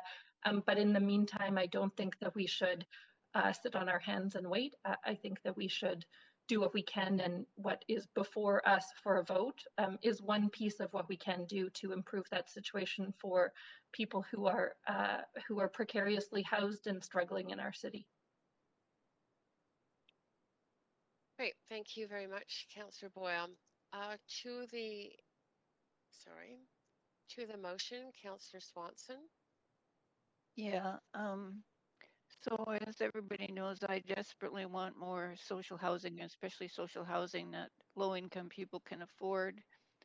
I love the idea of figuring out how we can create advantages for nonprofits and how these advantages can drive affordability by, how they can drive affordability. I wanted more affordability in this motion, and that's what my amendments were about. I wanted to deal with some arguments about the motion. One is that private developers will profit from it. I don't think this will happen. I think Tom Armstrong told us BC Housing has some pretty strict requirements. Will it increase land values? I don't think it'll increase land values if there's strong affordability requirements. That's why I made my amendment. Could current residents be dem evicted if they're paying affordable rents? Yes, that's a problem. But the TRP says that there must be a relocation plan at 30% of income and no higher than current rent. It still would be better to incent these developments in non-apartment areas, which is what the second part of the motion is about. The proposed supportive housing at 7th and Arbutus will still have a public hearing. So I wanted to just get that on the record again, and it could still be turned down. It is a problem that with our current definition, we only get 30% for middle income and 70% for market. I don't like that, but most nonprofits do try to get affordability beyond this. And right now, there's the BC government's plan of 20% shelter rate, 50% at housing income limits, and 30% at market, which is quite a bit better than just 30% and 70%. And I think we need to take advantage of that program now. Should this be part of the Vancouver plan? Well, that's what the second part of the motion talks about. We do need to put a lot more effort into changing senior government housing programs so that they help nonprofits more than profit-making housing. And if they won't give us the dough, we have to fight really hard to get the ability for a progressive tax so we can get the money that we need to build good social housing and enough social housing to solve the housing crisis. I think this might help if it passed a little bit. It would help us build maybe a few hundred more units a year if we're very, very lucky. But another problem is that we're losing literally thousands of affordable units every year because we don't have vacancy control. Those are in existing affordable rentals which our staff says are about 40% lower in rent than market rents. So yes, I think we need this.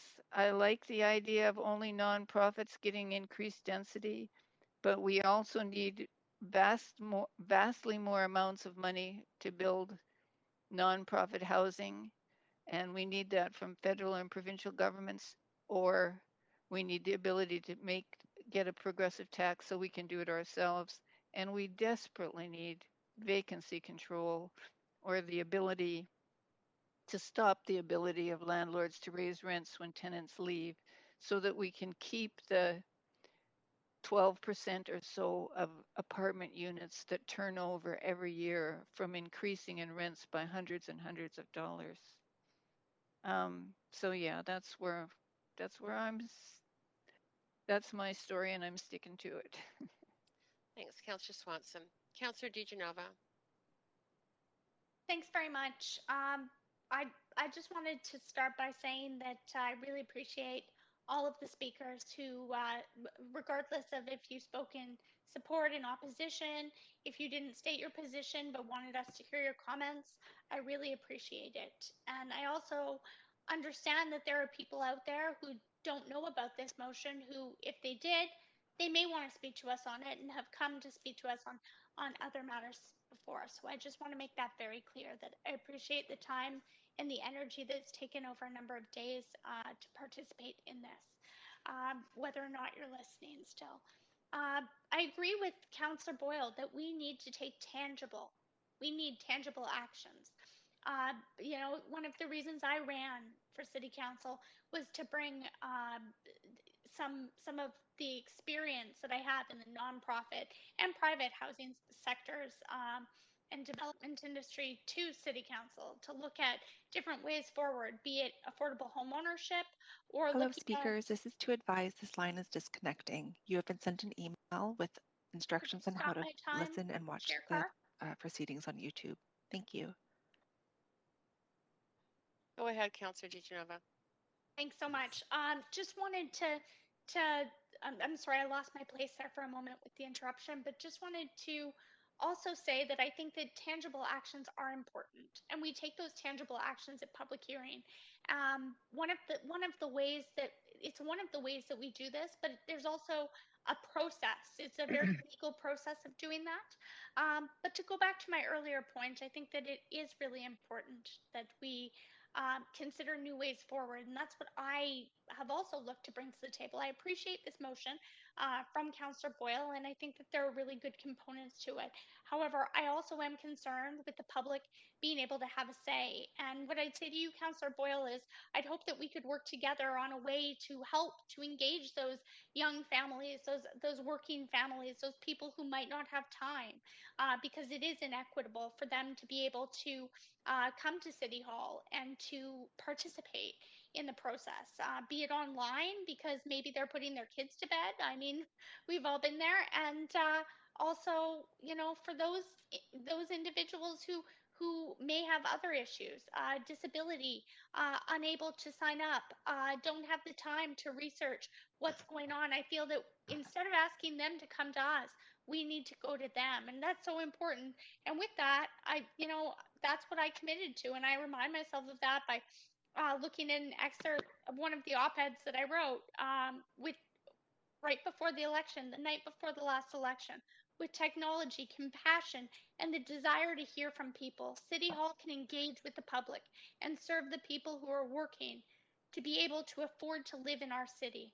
We need to hold regular council meetings citywide in different neighborhoods. Maybe we could even try an open microphone hour at City Hall, don't hate me, council, for a few hours every month, or a few weekend meetings for people who work 9 to 5.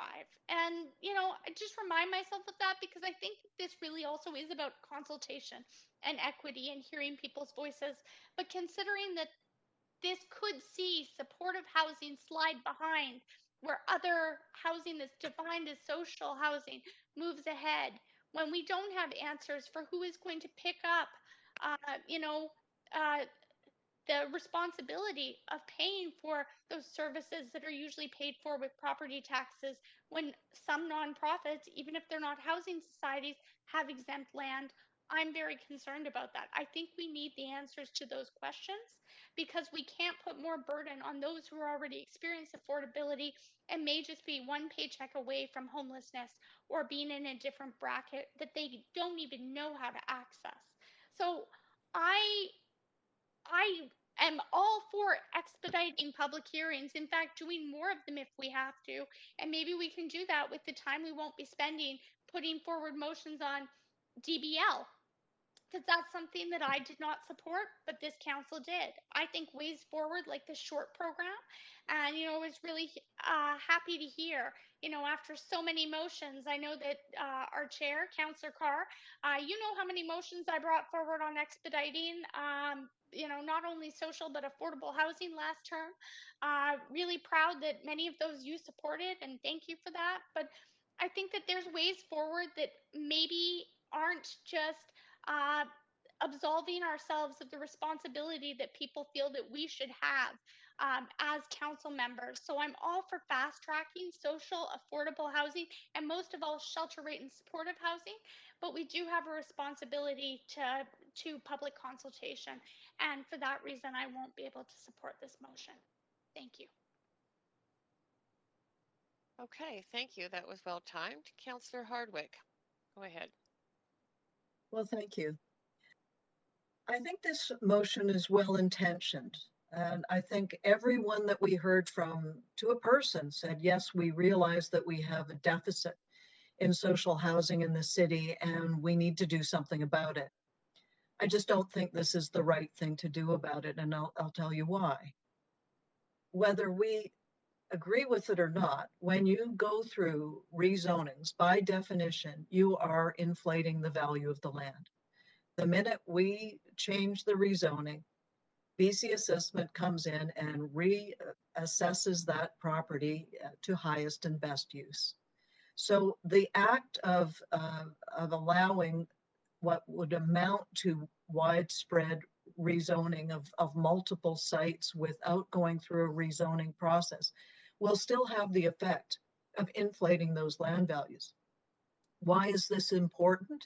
Well, I come back to what I heard from one of our speakers, and that was that we have significant existing zone capacity in the city. So what I think we should be asking ourselves is, can we not be finding ways of encouraging social housing and housing a variety of different typologies within our existing zone capacity so we don't continue to inflate land values through upzoning? So I really do think that there are things that the city can do. We can shorten the process. Time is money, and we know it's a long, drawn-out process. And it costs a lot of money in getting permits, whether it's development permits or building permits through the city. So there's things that we can control as an organization to help ameliorate concerns around the cost of producing housing in the first place. Now, all that said, this has been described as a violation of the public trust and sidestepping the public process and being anti-democratic. It's absolutely essential that we be listening to the people that elect us, that pay taxes directly or indirectly, and to be sidestepping a public process as important as this undermines the public trust fundamentally. And we better start paying attention. And I think the overwhelming opposition that we heard today speaks to that. There are other issues. Bad urban design that is ignoring recognized best practices in terms of height and density, et cetera. I'm always concerned anytime I hear the Housing Vancouver strategy targets used as justification. As we've already had it determined that these targets are aspirational and not evidence-based, as several speakers pointed out, we continue to wait for the data that we need to be making more informed decisions. This will be or would have been precedent setting for other forms of development in the areas, because the argument that just because it's a nonprofit development, it's not going to influence other development around it is of course just not accurate to anyone that watches development processes over time. And then there is the rent eviction of existing tenants and the human displacement cost. I think, again, as we're concerned about what we're doing with affordable housing, the last thing that we should be doing is getting rid of what we've already got. And I am distressed in some of these meetings where I've been hearing it described as 35 years being a life cycle, an adequate life cycle on building, which is, of course, silly. The definition of social housing has got to be addressed. I don't think there was a single person here that didn't have a problem with that. And it's, from my perspective, intellectually dishonest to be continuing to be making decisions based on completely erroneous underlying assumptions, such as are based on our social housing definitions. And then finally, again, I'll just come back to the public process. This would have widespread impact, and the public was largely unaware. I was asked, how do we have 100 people plus that came out for this? Would have been a lot more if more people had been aware of it, frankly. So all in all, cannot support this motion, believe it to be well-intentioned, and encourage us to be looking for better solutions. Thank you.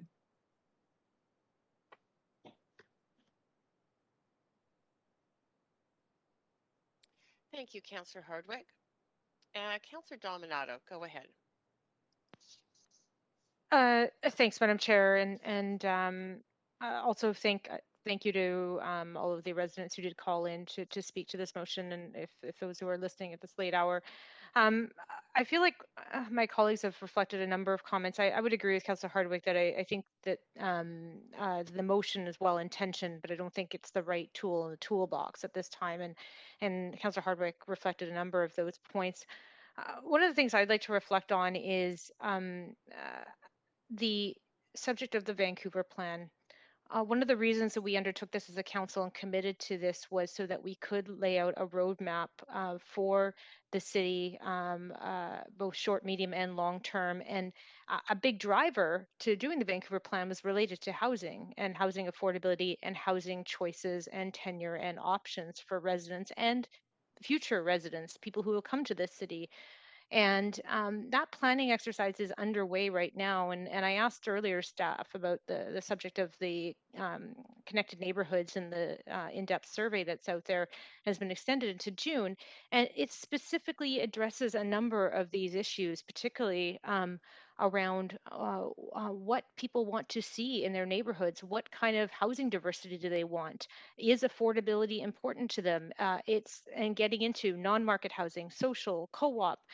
So we actually have a planning process underway that involves the public and public engagement and public consultation and public hearings are different mechanisms, different tools. It's not one or the other. They're different approaches. And I think that's one of the things I heard very loud and clear from the residents who did call in and spoke to this motion was the critical importance of being engaged. And people acknowledge that they may have their say, but they may not necessarily get the outcomes they wanted. But they have an opportunity to have a voice and to be involved in their community. And I reflect back on Margaret Wheatley and the concept of people support what they help create. And I think that's part of city evolution and development is the involvement of the public. That doesn't mean that, like I say, you provide your input, you get a final say. Ultimately, it's council that makes decisions on certain items, and it's delegated to council through being elected representatives. But I really, when we consider we've got this planning process underway that's involving the public, we're going to have recommendations within months of now or specifically related to housing. Staff are looking at all of these issues. I'd like them to focus their attention on these matters and not get distracted. And also, if we want to get more social housing, more housing options out there, one of the number one things we can deal with is expediting the rezoning process and dealing with permits. We've talked about this as a council, and we've heard it from residents who called in over the last number of days and last week.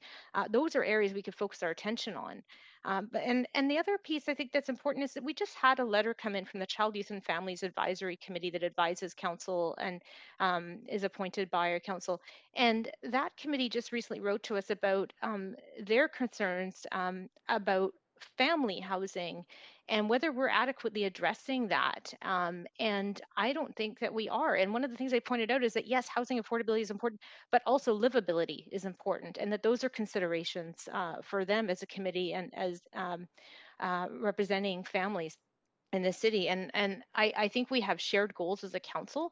But what I want to see is a really robust and successful Vancouver plan that lays this out and that people have an opportunity to provide their input into that. Ultimately, council will make a decision on that plan. But I would like to see all of these pieces embedded. And I anticipate, based on the surveys, based on the consultation staff are taking, is that they're going to include this already, the components that are reflected in this motion. And so I won't be supporting the motion. I would like to focus on the Vancouver plan and see all of that work come back, which, as I mentioned, staff are already doing. They're already looking at all of these issues, including social housing, co-op housing, supportive housing, and other non-market forms. So thank you, Madam Chair. Yeah, thank you, Councillor Dominato. Councillor Kirby-Young. Thank you, Chair. I think my colleagues have been fairly articulate in raising a number of points and considerations on this one. And I do want to thank all the speakers that came out to council. We had an unprecedented number. We have had that many, but not often a member motion, and a lot of first-time speakers who really felt compelled by this project to actually come out and speak out in voices that we haven't heard at council before. And I really welcome that participation in democracy. I think it's been well stated that the goals in terms of deepening affordability are clear and well stated.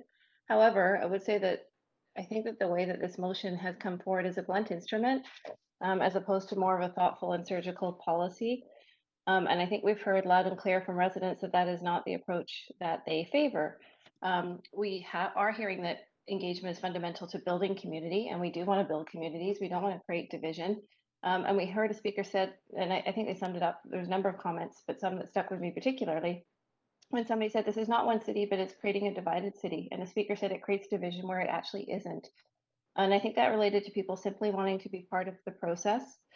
We were hearing very consistently that the motion will not achieve widespread affordability given the requirement for 70% market and 30% below market. And realistically, not all housing providers are created equal. There are some phenomenal ones out there, but not all of them have the same capability. And of that 30%, which is below market, it could be only 20% below market rates. But bottom line, regardless of that, whatever the percentage is, it's thereby not creating the more deeply affordable social housing that we need, and that our housing reports indicate that is the clear gap and the unmet need that we have. We heard from a mental health practitioner and researcher that the motion doesn't meaningfully support the most vulnerable in our city. Especially with new highly affordable units. And that's the trick here. That is the gap and the missing piece that we need to zero in on. And I don't believe that this does this. We've heard about risk of evictions, and we've also heard concerns about land lift, as was evidenced by the fact that we have one councillor who removed themselves on that basis. As I said, we heard a lot of first-time speakers. We heard from a real diversity of renters, co-op residents, owners, and social housing sector workers. This was not your typical, as some people would classify, NIMBY owner group. This was a very diverse, broad range of voices. And many said that this motion, and I quote, eliminates a key principle of social justice, and that was the right to be heard. And I heard that on numerous occasions, and it's resonated with me. I feel that the motion does not acknowledge the work underway, such as the secured rental policy review that is due back in July, nor the broader review of rental programs that have already focused on inclusionary zoning in order to continue building on the work and delivering the highest number of approved rental units in years. And I think this council has demonstrated it's highly committed to rental. And again, as I say, we need to zero in on those highly affordable units, which are lower down the scale in terms of people's income and ability to afford. The motion does not address the work underway, such as the Vancouver plan, to foster engagement on how and where growth and density is best supported. Why are we not focusing resources on completing that plan to build a path forward for community-supported growth? In fact, I believe that approving this motion will actually further degrade public trust in the Vancouver plan process. I believe that we're getting to the point we should either commit to the Vancouver plan or cancel it, but not keep working around it, which is what this feels like. The motion doesn't address, as was stated by Councillor Dominato, the issue of overly lengthy or complex rezoning and work to fix the process. It rather leapfrogs over the process to avoid it. This is, if I go back to my days in psychology in my undergrad, this is like dealing with a symptom of the issue instead of the root cause. I think we would be best served again also by looking at fast tracking housing types or simplifying our regulations. Andy Yan, urban planner and professor who's known to many of you, stated that the motion is ambiguous and leaves many questions unanswered. He described it as spray and pray density, a trigger and hope for the best.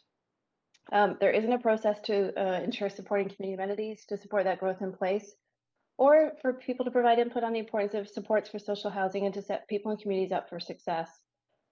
So, given the fact that we don't want to put pressure on the affordable existing housing stock, the number of questions that it raised, the importance of strengthening the TRP, and the work already underway on various housing programs, I really think that the people have spoken loud and clear. I think it's our job at council to listen to them. I think it's our job to support initiatives we've already seen through to the finish line and focus on those to zero and laser in on where the crux of the key affordability issue is. We also have, in addition to the housing piece, and I think this is a really important one, a crisis of public trust. People do want affordable housing, but they also want to be engaged and be part of the process, and I do not believe that those need to be mutually exclusive. So I support where this is trying to go, but I do not support this as the way to get there. Thank you. you. Well timed, Councillor Kirby-Young. Councillor Fry. Well, it'll be hard to follow up my colleagues. I've been crossing out the various comments they've made so I don't repeat myself. I was hoping to support this motion in an amended form. Obviously, that wasn't going to happen, and I think clearly the constraints around DBL moratorium on motions does complicate some of the efficiencies that we need to see happen in order to build really affordable housing and really dig in. We've definitely heard loud and clear that the definition of social housing has led to a lot of confusion for folks, unsure what social housing even means, what is supportive housing, what is social housing. One thing is for sure, though, that we do also recognize that the social housing definition as it stands today with the City of Vancouver policy identifies the operator as either a co-op, government, or a nonprofit org. There are 26,000 nonprofit orgs in British Columbia. We heard from a handful of nonprofit housing providers, but there are a lot more players in that ecosystem than just housing providers. We have environmental groups, we have religious groups, we have fraternal organizations. There are a variety of nonprofit organizations. Basically, any society in British Columbia is a nonprofit organization.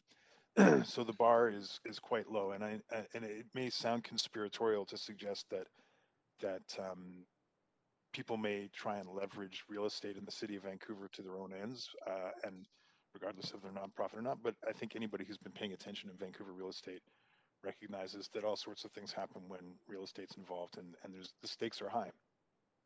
The stakes are especially high for folks who live in rental units that might be targeted under this kind of approach, because we know that under the TRPP as it stands today, if as soon as that building is purchased by a nonprofit org operating as a de facto social housing under this definition, then the rights that those folks would have enjoyed as, say, a substantial relocation package financially from the private owner completely evaporate overnight, and then they're left with 1 month in financial compensation or replacement units if they submit to income testing. Now, of course, income testing doesn't work for everybody. It doesn't work for folks who are in the gig economy. It doesn't work for folks who are freelancing. It doesn't work for folks who might not have paid their taxes in a few years. So it leaves a lot of unease with me when we consider that the very specific zoning areas that we're targeting in this original motion are some of the most affordable units in the entire city of Vancouver, and we're talking about replacing them with less affordable units, ostensibly under the guise of social housing. But the reality is that at the current Hills rate, there's substantially more. At $1,375 for a studio apartment, that benchmark is considerably out of whack with what a lot of folks are paying right now in RM3, RM4 zones. And I don't take that lightly. I think that our role here is to do no harm, and we need to really ensure that we're not inadvertently creating a situation that is going to lead to displacement, further displacement and renoviction in our city. And the fact that Councillor Wiebe had to recuse himself from this vote because he was advised on multiple occasions that this was going to substantially appreciate the value of his condo building as is in an RM 3 or 4 zone.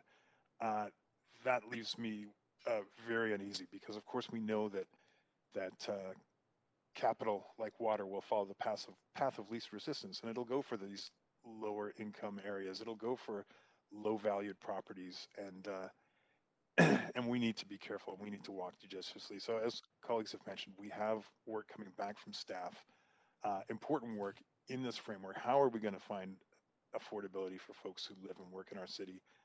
I don't think this is necessarily the route. I do think that there's some helpful ideas in here, and I'm sure that staff have taken a lot of this input and it will inform their subsequent decision-making process. I also want to acknowledge that staff came out very clearly advising that the affordability might not be met through this scheme, because as soon as you go to 12-story, you're talking about concrete construction, and it doesn't pencil out the same way. So there's a lot to unpack here. I want to trust the advice of our staff, who spent a lot of time, research, and brain power in finding these solutions, and I'm looking forward to the reports coming back in the coming months on rental affordability. Right. Thank you, Councillor Fry. Perfectly timed. Councillor Bly, you are next. I'm going to be very clear with everyone, though.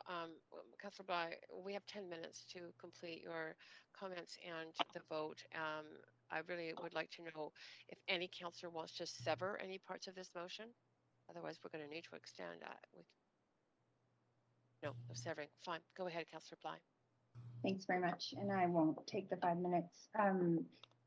Like others have mentioned, my colleagues have spoken very clearly and articulately to, and I think necessarily to the motion or to their vote. And I too won't be supporting this motion, although, as already stated, support the intent, and I believe it's coming from a genuine place. But I think what we've heard from staff, from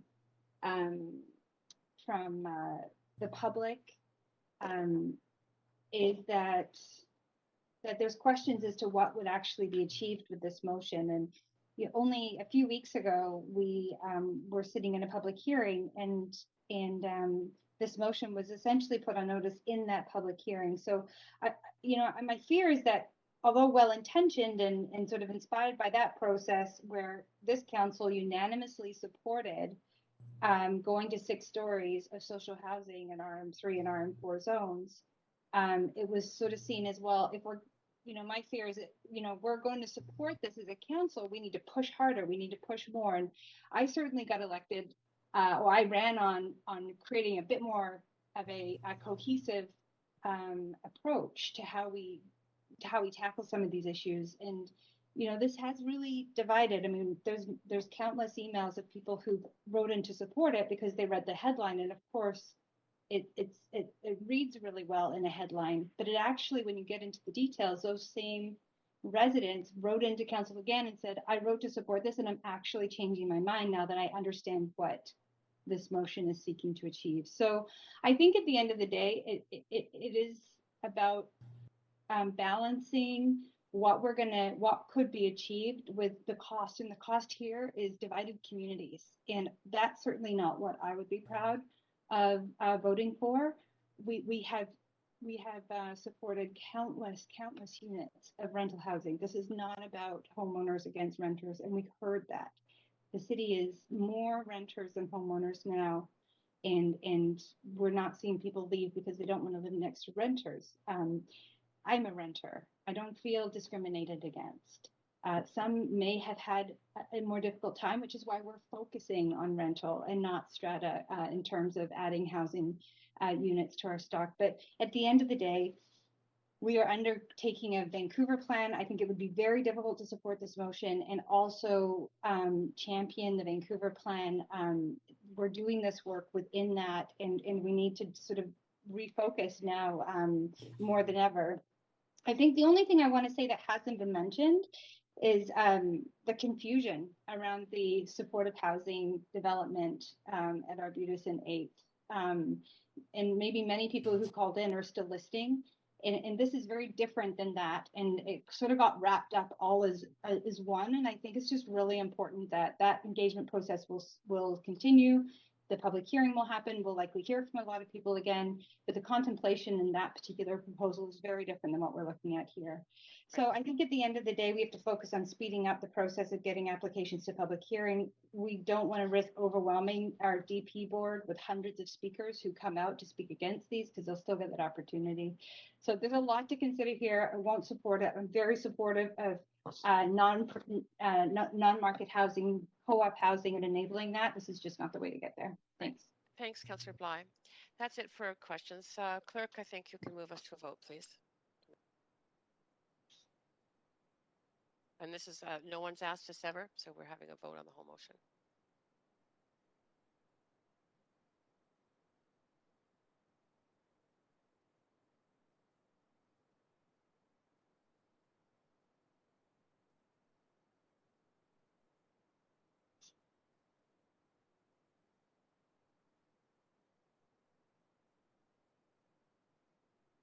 And the motion fails.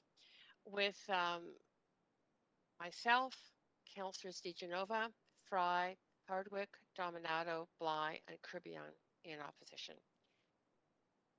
Right, that takes us to the end of this item.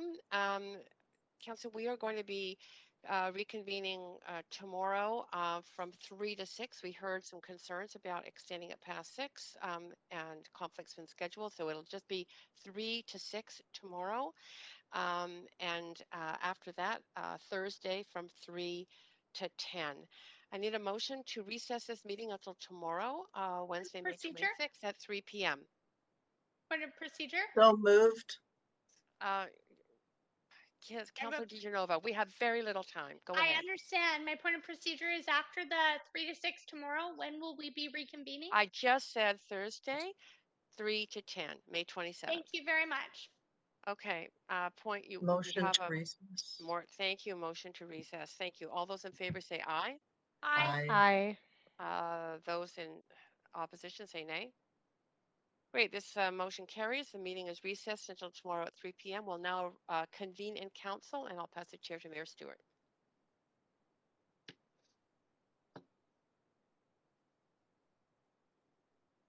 Just noting the mayor's not on the call right now, Chair. Is it Councillor Hardwick who is deputy mayor? Yes, I am. Okay. Oh, and I've just been told by the clerk that we are not recording any decisions. Is that correct? The clerk? Getting my microphone on, that's correct. The council meeting can wait until after tomorrow's meeting, Chair Carr. Great. Okay, you're off the hook, Councillor Hardwick. Excellent. We are now adjourned. Night. Thanks, everyone. Thank you, staff. Yep. Night, everyone.